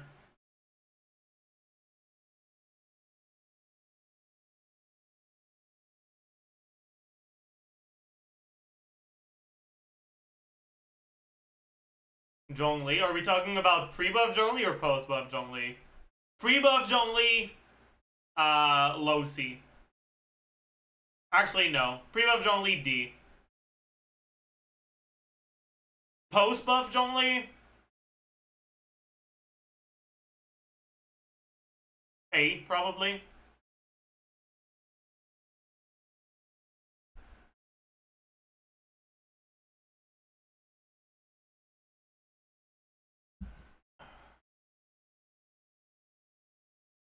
What about Nebilet? What do you think? Oh.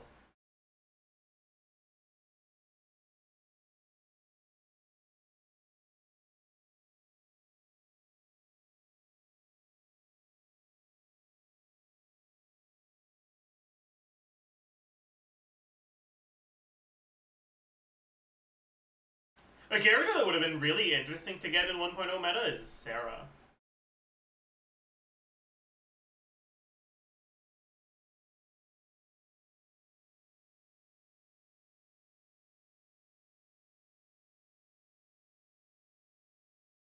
Why? Because she would have been kind of good, and she would have actually enabled a lot of characters to be a lot better, but still wouldn't be an S.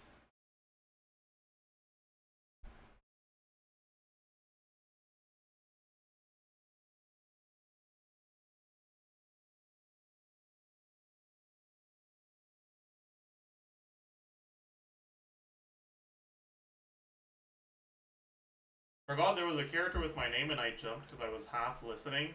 Hello, Sarah.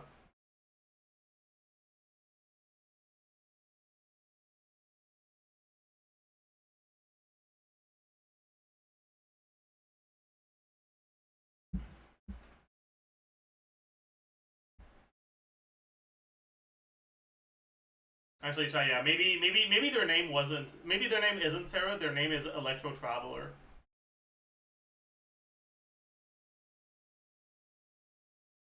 Ah, shit.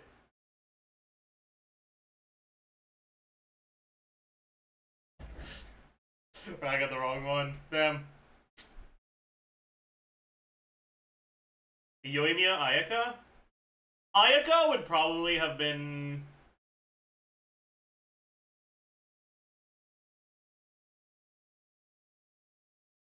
Pre-Blizzard Strayer? No emblem? The fuck's artifact set do you give Ayaka?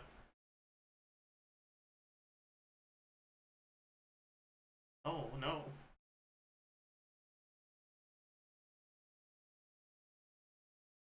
Glad? No. Definitely not. Stoopy Stoopies? I guess?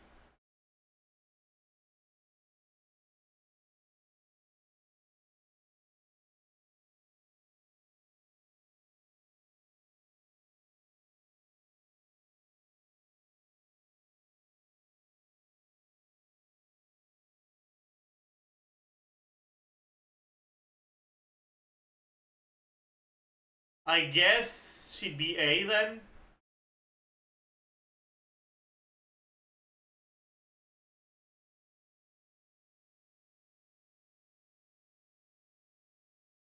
That is better than 2B's because 35 damage percent. Do you think that Ayaka's main source of damage are her normal attacks?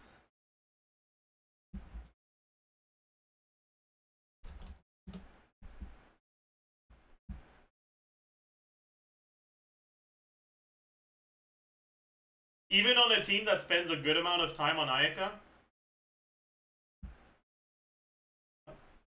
Why is it not loading? Hey.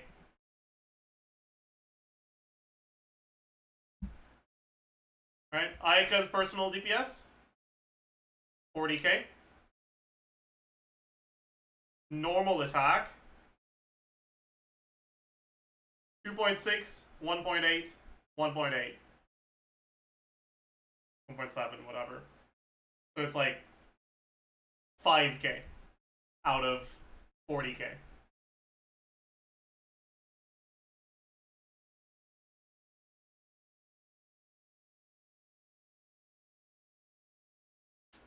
This little 12% of her damage is normal attack damage. Yeah, no.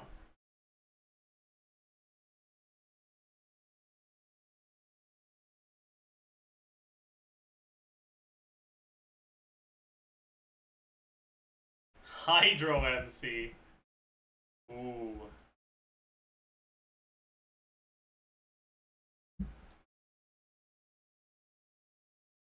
Unironically, Hydro MC would probably be like B.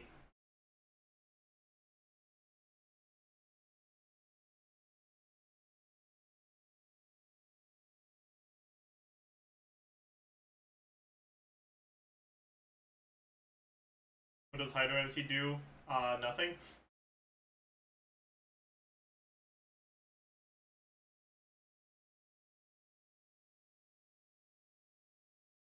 Why is Sucrose an A? Because pre-reaction buff, Sucrose, right? Number one. And number two, you can't play National.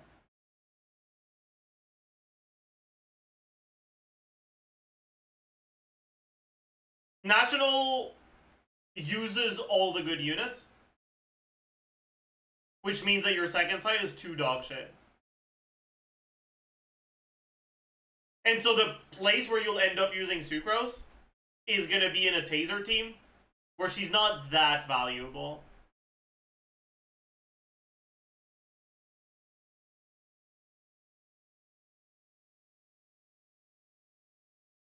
Like, she is useful, but she's not doing that much.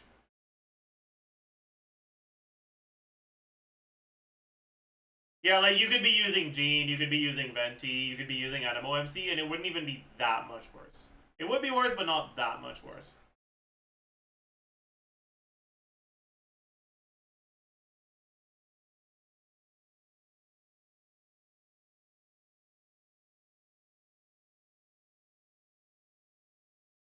Why is Bennett not an SS tier?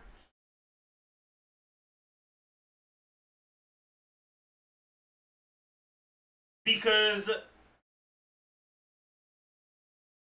when you look at the best teams without Bennett and the best teams without Singto, the best teams without Bennett were just better at the time than the best teams without Singto.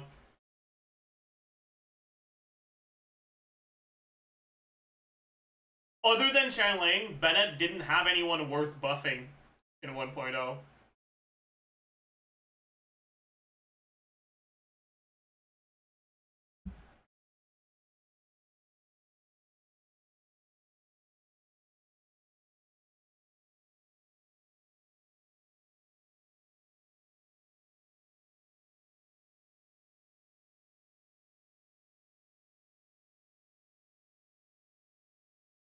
Without Bennett, you aren't ulting on Chanling. Remember, this was before Emblem and Cash, but Fab existed. And Emblem is only 20% ER. That's only 4 substats. It's not that big of a difference.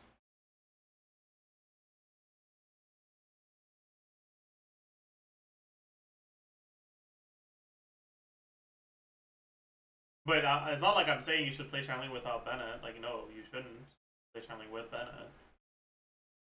But, like, in the 2 strongest teams you make, you'll have 8 characters. Does that mean I should have 8 characters in the highest tier? I don't think so.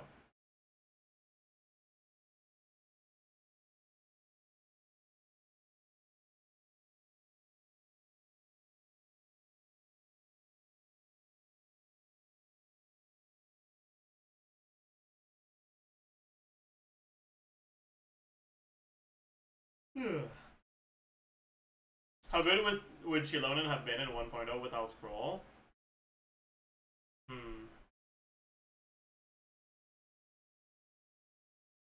She still would have been pretty good.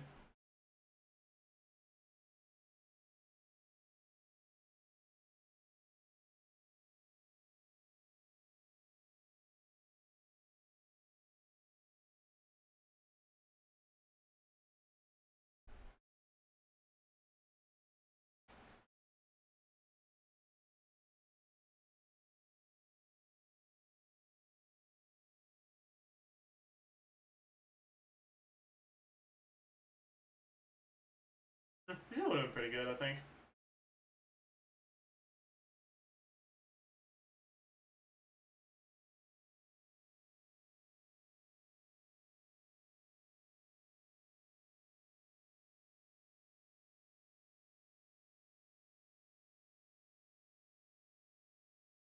Sino? Ugh. Sino would have been in C, I think.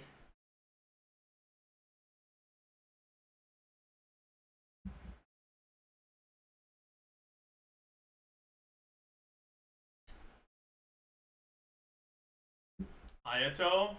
Ayato would have been an S.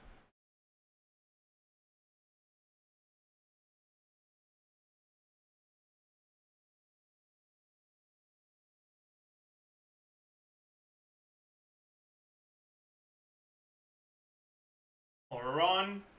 without Cinder City. Would have been an A, I think.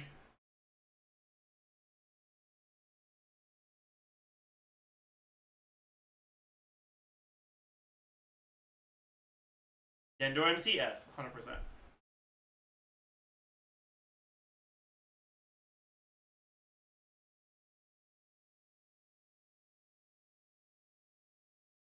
Like, Lisa, Carry, and Aggravate would have been a great team in 1.0. So any Dendro character makes that possible.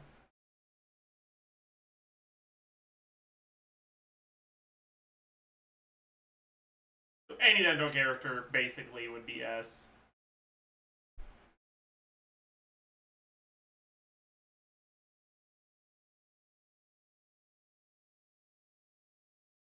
Lisa deals damage. I mean, it's Lisa Carry where Fischl's out damaging Lisa, but you get it.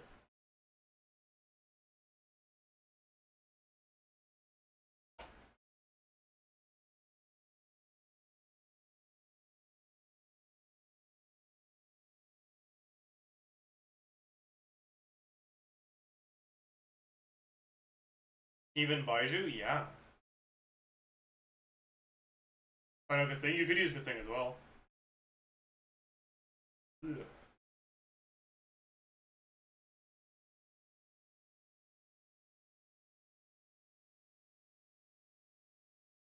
What is Singso doing there where there's Yelan and Farina? Me when I don't read the pinned message.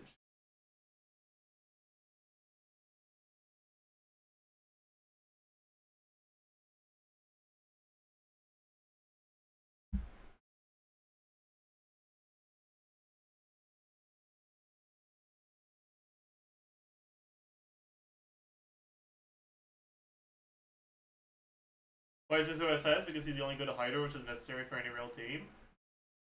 Well, kinda, but not really. Like, it's not like Hydro's necessary for a real team. It's that the strongest teams in 1.0 were National and Taser, both of which wanted Singtao.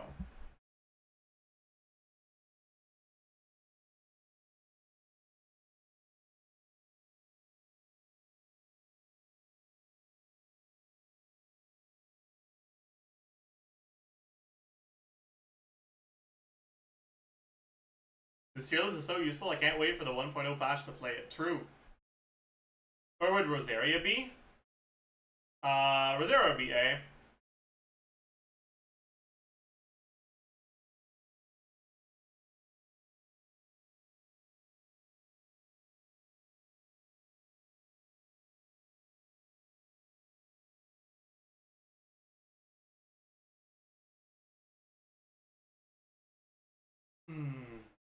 Emily? Emily would have been S, I think.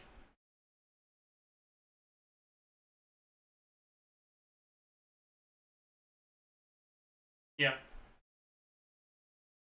Emily without a set? Lava Walker existed. If you consider Emily in your team, then Lava Walker has full uptime. Sure, it's worse than the current sets, but it's not, like, it's not too cope. Lenny? Lenny would have been S. Kachina? Kachina probably would have been D. Bro, Kachina without Cinder City is such a joke. Yelan? Yelan would have been SS.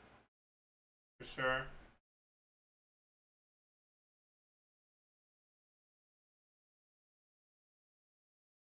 Honestly, most of the Hydros would have been SS or S. Because they allow you to have National and Taser at the same time. You don't have to settle for Rev Melt.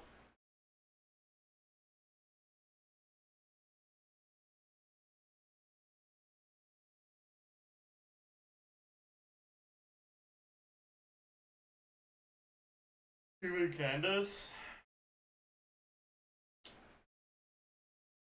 I mean, I did say most, not all, but where would Candace be? I don't know.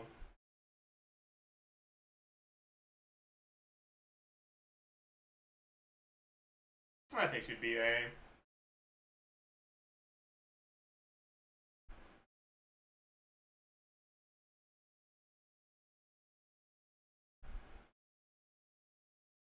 Where would Jiao be?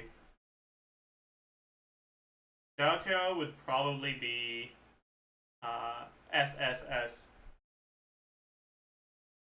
Or, alternatively, he would be in your walls.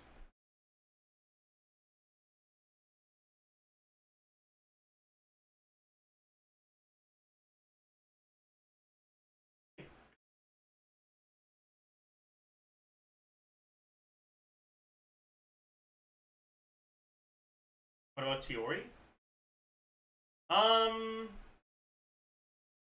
Chiori would have been A, I think.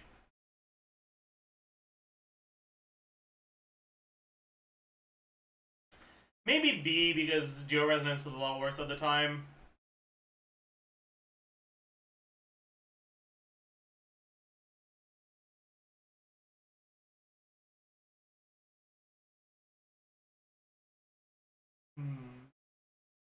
Georesonance got changed? Yeah, Georesonance got buffed the same patch as Zhongli buff. Where do you place Kalcharo? Are we talking about live Kalcharo or CBT2 Kalcharo? CBT2 Kalcharo would have gone in S, live Kalcharo would have gone in C. Gutted character. Dead on release.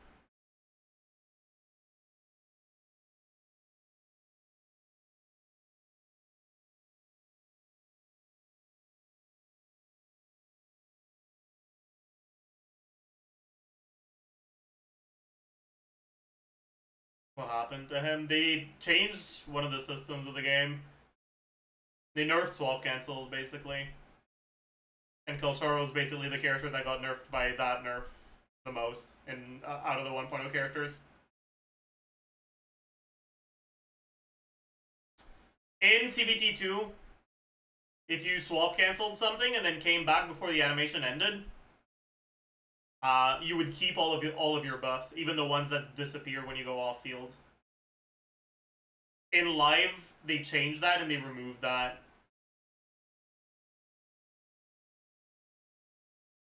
Which made swap cancel Kalcharo with Yinlin go from like actually really good to pretty dog shit.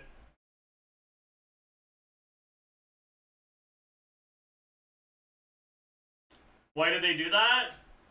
To simplify the game. Swap cancels were mechanically more difficult and required more knowledge, which increased the required floor to have a good experience in the game to a level they weren't comfortable with, and they decided to lower it. It's the main reason why like there's a lot of reasons why I stopped playing Wuwa, but that was the main like factor, right? Like that it was the straw that broke the camel's back for me.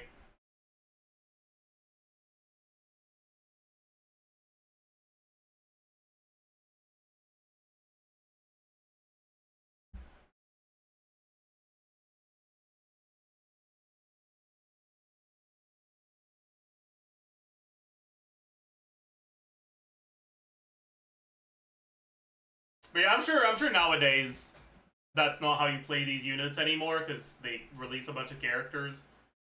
And I don't know what characters do post, like, Chun-Li. That's the last time I saw Wuwa. I looked at Wuwa stuff. But at least that's how it was at the time.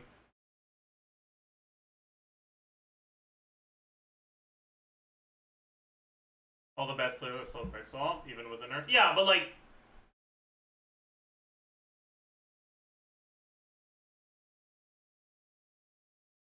even if you don't have systems that heavily encourage quick swap, you're always going to use swap cancels, because Wu's combat system is designed for swap cancels. Right?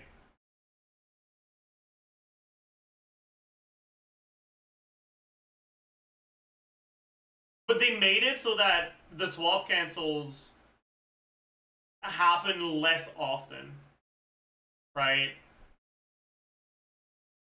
Because it used to be that if something was technically swap cancelable, then the optimal thing to do was to swap cancel it every single time.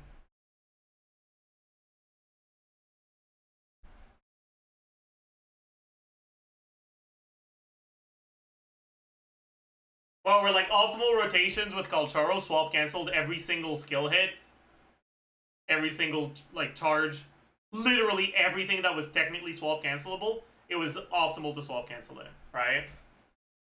And that change made that not the case anymore.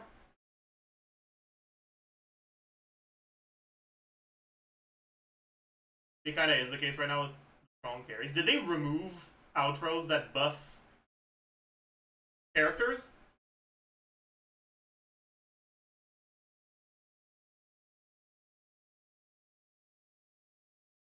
No, it's still there. Then there have to be a bunch of things that you don't want to swap cancel because you lose the buff on it if you do.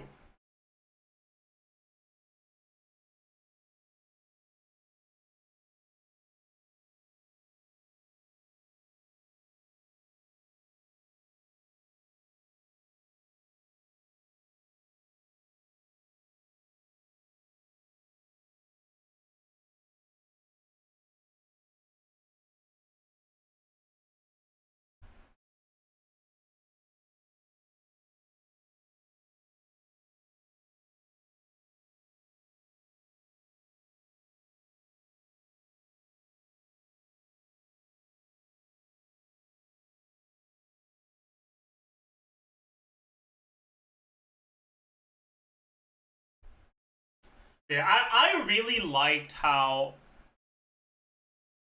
like in CBT2, if you didn't swap back in time, you would lose your buff, right?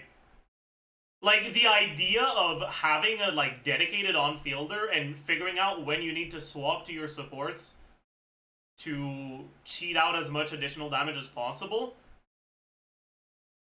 but without losing your buff and swapping back at the right time, right? Only doing it on animations that last long enough that you have time to wait out swap cooldown.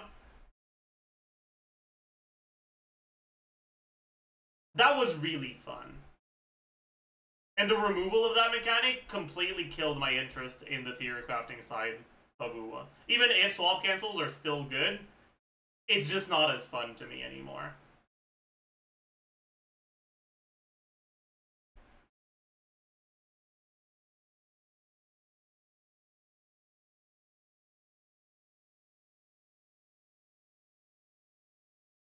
Outros aren't better than having two characters deal damage at once if you have the skill for it. Yeah, yeah. But, like, imagine if it still rewarded you for, like, actual perfect execution, making you keep those outros. Man, that shit would have been so nice. But anyways, it is what it is.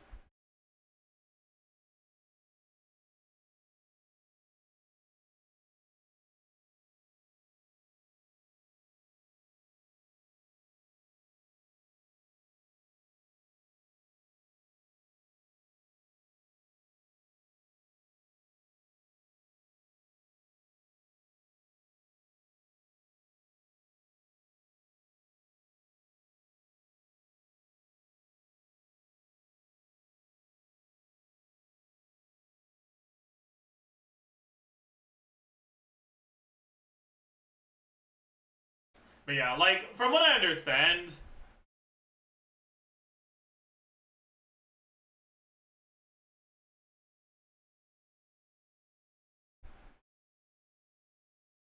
I don't know, man.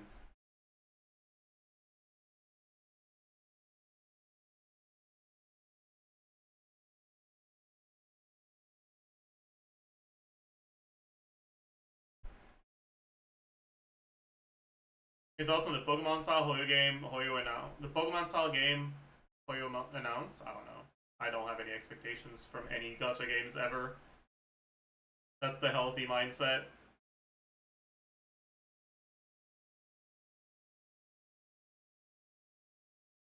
Do you have your blessing to become a TCer for UWA? No. No, actually, as the Chief Executive Officer of Theory Crafting, I hereby forbid you from theory crafting Wuthering Waves. You're not allowed.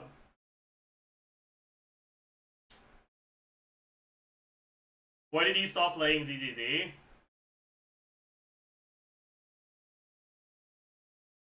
ZZZ's combat just never did it for me. Like, Wuwa managed to hook me with the combat, but they lost me with their, like, decisions on balance. ZZZ just never hooked me in to begin with. The combat just was never the sort of combat I like.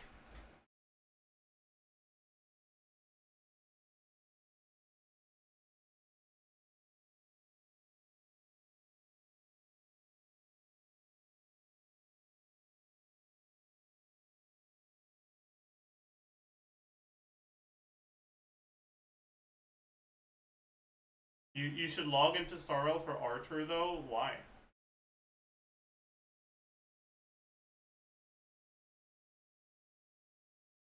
Why would I do that?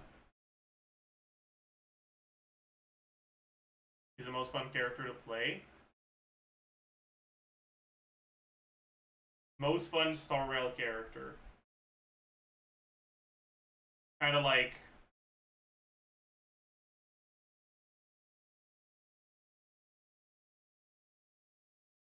smartest, most well-written Genshin character.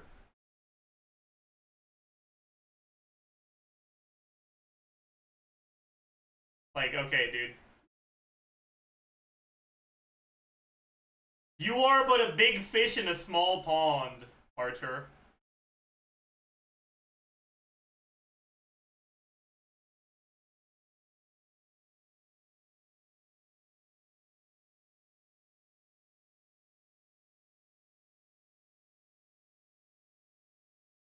I'm afraid you are but a frog in the well.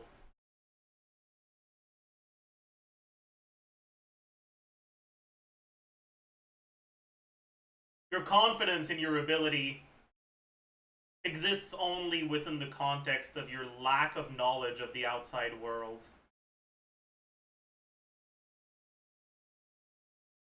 Sure, within your own game, Archer, you're fun. But out here,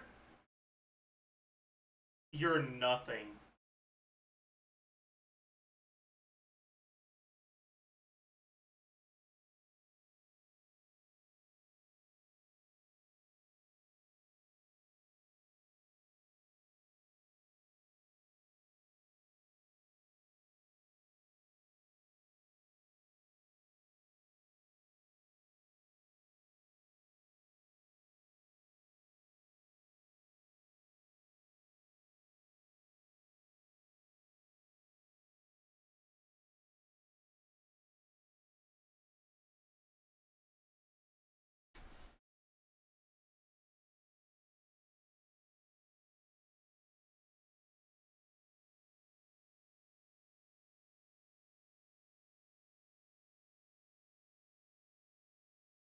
I saw r/Xenon was celebrating Flynn's because he looks like what Xenon would be. That's really funny. You're kind of right, actually. He does look xenophobic. You're so right. Maybe Flynn's alpha name was Xenon. Who knows?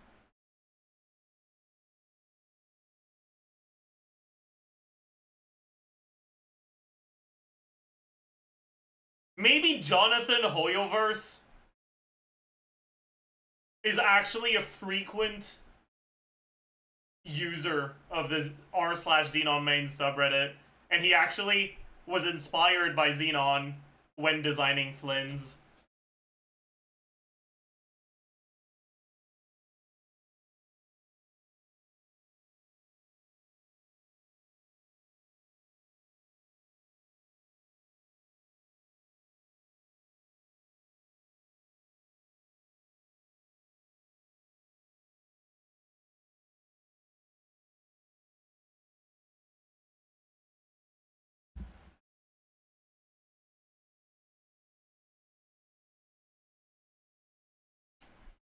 That Fate collab is ass. Is it? I don't know, man. I can't be bothered keeping up with collabs and shit like that. Like, whatever, man.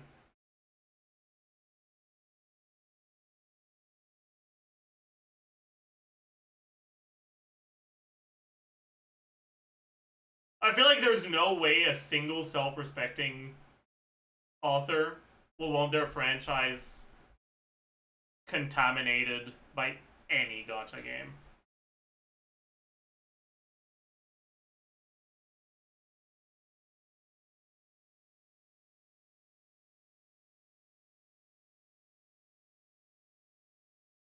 I wouldn't want collabs of my favorite shows in a gacha game.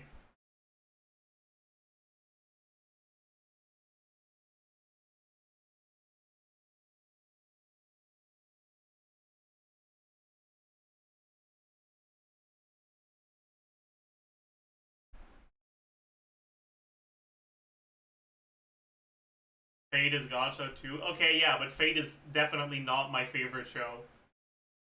It's also not a good show or a passable show. Fate is bad. Alright? Fate's more like hate, am I right?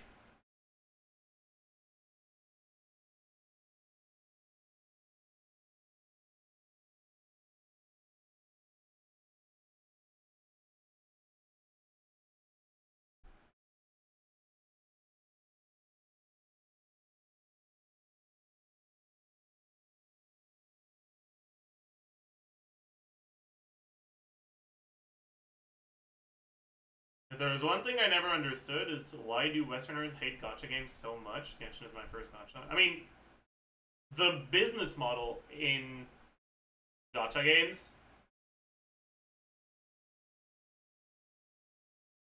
if you want to be optimistic, right, it's a few very rich users end up representing most of the revenue for the game, and it makes people that have lower means able to play a game of higher quality. But that's not how it plays out in practice, because they want to make as much money as possible, so they'll design their games using psychological tactics to make it so that everyone wants to spend as much as possible. And it doesn't end up with a few rich users. It ends up with a bunch of people, some of which are not rich.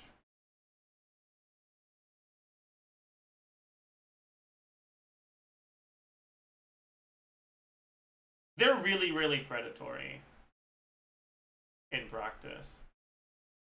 And it makes it a business model that is very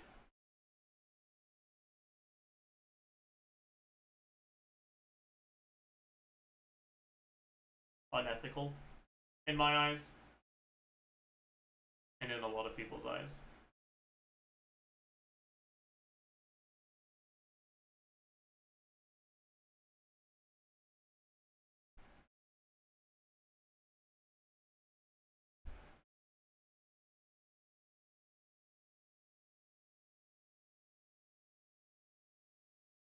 Having a business model that is centered around a few users paying for the many is not inherently a problem.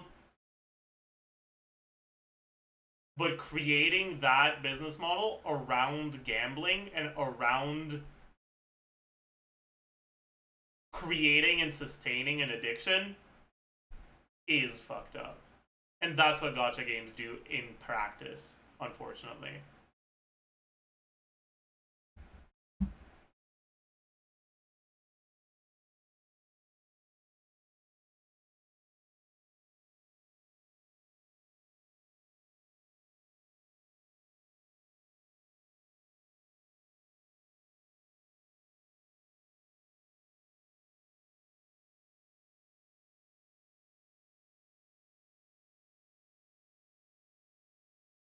Is there an example of something where the few pay for the many?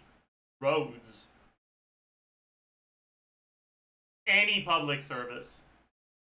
Taxes are inherently designed that way. And yeah, when you're really, really rich, you get to just legally do tax evasion.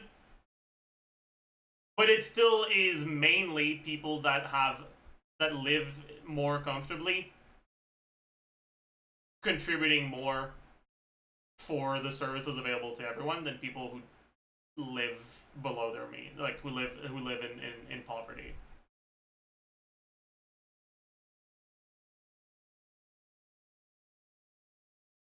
But outside of governmentally regulated things, it rarely happens, if ever.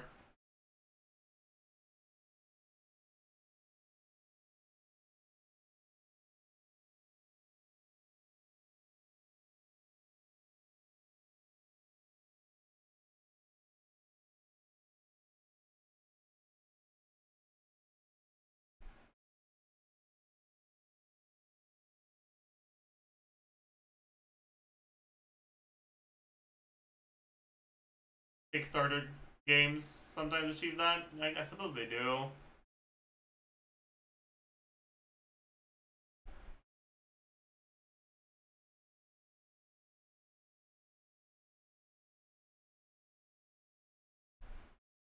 I'd say Genshin is pretty tame. I got 12 5-star in the last 8 patches. I feel like you're missing the point. Like, the fact that you think I got X amount of 5 stars is a counter argument to this game's tactics for selling characters are predatory.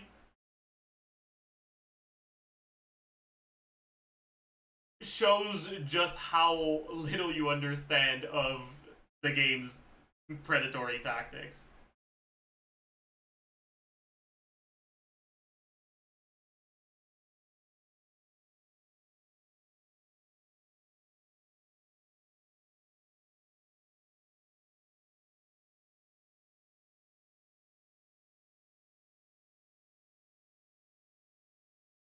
Something can be free-to-play friendly and still predatory.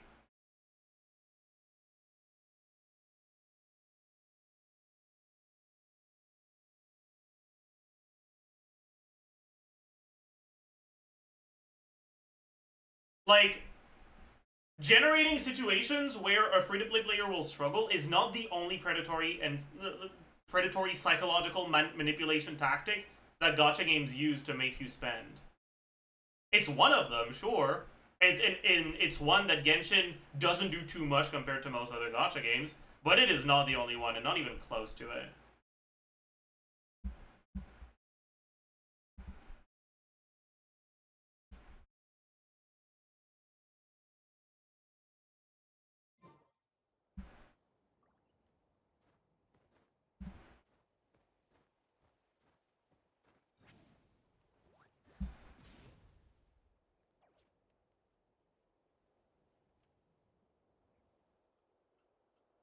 I also think that you need to understand,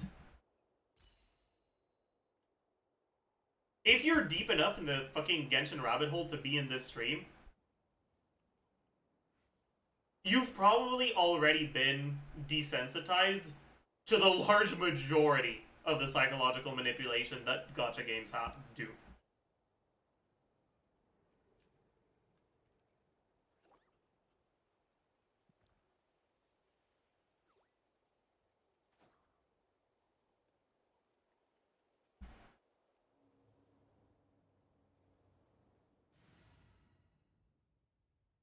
Stop talking, please. I am in denial. Okay, sorry. Sorry, I will stop. My bad.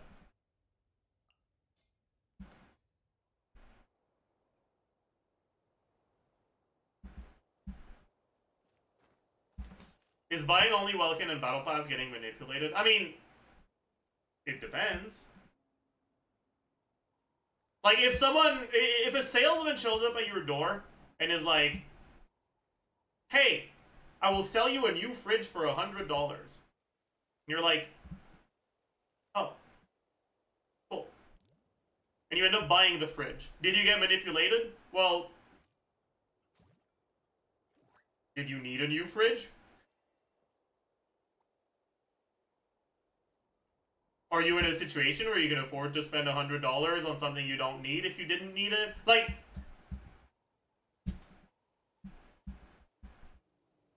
not every person who ends up purchasing in a gacha game purchases as a result of being a victim of the predatory tactics gacha games use. And not everyone who ends up being manipulated turns into a spender. It's a lot more nuanced than that. I will say, if you're asking yourself that question, you're already in a much better state than most people.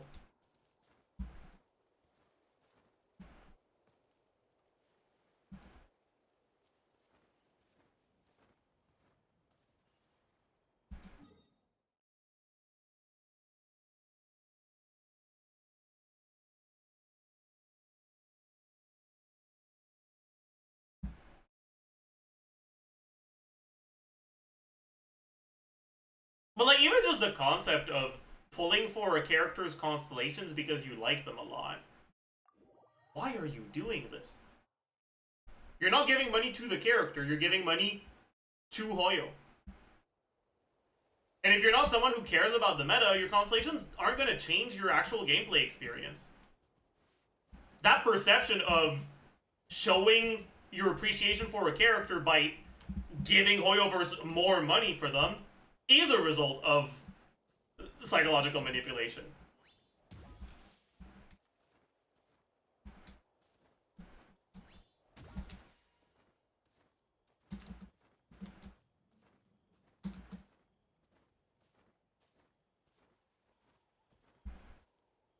Skirk won't see a single cent of the $200 you spent on her C1. Not a single one. There's a lot of people that don't give a fuck about combat but still spend money on constellations just because of the perception that, ooh, constellation equal I'm showing people that I love the character. To me, that's arguably even more tragic than people that get baited into going for cons for meta.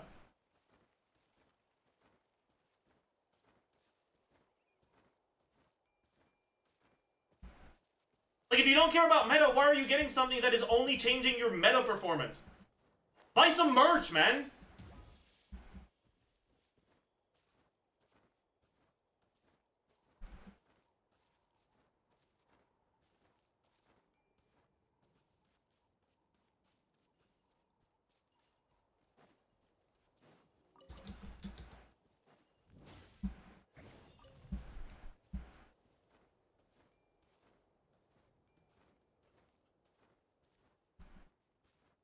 Commission a fucking...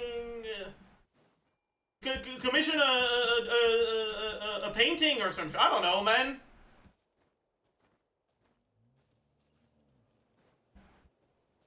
Don't just throw money at Hoyo for fun.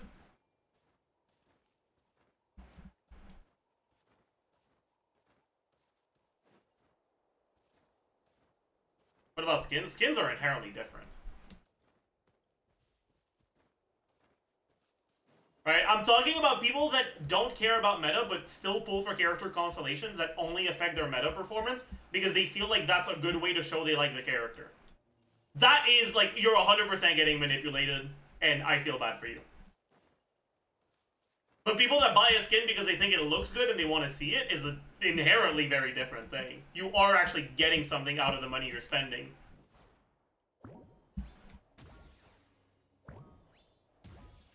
Not the Skirkinara shade? You bet it's Skirkinara shade.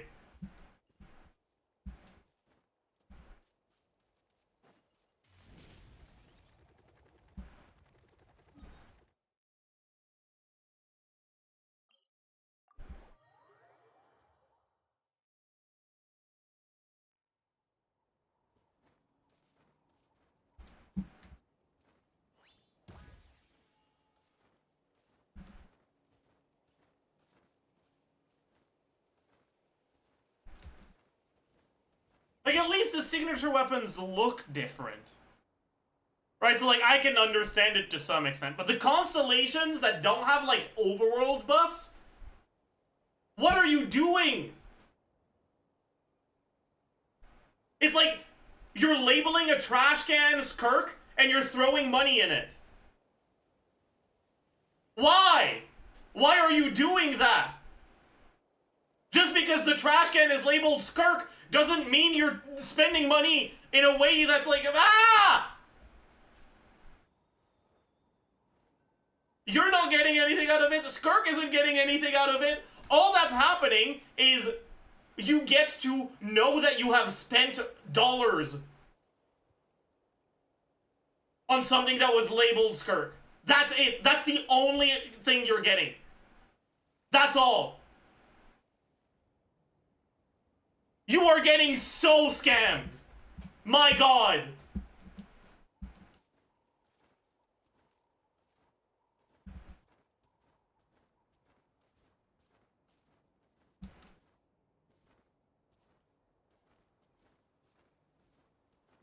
That's why very expensive cars exist. No. That's the equivalent of a very expensive car being available from two vendors and you intentionally going out of your way to buy it more expensive instead of less.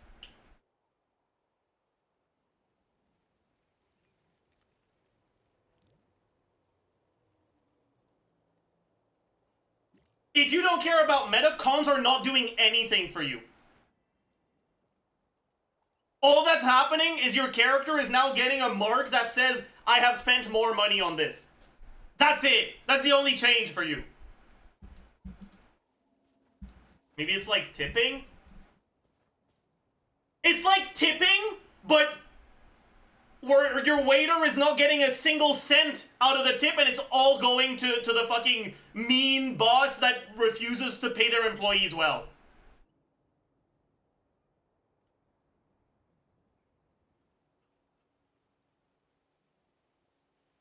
Like, that's not tipping, man.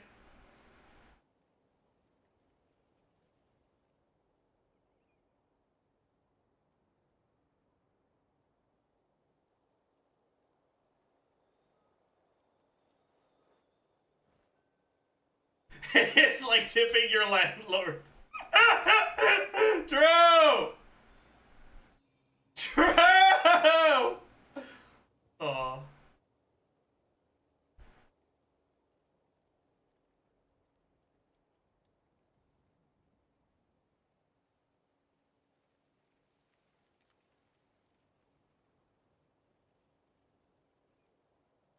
No, it's like the equivalent of bragging to your friends that you tipped your landlord 25%, and because of that, you live in an area where the rent is like $2,500 a month instead of $2,000 a month.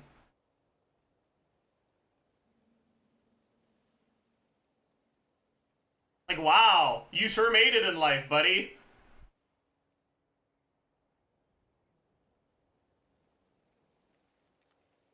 Like, at the end of the day, right? It's your money, you do what you want. But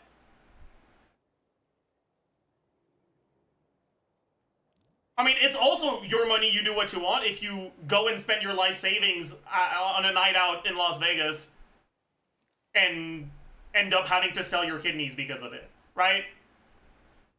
Like, sure, it's your money, you do what you want, but I'm still gonna feel bad for you.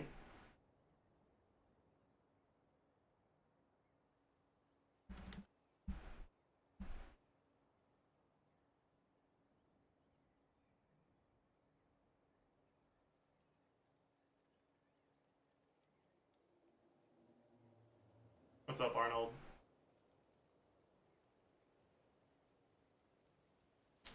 Better become a lore content creator in 6.0. I'm gonna be honest, the 6.0 preview does not excite me very much.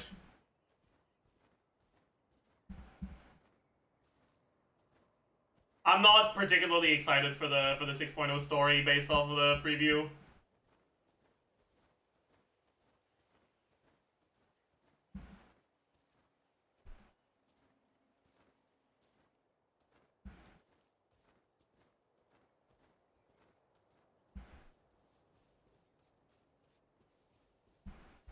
why. Because pretty much the only character with, like, story/lore that I'm aware of that I care about from the new from the reveals is Sandrone. But, like, you and I both know she's gonna be, like, a background character in one of the acts of the quest, and then we'll never see her again.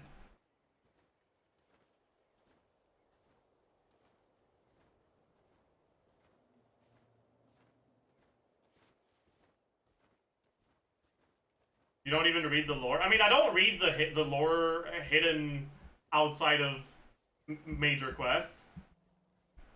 But I do pay attention to the quests. Do you really care about the story? I do.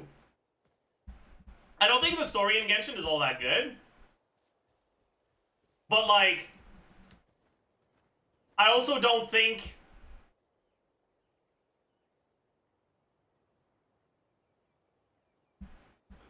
the 73rd villainous isekai story I read is all that good, and that isn't gonna stop me from going out and reading it, you know?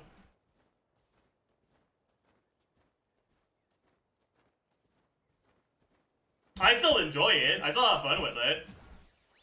Even if I don't think it's particularly good.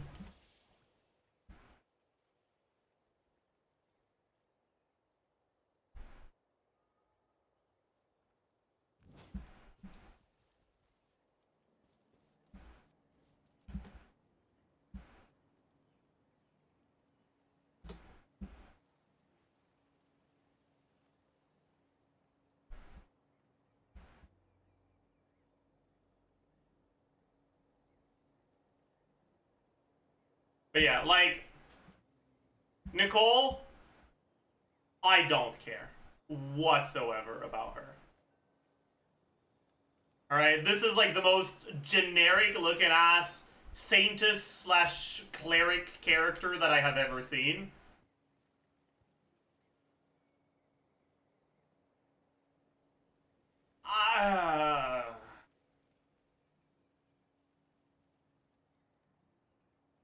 I know I feel indifferent, I guess. Varka, I'm kind of looking forward to, but, like, we've been looking forward to Varka for so long that the hype kind of died down for me a little bit. Alright, man. Good one, Arnold. Like, Varka needed to come out in, like, 4.x for me to still be really hyped for him. By now, the hype died down a little. Like, I'm still looking forward to it, but not as much as I would have if it was in, like, 4.x.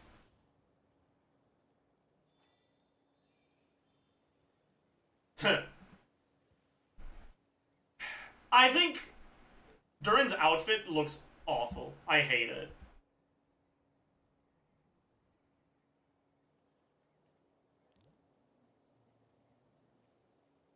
Story-wise, I feel like we've already gotten most of the Durin story developments we needed. Like, I don't think we need any more, like, newborn/not newborn kind of weird maid, but, like, old but not old character learns how to adapt to human society. Like, I've seen stories like that so many times before, I just don't care anymore. To me, there's no hype for the future of Durin's lore. I think Durin was had some pretty interesting storylines, but I feel like they're tied up now. Like, I don't need more. I don't need an epilogue.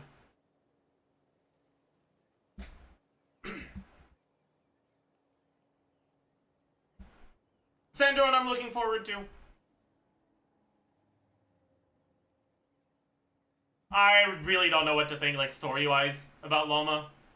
But every time I see her, I think about that fucking wiki page that talked about llamas being a goddess that is usually represented as having stone nipples. And it makes me laugh.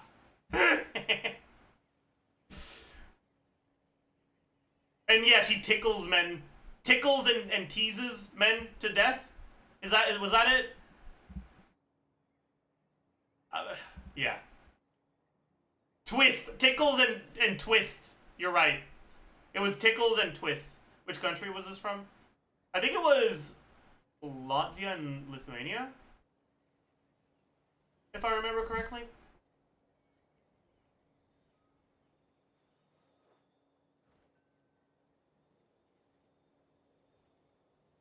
Lithuania. Oh, yeah, okay. Anyways, Nefer!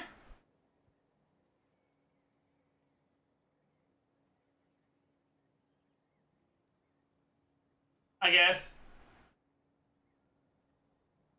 Sumeru Desert was like outside of Inazuma, Sumeru Desert was to me the lowest point in the Genshin story. And it's clear that she's not Sumeru Forest from her outfit. She's really white though. But I guess that might just be a Hoyo thing, not an indication that she's from the forest. But fuck, she's so goddamn white. Like, this is someone who hasn't seen the sun in years.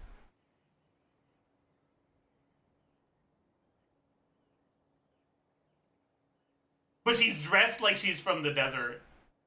So I don't know what to think.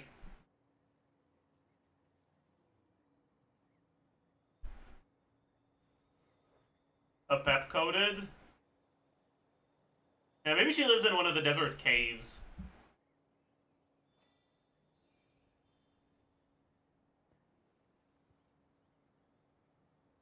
Yeah. Flynn's? I feel mostly indifferent. Like, I didn't like how he was introduced because it kind of felt like they were revealing a character people had been looking forward to. And I was just like, who is this guy? Like, who Megalol?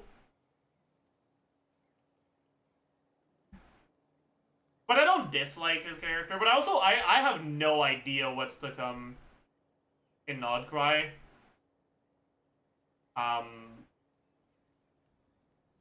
Other than the very little we know from the Archon quest.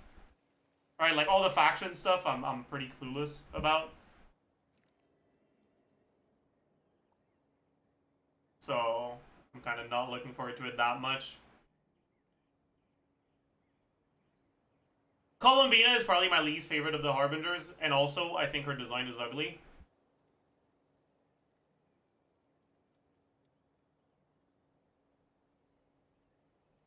And I hate Alice with a passion.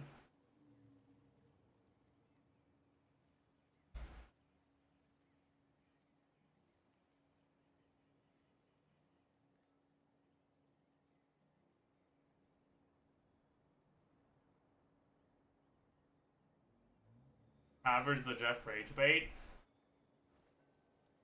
People call it rage bait when I have good takes because they're trying to rage bait me, but it won't work.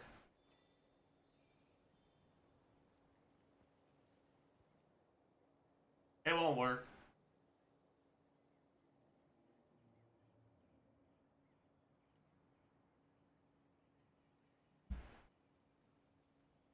Do you hate Alice because she gave birth to Klee?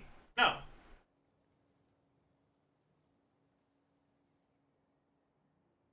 I do think that the way Klee turned out is a reason to dislike Alice, but she turned out the way she did not as a result of her birth, as a result of her environment growing up, because she had a fucking deadbeat mom that barely gave a shit about her. It is not Klee's fault.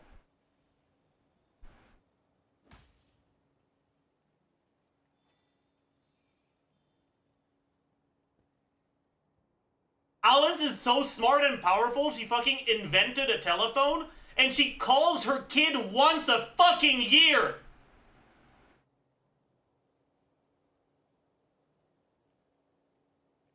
What?!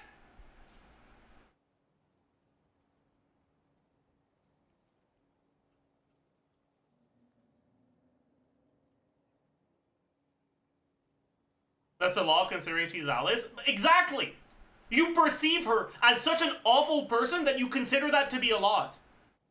In other words, you agree with me. Fuck this Alice character.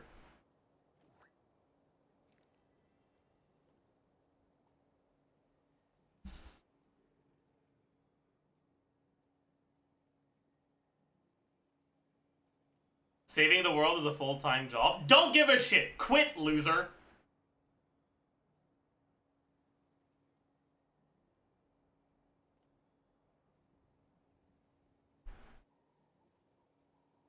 Don't have a kid if you're only going to be able to call them once a year.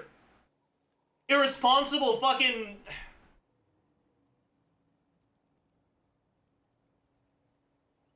Like, you need to learn about birth control, Alice. From before Clee was born.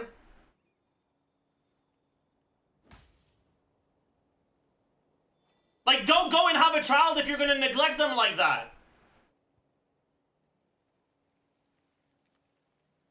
Is abortion legal in Tibet? Do you think Alice would let the legality of something stop her from doing whatever the fuck she wants? Is that really your impression of Alice of the Hexen Circle, codename A?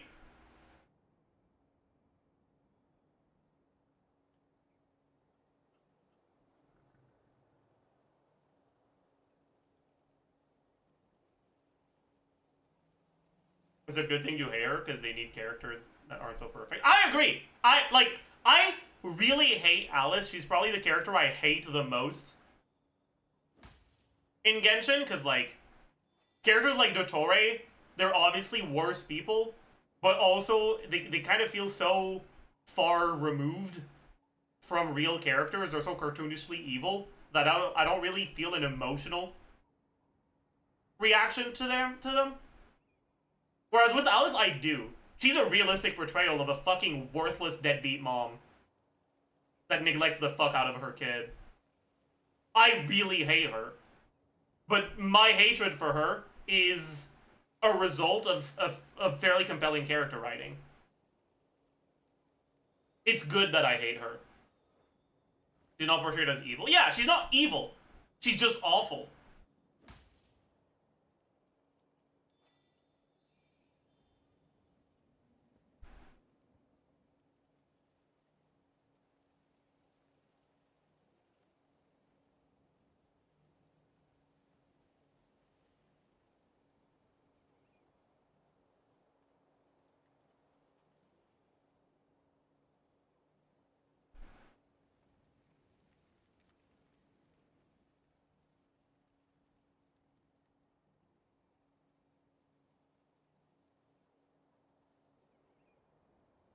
Don't let man watch Hunter x Hunter.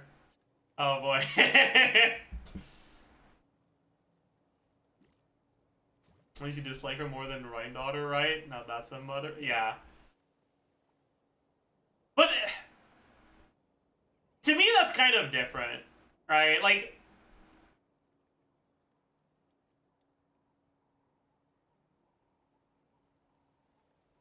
once you start adding some fucking fantasy bullshit, it creates a certain emotional disconnect, right?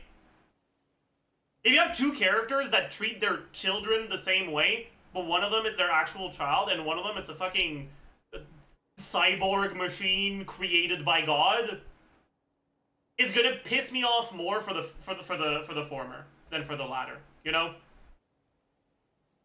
Like,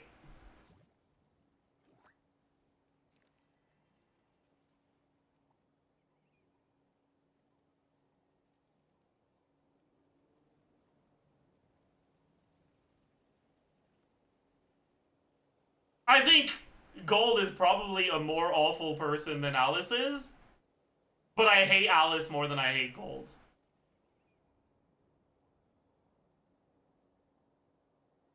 Like, emotionally, I cannot stand the fuck out of this goddamn...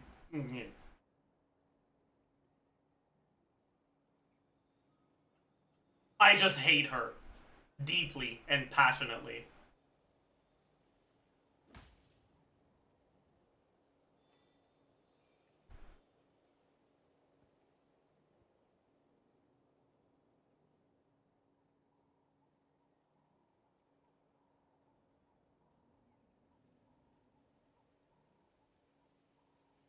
Yeah, that's probably, at least to some extent, a result of the framing, right? The story doesn't frame Alice as a bad person, but it definitely does frame Granddaughter as a bad person.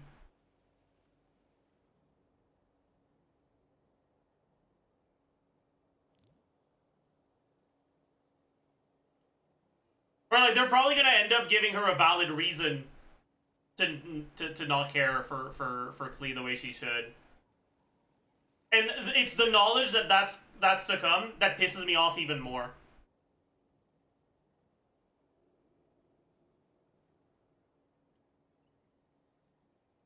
Gold did nothing wrong. I will be taking no criticism.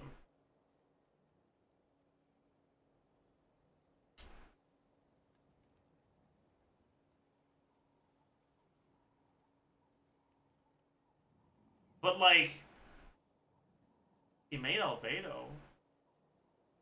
Ew.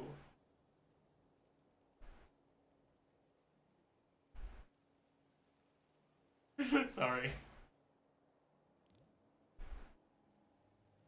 Sorry.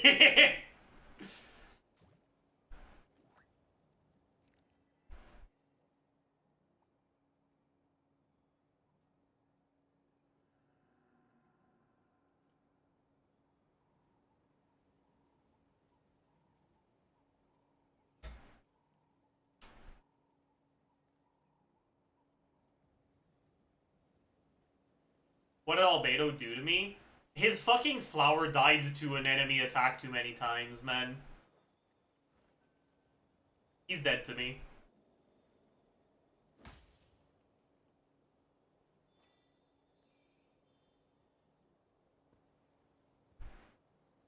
Would you say Alice is worse than Babel from the Jet quest to me? I don't remember it clearly enough. I only vaguely remember the vibes of the quest. I don't remember exactly what Babel did.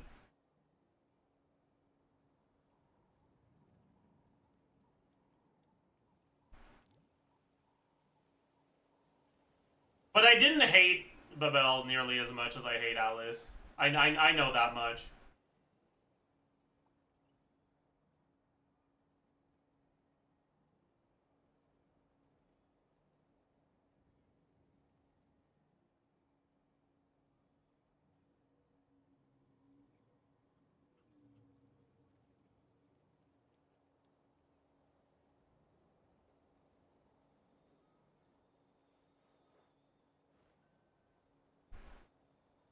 Imagine if Varka is Klee's father.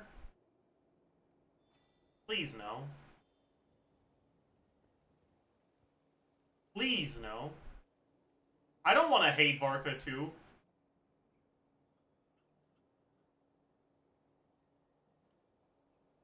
Please no.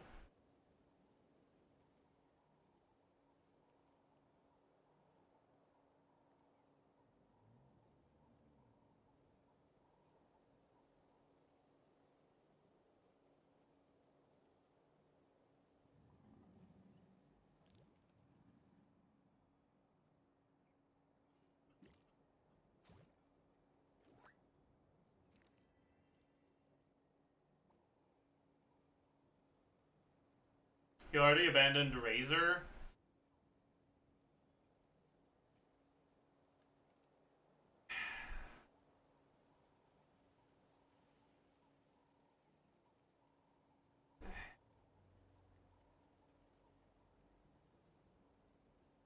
I mean, I don't think that's the same.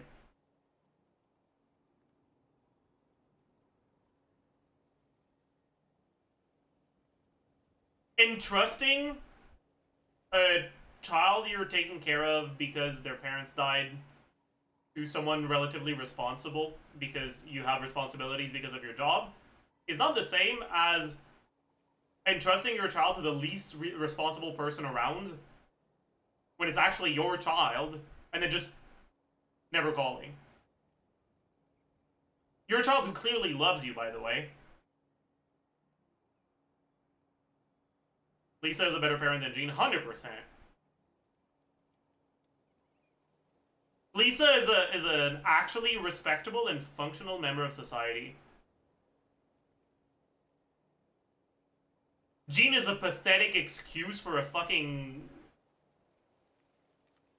like, duct taped Grandmaster.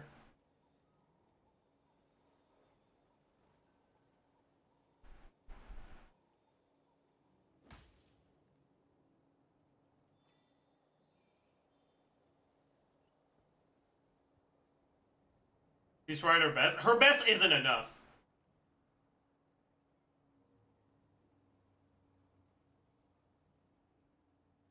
It's about leaving a child to a pack of wolf versus Jean. Pack of wolf wins 100%.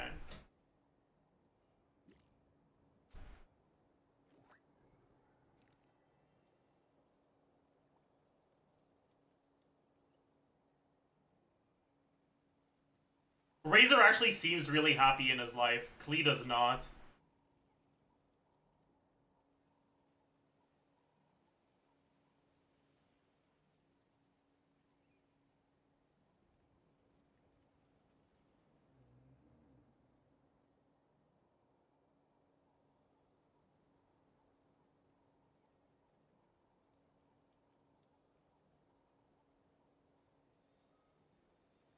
Klee is sad. She doesn't seem sad, but she seems frustrated and stuck.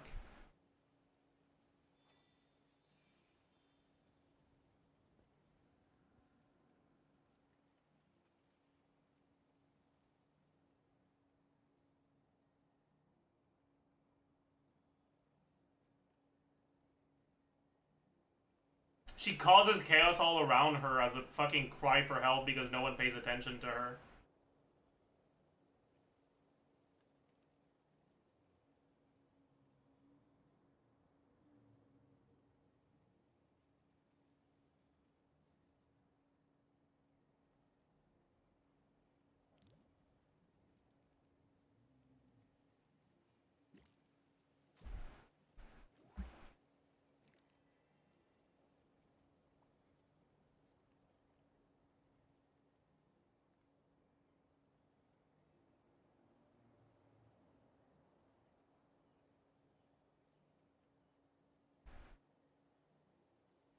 While we're being controversial, any ship you like? I don't care about ships.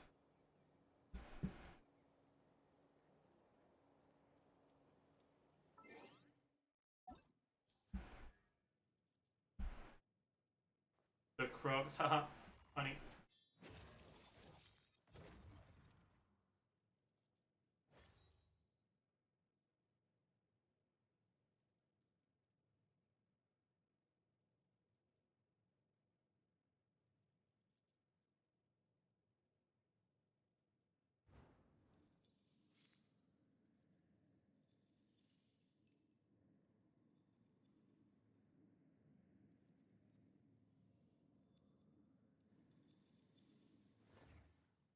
On the subject of ships, anyone who likes the Luke and Kay is weird as fuck. Why did you have to bring that up, man?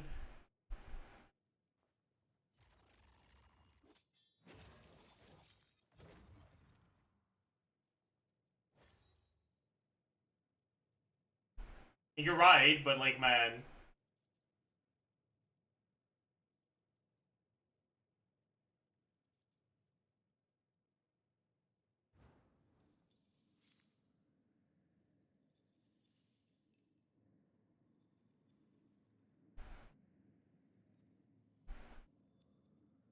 Drama alert. Oh yes.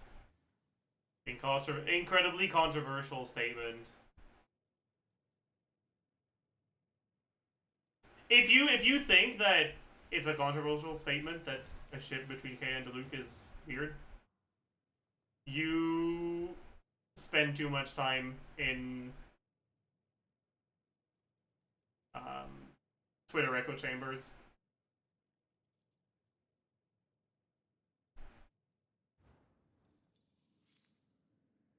The very large majority of the population would agree that it's weird as fuck.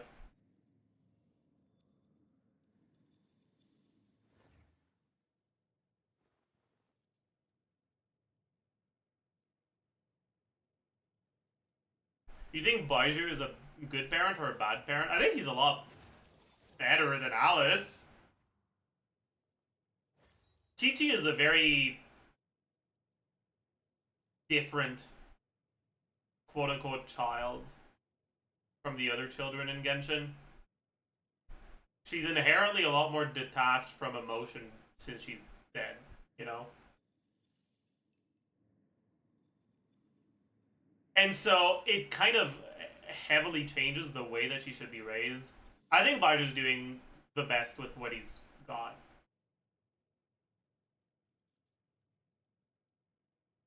I think he's a fine dad.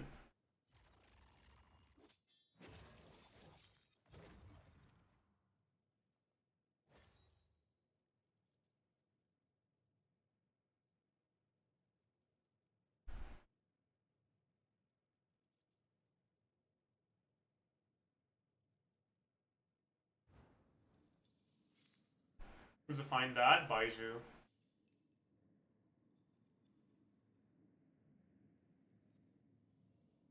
Xianyun is a pretty good mom too. Yeah. Xianyun is an unlikable person, but I don't think she's I don't think she's a bad mother. Chef Mao is a good dad. Chef Mao is the best dad in Genshin. Agreed.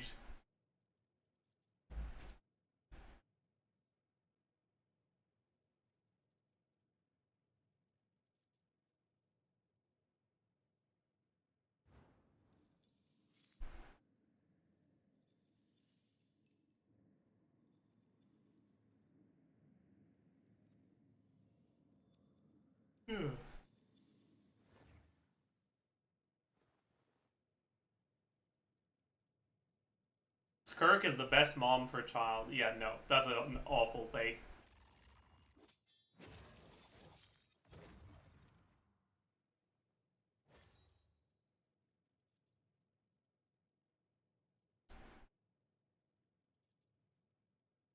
Skirk's treatment of child is psychologically abusive. It's not because she's trying to abuse him, it's because she doesn't know how to treat children, so she's just, to some extent, repeating the way Sertology treated her. But it is not a good way to raise a child.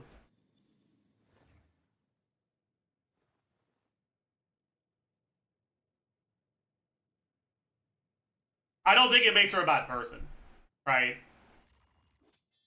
I think she has a very reasonable excuse for being a bad mother figure to some extent, kinda.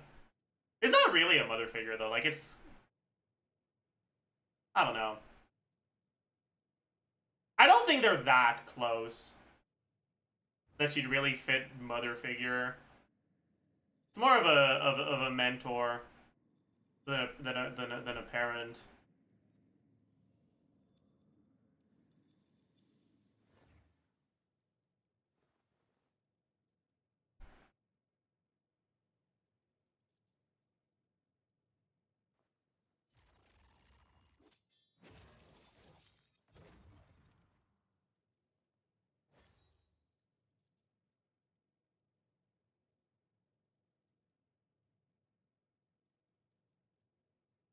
She was never intended to be a mom? No.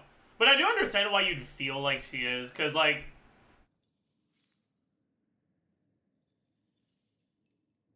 I think it would be very reasonable to say that Sertology was a parental figure for her. And her treatment of child mirrors Sertology's treatment of her to some extent. Right? Like, there's a lot of parallels.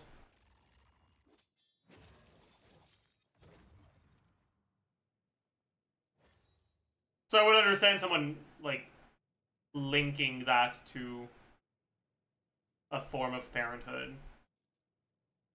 But yeah, I don't think they're that close.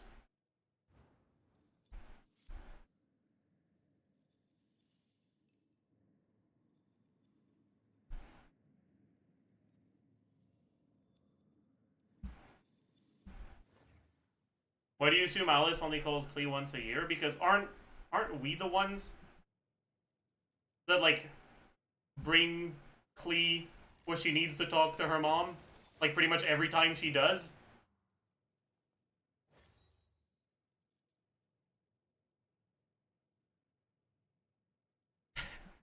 Like, aren't we literally the phone?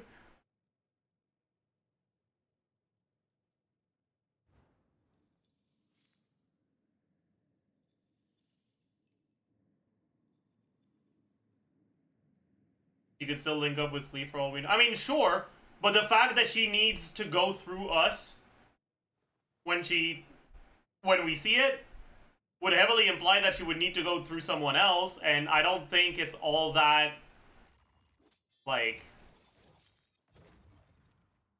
obvious that she does. I think it's very reasonable to assume she just doesn't.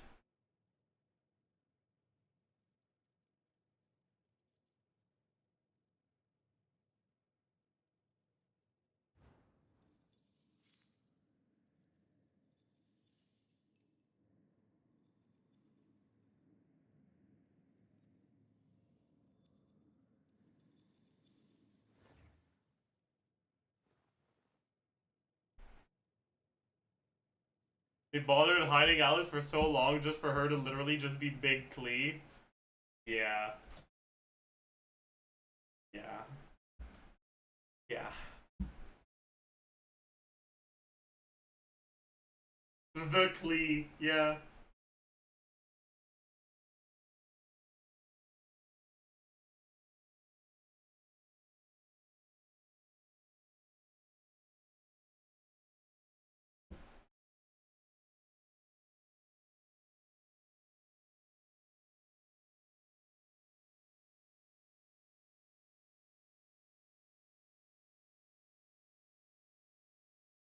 Can we get Dodoko plushie instead of this disappointment? True. I low-key wish Alice was like old, like visibly old. We will never get a playable character that looks old. I'm sorry to say. Sorry you have to learn it here, but it's never gonna happen.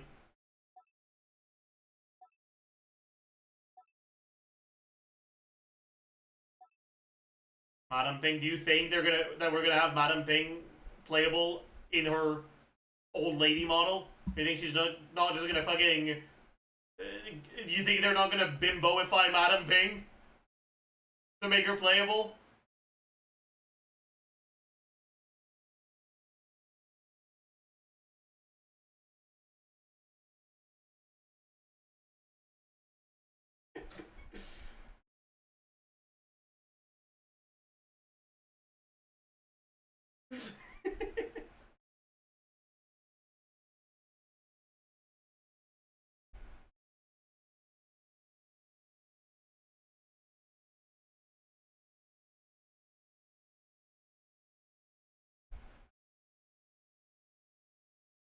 Four-year-old dialogue, by the way. Will you feel lonely without your mother? Klee, no. Mom is the strongest mage.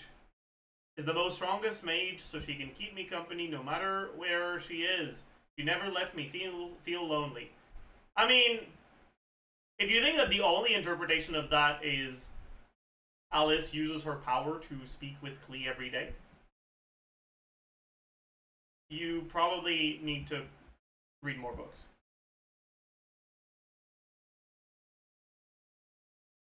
To me, the first place my mind goes to when I see that is, oh, she's delusional.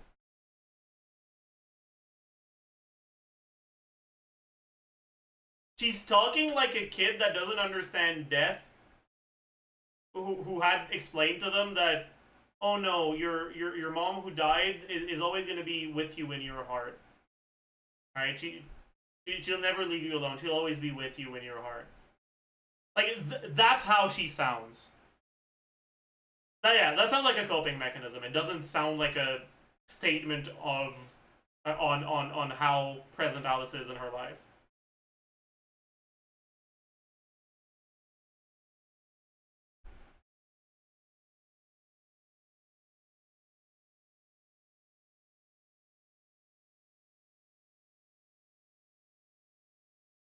Alice taught her how to walk cancel. Hell yeah.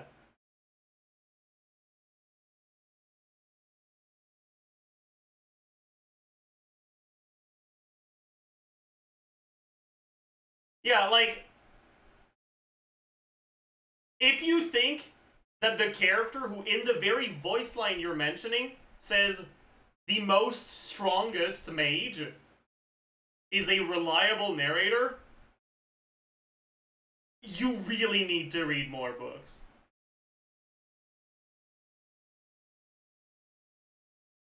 Like, I don't think there's anything that she could have said that indicates unreliability and naivete more than using the words most strongest.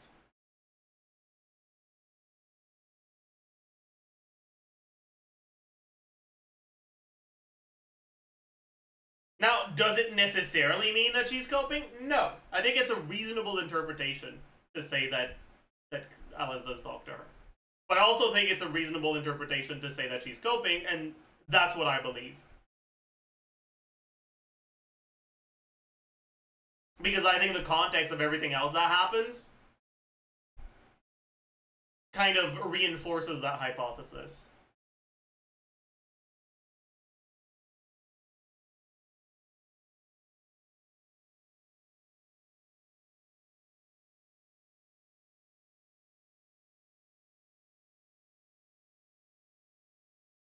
They should be older by now. I mean, how long has...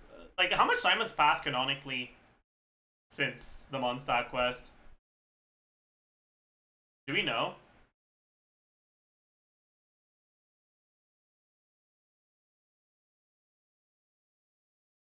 Sayamon is real life. I mean, that's clearly not the case.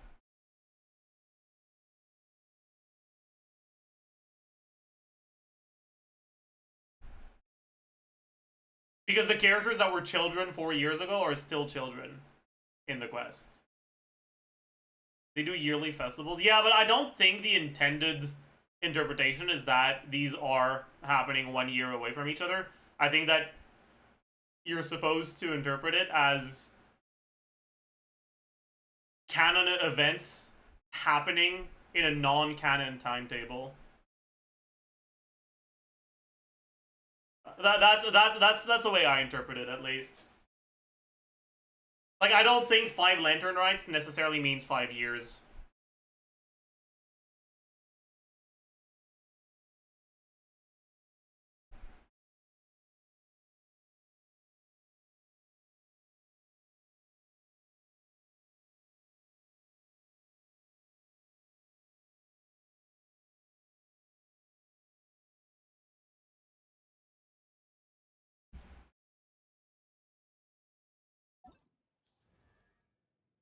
It's like...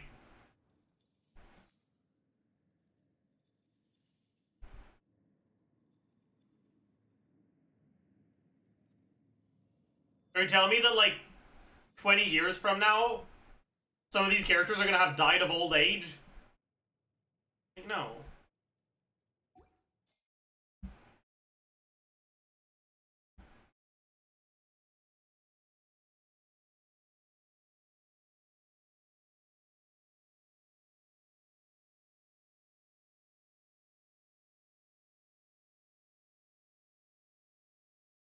Yeah, like, Lisa would be dead already, no? If we were supposed to think that it has canonically been... Like, that time into that passes as quickly as time in real life?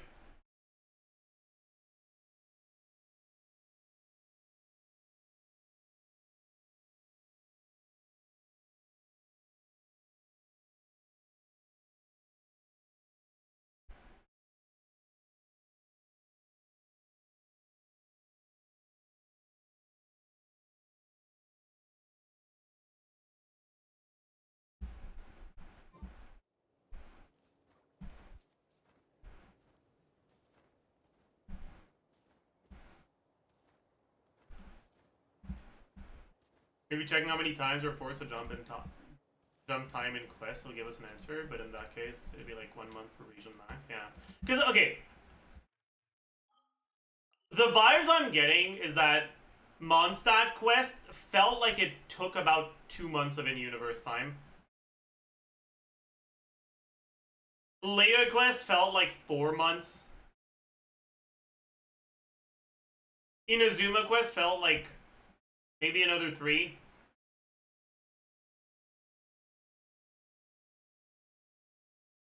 Sumeru Quest felt like a week.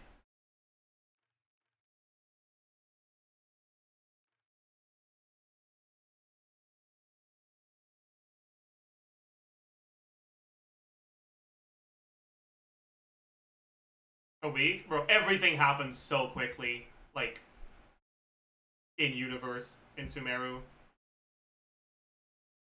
Like, there's like no time skipping involved. Things are happening back to back.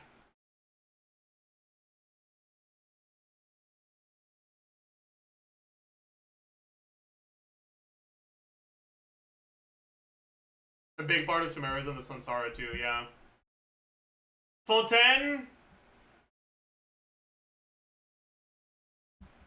I don't know for Fontaine. Maybe another 2 months. Maybe a bit more. And then Natlan. Probably about a month. Which is a total of like a little bit over a year. But I think it's reasonable to assume that we're not doing quests back to back to back. Like we're spending a little bit of time canonically in each region in between Archon quests. So like I'd say that it feels like we've been into that for about 2 years.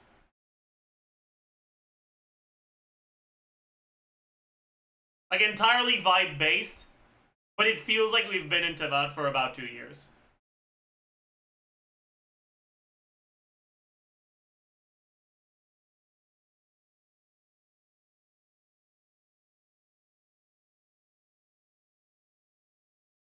With all the side quests, I'd bump it to 3, but I don't think...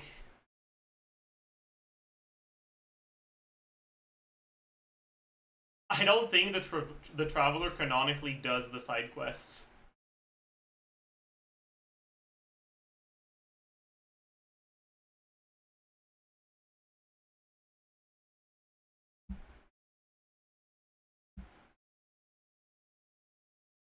At least most of them. Some of them maybe, but I think most of them.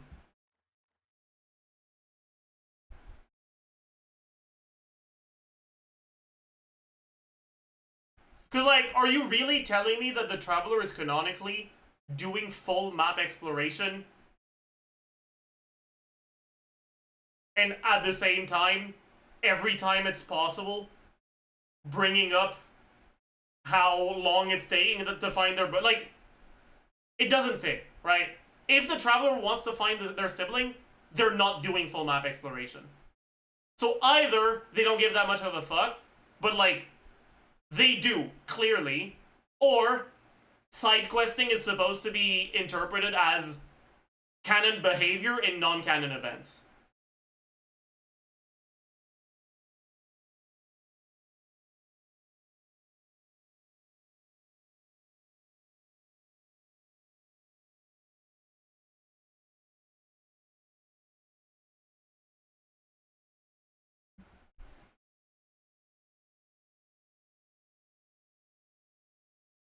Our sibling told us to explore Tevat to see it for herself. Yeah!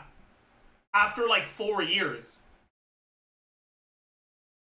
So what? Were we just genociding hilly churls because we had more fun doing that than trying to find our sibling in Mondstadt? Or was the exploration stuff non-canon content?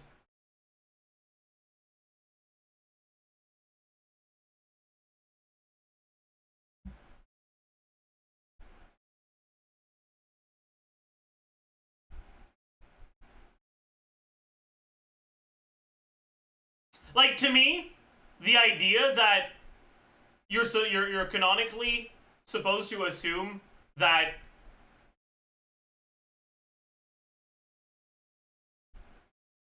the Traveler has 100%ed the map and has done every single side quest at any given point in the Archon quest, I think is delusional.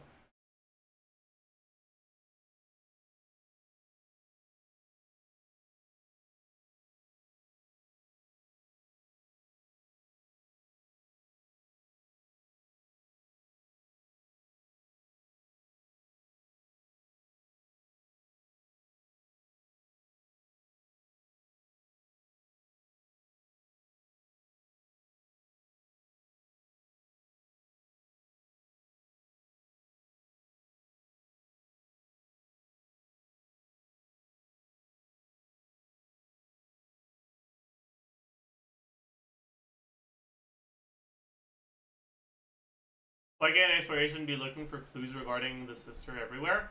Because why would you go look for a clue about your siblings' whereabouts in a random ass fucking cave instead of following the lead you currently have that is telling you, hey, Dainsliff knows about my sibling. Maybe I should go do something to try to see Dainsliff again. Or, like...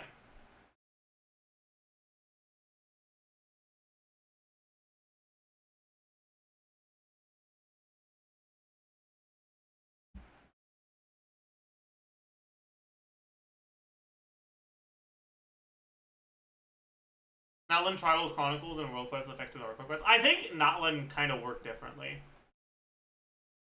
I mean, I don't just think Natlan worked differently. Natlan is clearly different in terms of quest.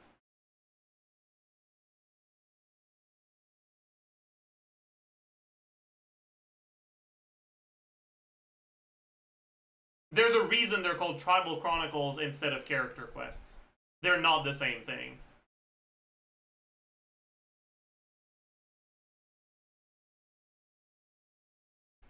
But I also think it's reasonable to assume that story quests are canon. And, like, canonically chronological in terms of, like, when you do them versus when they're released.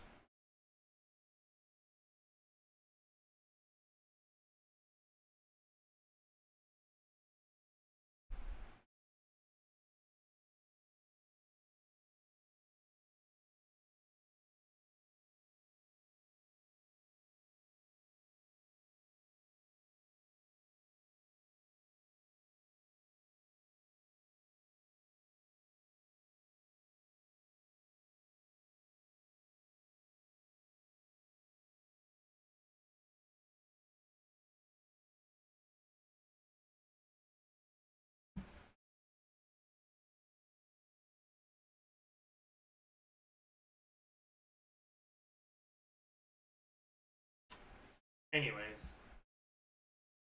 So I think that's gonna be it for today. Tomorrow... Oh, what do we do tomorrow?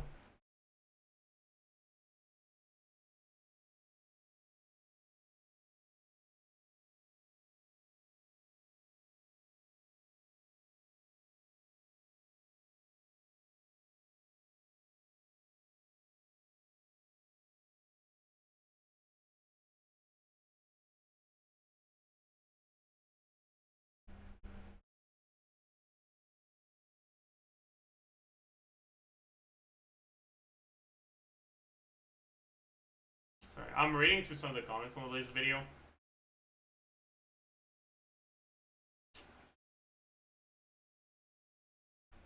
Oh man.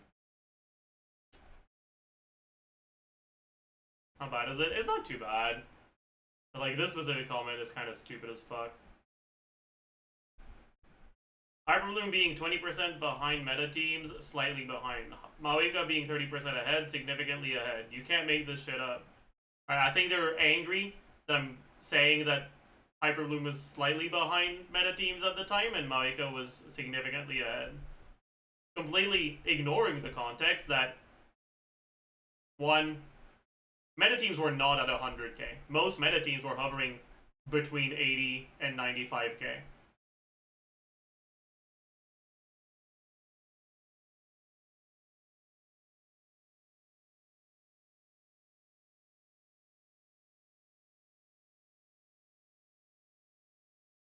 So 80k definitely is slightly behind. Right? 100 was not the meta expectation, it was the ceiling. The meta expectation was between 80 and 95k, basically. 80k is slightly behind that. 130k is significantly ahead of that. Anyways.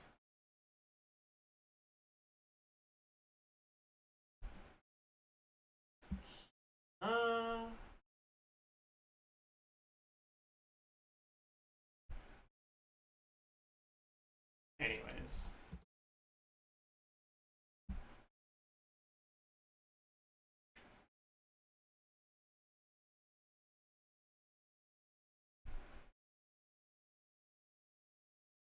let's...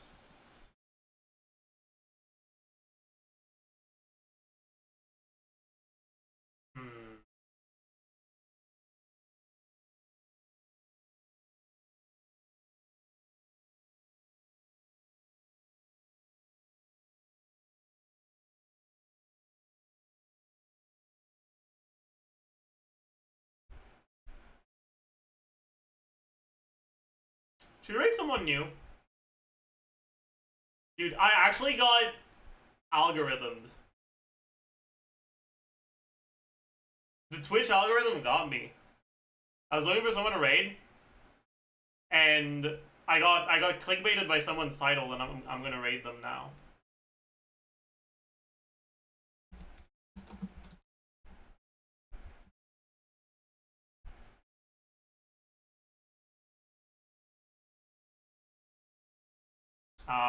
Someone who is celebrating their 1 year of Genshin today, supposedly.